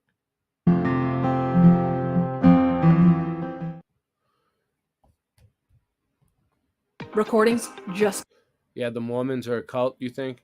I don't know. I don't know much about the Mormons, but I noticed one thing is I had a talk with Mormons.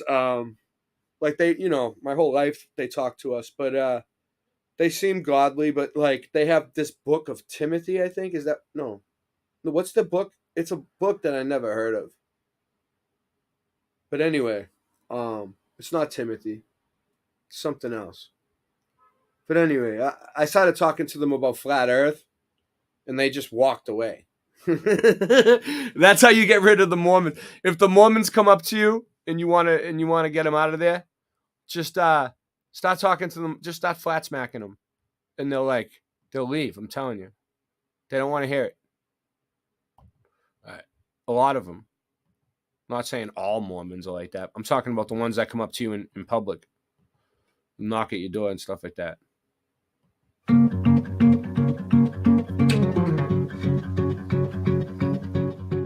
For the past few episodes, we have been here in the city of Boston, kind of looking at the birth of the American Revolution. We've had the chance to visit some amazing places like the Old State House and the Old South Meeting House. And today we're going to another iconic spot that is connected with the American Revolution, and that is also connected with one of the famous phrases to come out of the American Revolution. One if by land and two if by sea. One if by land, two if by sea. Today, we are going to the Old North Church. Old North Church, baby.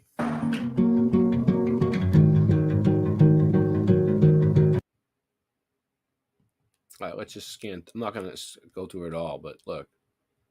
Boom. I don't want to play this guy's whole video and get my whole stream taken down.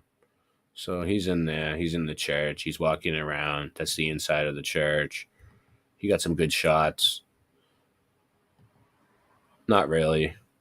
Actually, I would have did a better job. There's the roof. There's the windows. It looks all done over. No, I don't want to learn babble. Blowing the trumpets. Double-headed cherub. Winged cherubs. Winged cherubs.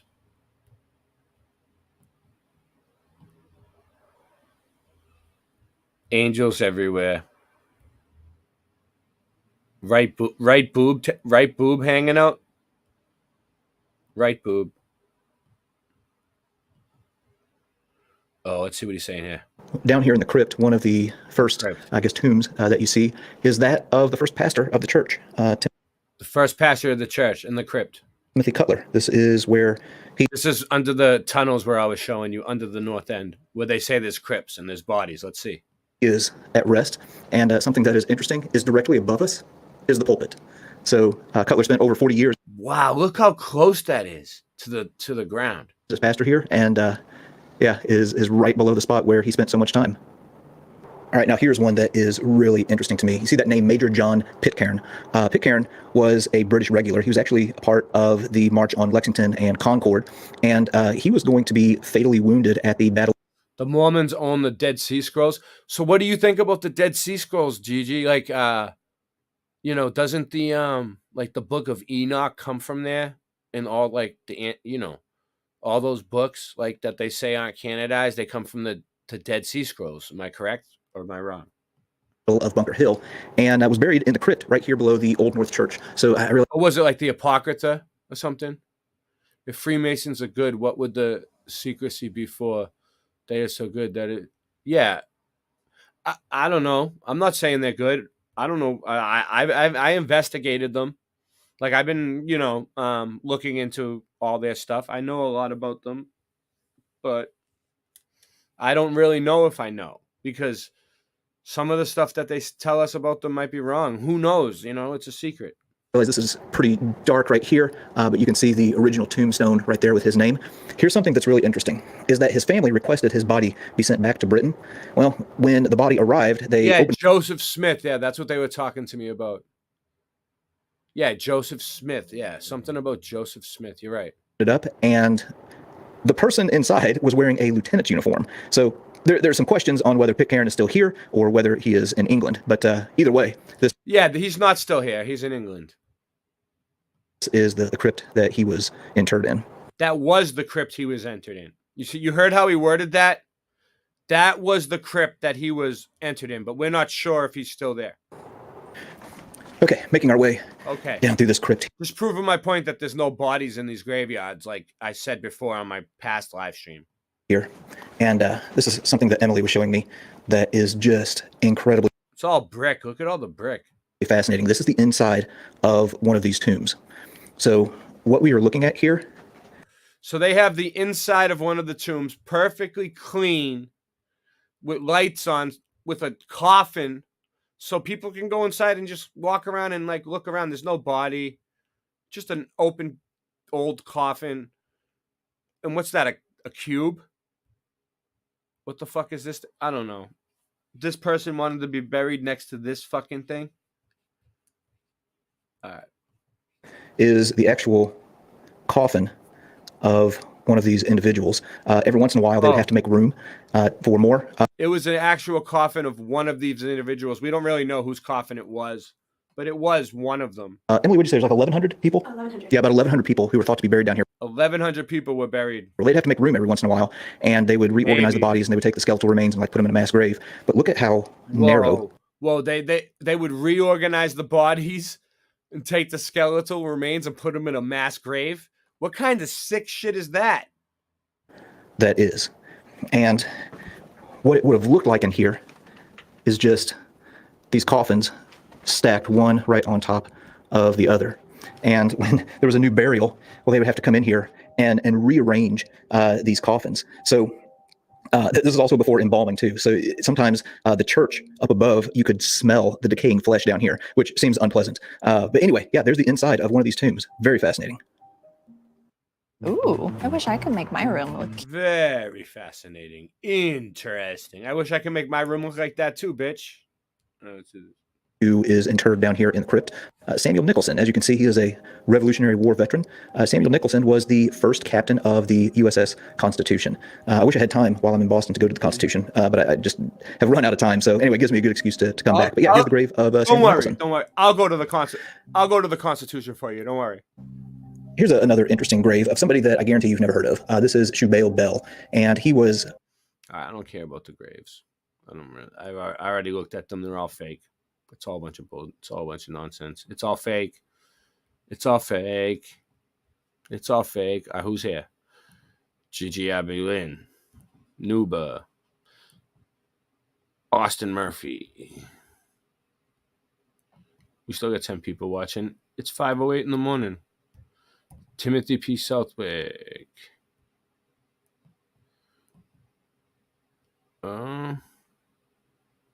I don't know. Whatever. I don't really see anybody else. It's cool. All right.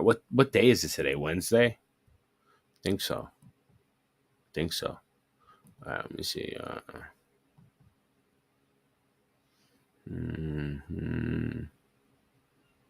I need something that's gonna give me a break. All right. Should come in like doom doom doom doom. Yeah, there it is. I like that though. I like when the bass line comes in.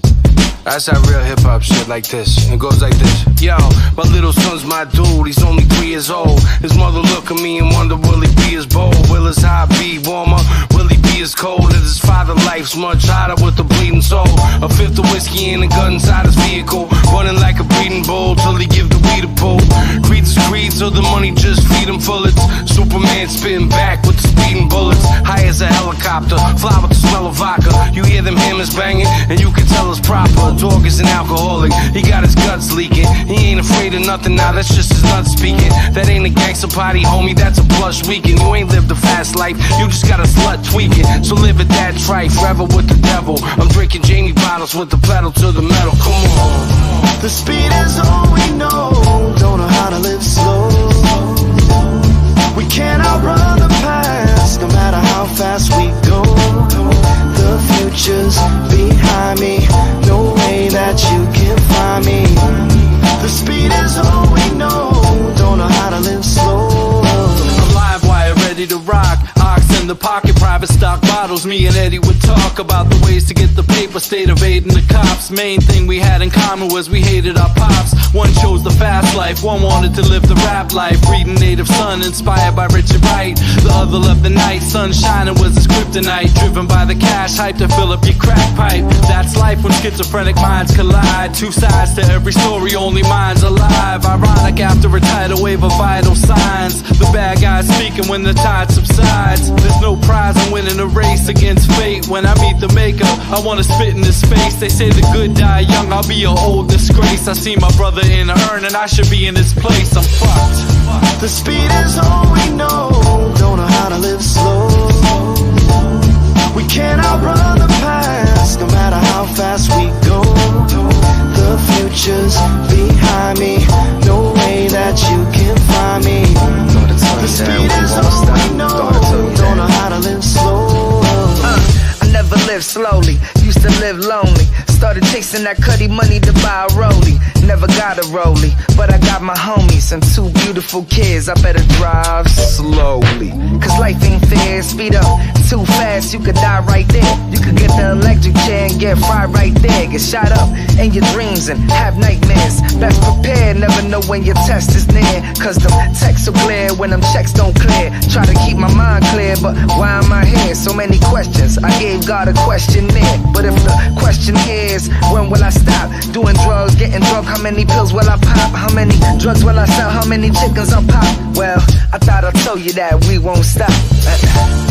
The speed is all we know, don't know how to live slow. We can't outrun the past, no matter how fast we go. The future's behind me, no way that you can find me. The speed is all we know, don't know how to live slow.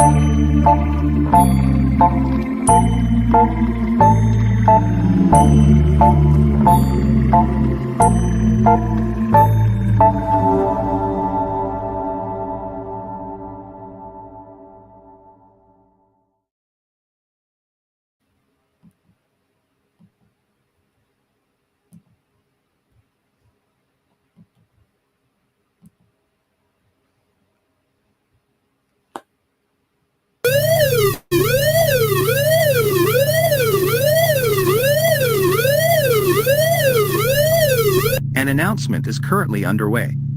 Please pay attention to the following information. The state of Massachusetts, in cooperation with the federal government, has officially put the Red Orb Temple on the list of illegal cults no longer allowed to operate in the United States.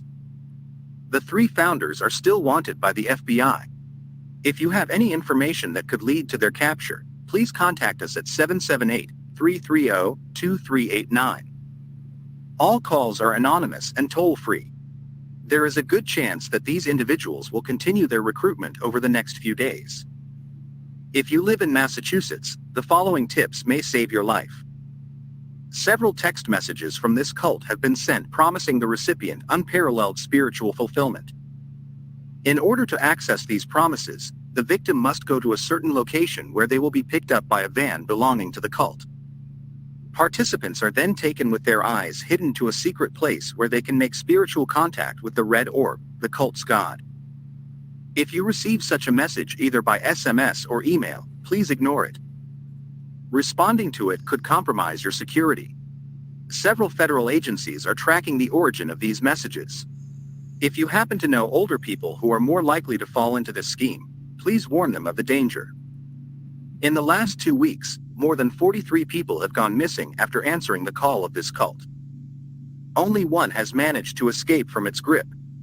The testimony received speaks of the fact that each participant was forced to enter a huge tent, set up in the middle of a field, far from any buildings.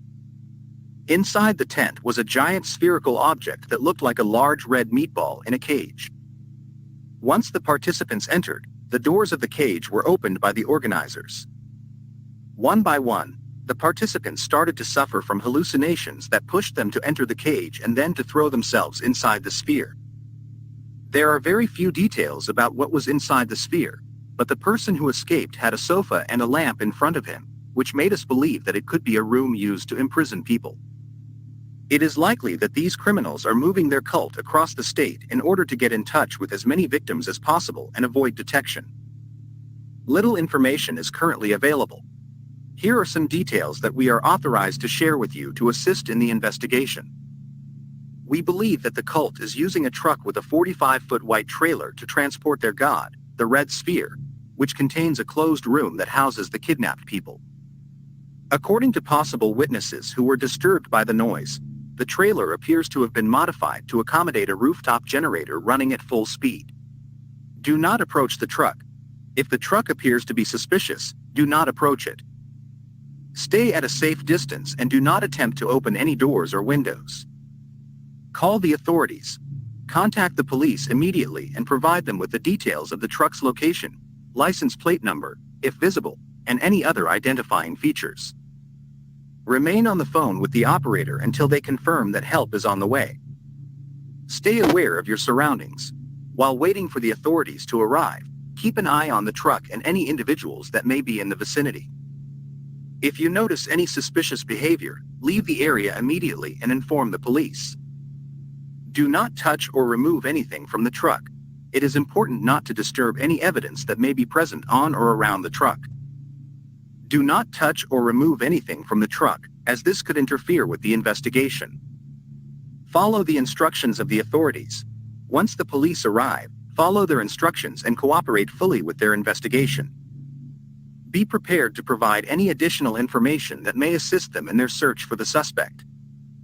We also want to dedicate a message to the people who have been victims of these criminals and who are currently possibly locked in the sphere in the trailer. This message is addressed to you. Remain composed. Being trapped in this situation can be frightening, but it's important to maintain a sense of composure and clarity of thought.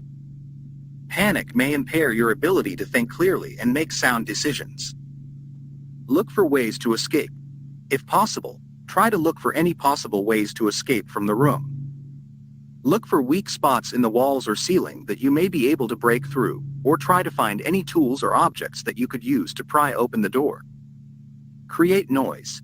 If you can't escape, try to make noise and attract attention.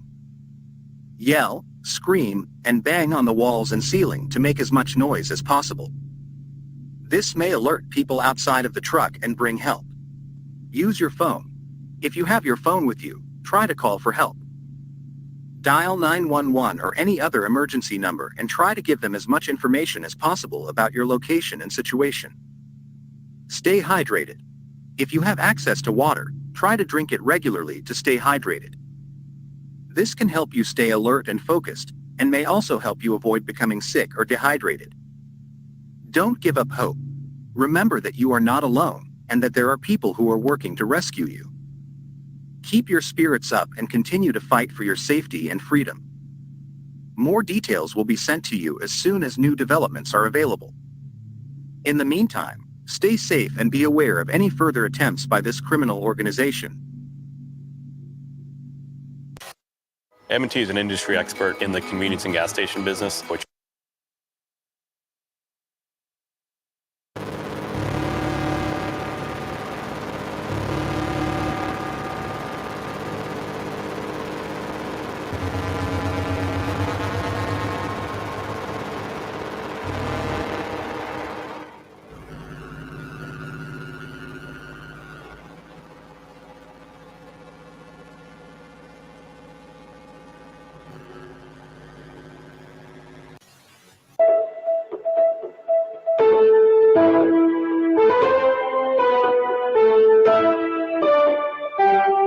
Good evening, and welcome to tonight's breaking news.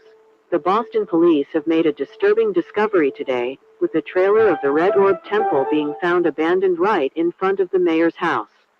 The trailer was wide open and the smell emanating from within attracted many curious neighbors. Upon closer inspection by the authorities, it was revealed that the trailer was filled with objects resembling furniture, such as sofas, chairs, tables, shelves, rugs, and more. However, these objects were not made of ordinary materials. Instead, they were carved from human bones and other woven hair, along with various other biological substances.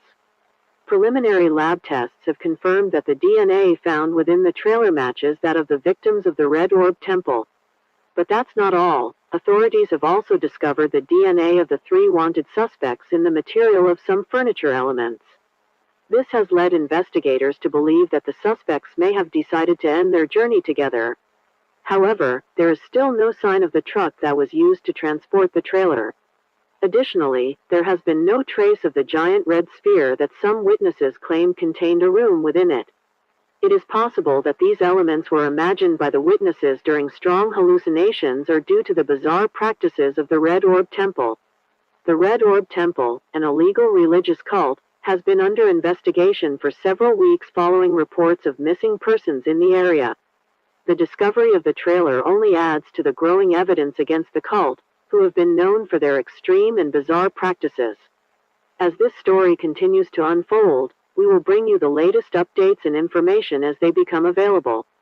For now, we encourage everyone to remain vigilant and stay safe during these troubling times.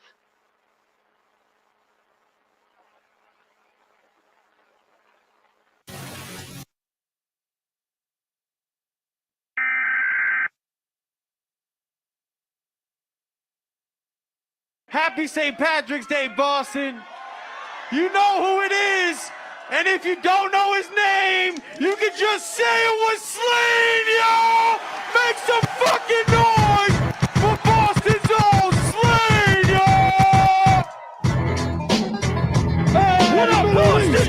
What the fuck's going? Make some motherfucking noise! Hands up! When I say drinking, you say smoking. Drinking, drinking. When I say smoking, you say drinking. Smoking, smoking. When I say drinking, you say smoking. Drinking, drinking.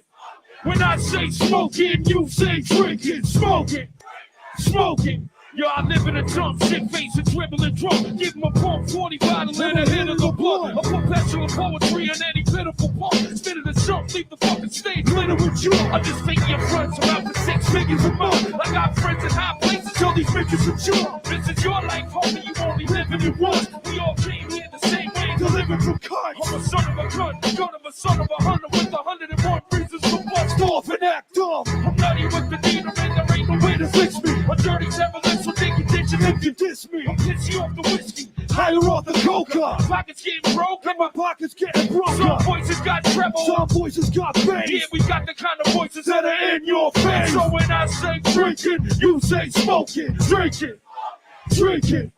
When I say smoking, y'all say drinking, smoking, smoking, drinking, drinking, drinking, drinking, smoking, smoking, smoking, smoking. They refer to me as white boy. I take that home. Meaning, how? That shit pisses me off. You got a question? I'll answer that for flipping you off. Bitch ass motherfucker singing a bitches a song. I make a song about you and dope and stick my dick in them all. No life for no one. Just stop this so right for someone. I seem to fit in just right here, but it's the same place that's killing me. Your life's not fair, I'm saying. No life for no one. Just stop this. You sing it. I walk around like I'm a headless chicken, zombie land infested with infected children.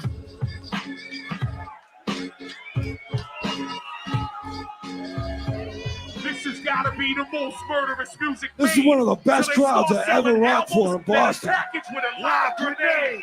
Plus dirty hypodermic needles filled up with AIDS. A whole bottle full of pills and a box of razor blades. Floods in, plagues in, biblical rapture. Y'all are pitiful. I'm poison to a typical rapper. Take it literal. I litter the ground with bones like a pagan ritual. A bloodbath. Let me paint the visual. Body after body, I'm legendary for tossing in more mass graves than cemeteries in Boston. I spit for an hour. I rip and devour. And melt rappers like I threw the wicked witch in the shower. Pump your fist to the power, rip down your radio tower. I'm that dickhead that got your bitch addicted to powder. Stage diving to the crowd just to get the fans louder. We more famous in New England than clam chowder. They say I'm evil, tell them there's more to come. I'm Megatron, Shredder, and Skeletor in one. I mumble like Mumra, the spells of the undead, to summon the crack fiends, the hookers, and dust heads. It's like the end of the world that amps Moses, a priest who poses with a dozen black roses. Give me the loot, motherfucker, bring Biggie back. You ain't an innovator, you're a faggot that piggybacks. You'll feel the force of your fragile nose shattering. I'm safer than the Pope in the Vatican, dope trafficking. With a dare shirt, telling kids, yes, shoot hair on. It'll put some hair on your chest. I'm a monster. Closet is stocked with rocket launchers. Shotties in the bodies of my AA sponsors. That's why you hear rifle shots at our concerts. We bosses, like Michael Scott in The Office. I keep bitches in check, because my pin pan is bigger than that hamburger helper, man. Man, it's critical to give credit, nothing less than incredible. Impress predecessors, then they place you on a pedestal. Spit ridiculous shit or shit'll get ridiculed. UMCs should dive in empty swimming pools. Cause half of the time they spend half of their rhyme saying they back on the grind. That's so predictable. Fuck a movement, spit for the DJ. Stop saying shit is a movie, that's so cliche. You got one hot song with no replay value on an album. That's so whack these days. And you wonder why the fans never cop nothing. You're frustrated every time you drop something. Maybe you should stop imitating Kanye, Lil Wayne, and Drake, you straight cocksucking. That's why our true fans still fuck with us, in love with us. We're like an inhaler for asthma sufferers. That's why these little hoes keep fucking us. My dick dangle long as the nose of Snuffleupagus. Have I led you astray yet? App is the safest bet that stays on point like a bayonet. I build monsters in my laboratory. They're massive and gory. Then sit back and bask in the glory. Fucker. Oh! Yeah. I serve the ass like John McEnroe. Put a 45 gold to the back of your skull. Come on, finger on a razor blade, packing a blow. Hit the back door with a little straggler. Oh. Yeah, you heard the news. But I'm back from the grave since I heard of you. And I've been up in the street kicking curves and shows. Number one draft pick with the vertical. Leap. White man can't jump now, but I can throw songs from a truck. I come from a hood you do not come from. If you think I'm no good, take a shot, don't go. Johnny, come and try to take shit from you, little rookie. Looking at a cookie so crummy. I ain't know the jail or the bookie, no money. All into the world, cause I'm looking so funny. 99 bottles up here on the wall. 99 problems in your head with a ball. 99 ways, 99 lines, 99 lines fit 99 times. Drink that, come on, sip that, come on, smoke that, come on, slip that, come on, break that, come on, take that, come on. 99 bottles of beer on the wall. She has 99 shots for 69. And love how I rhyme with the 69. I told her 99 times that the shit was mine. Back in 98, the bitch was one sip behind. And if I don't make it, I'ma switch your crime. Leaning real hard on this gift of mine. When you a fewer, bunch with the it can war. You like what you think, cause a milk and cologne is a pussy drink. What's a dime piece worth of a pussy stick? I have been knocked down and rinsed to the brink. Stick with the ring, cause I ring gonna sink. Come and take a whiff when I speak what I think. Roll up in the club, take a leak in the sink. Then I bounce to the spot with a freak in the mink. 99 bottles up there on the wall. 99 problems in your head with them all. 99 ways, 99 times. 99 rhymes fit 99 times. Drink that, sip that, smoke that, sniff that, break that, take that. 99 bottles of beer on the wall. I'm the cream of the crop with the scheme of this plot. He's back from hell and the demon is hot. I'm a nightmare now, are you dreaming or not? Jumping out the whip truck and I'm screaming a cop. Pop, pop. I don't know what you take me as. Stinking the ground, so maybe I'm an atheist ass. But you motherfucking scared of my crazy ass. I'll touch you up and push you in a Macy's fast. And walk with the media pins, I translate Sally Washington into the chick. If you don't get a fooling around, I'll hold your head up in the water and I'll you drown. Flushing the loot, shooting around, popping your chalk off. When the city burns down, all the looters around, stay stuck in the fucking dirt like a root of the ground. 99 bottles of beer on the wall, 99 problems in your head with them all. 99 ways, 99 lines, 99 rhymes with 99 times. Drink that, come on, sip that, come on, smoke that, come on, sniff that, come on, break that, come on, take that, come on. 99 bottles of beer on the wall. DMS.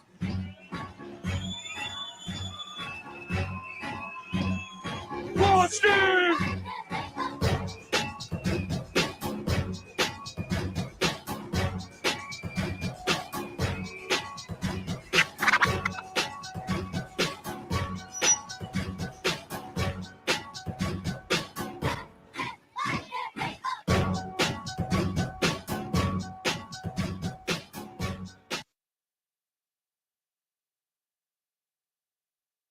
Yo, hey yo, Middle East, y'all ready for some real hip-hop shit in here? Make some noise!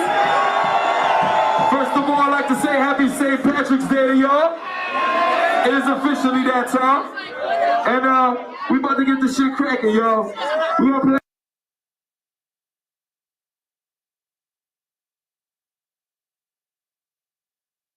To help drive home Sundown Vitamins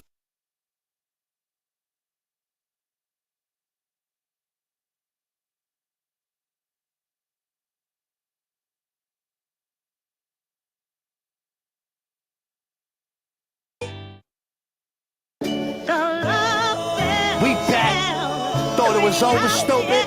Never. Twinning.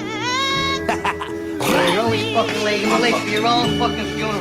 King of the projects, he broke the walls down. His crib was both apartments, double living rooms, shot it under both couches. Schwarzenegger been dead, but sexual crazy forever. A studded glove made of Mediterranean leather. Bitches in every bed, incidents involving system wives, kitchen knives, slime, get your bitch in line. Make a shit out of nothing like a savage does. Walk up to the biggest bing bong, bing, stab him up. When guns blast, blood splash, ass the front. The plug had a mustache like Captain Crunch. Young Pesci Pompadour, El Mágico with the cowboy hat like Pablo Moore. Speaking cross between coca products and tokenomics, so bionic. It's ultrasonic how I smoke the chronic. Pistolero, call me Billy Bolero. Barrel wrapped in aluminum foil like a meatball hero. Oh, you better smarten up, what you know's not enough. Bottom up, saw the shot in your half, shot him up. You better smarten up, what you know's not enough. Light him up, pour the body and laugh, you out of luck. You better smarten up, what you know's not enough. Bottom up, saw the shot in your half, shot him up. You better smarten up, what you know's not enough. Light him up, pour the body and laugh, you out of luck. Fucking shitting me. Yeah. We back. Big Brooklyn shit, y'all. Gorilla Twins ethos. Bing bong. Yo.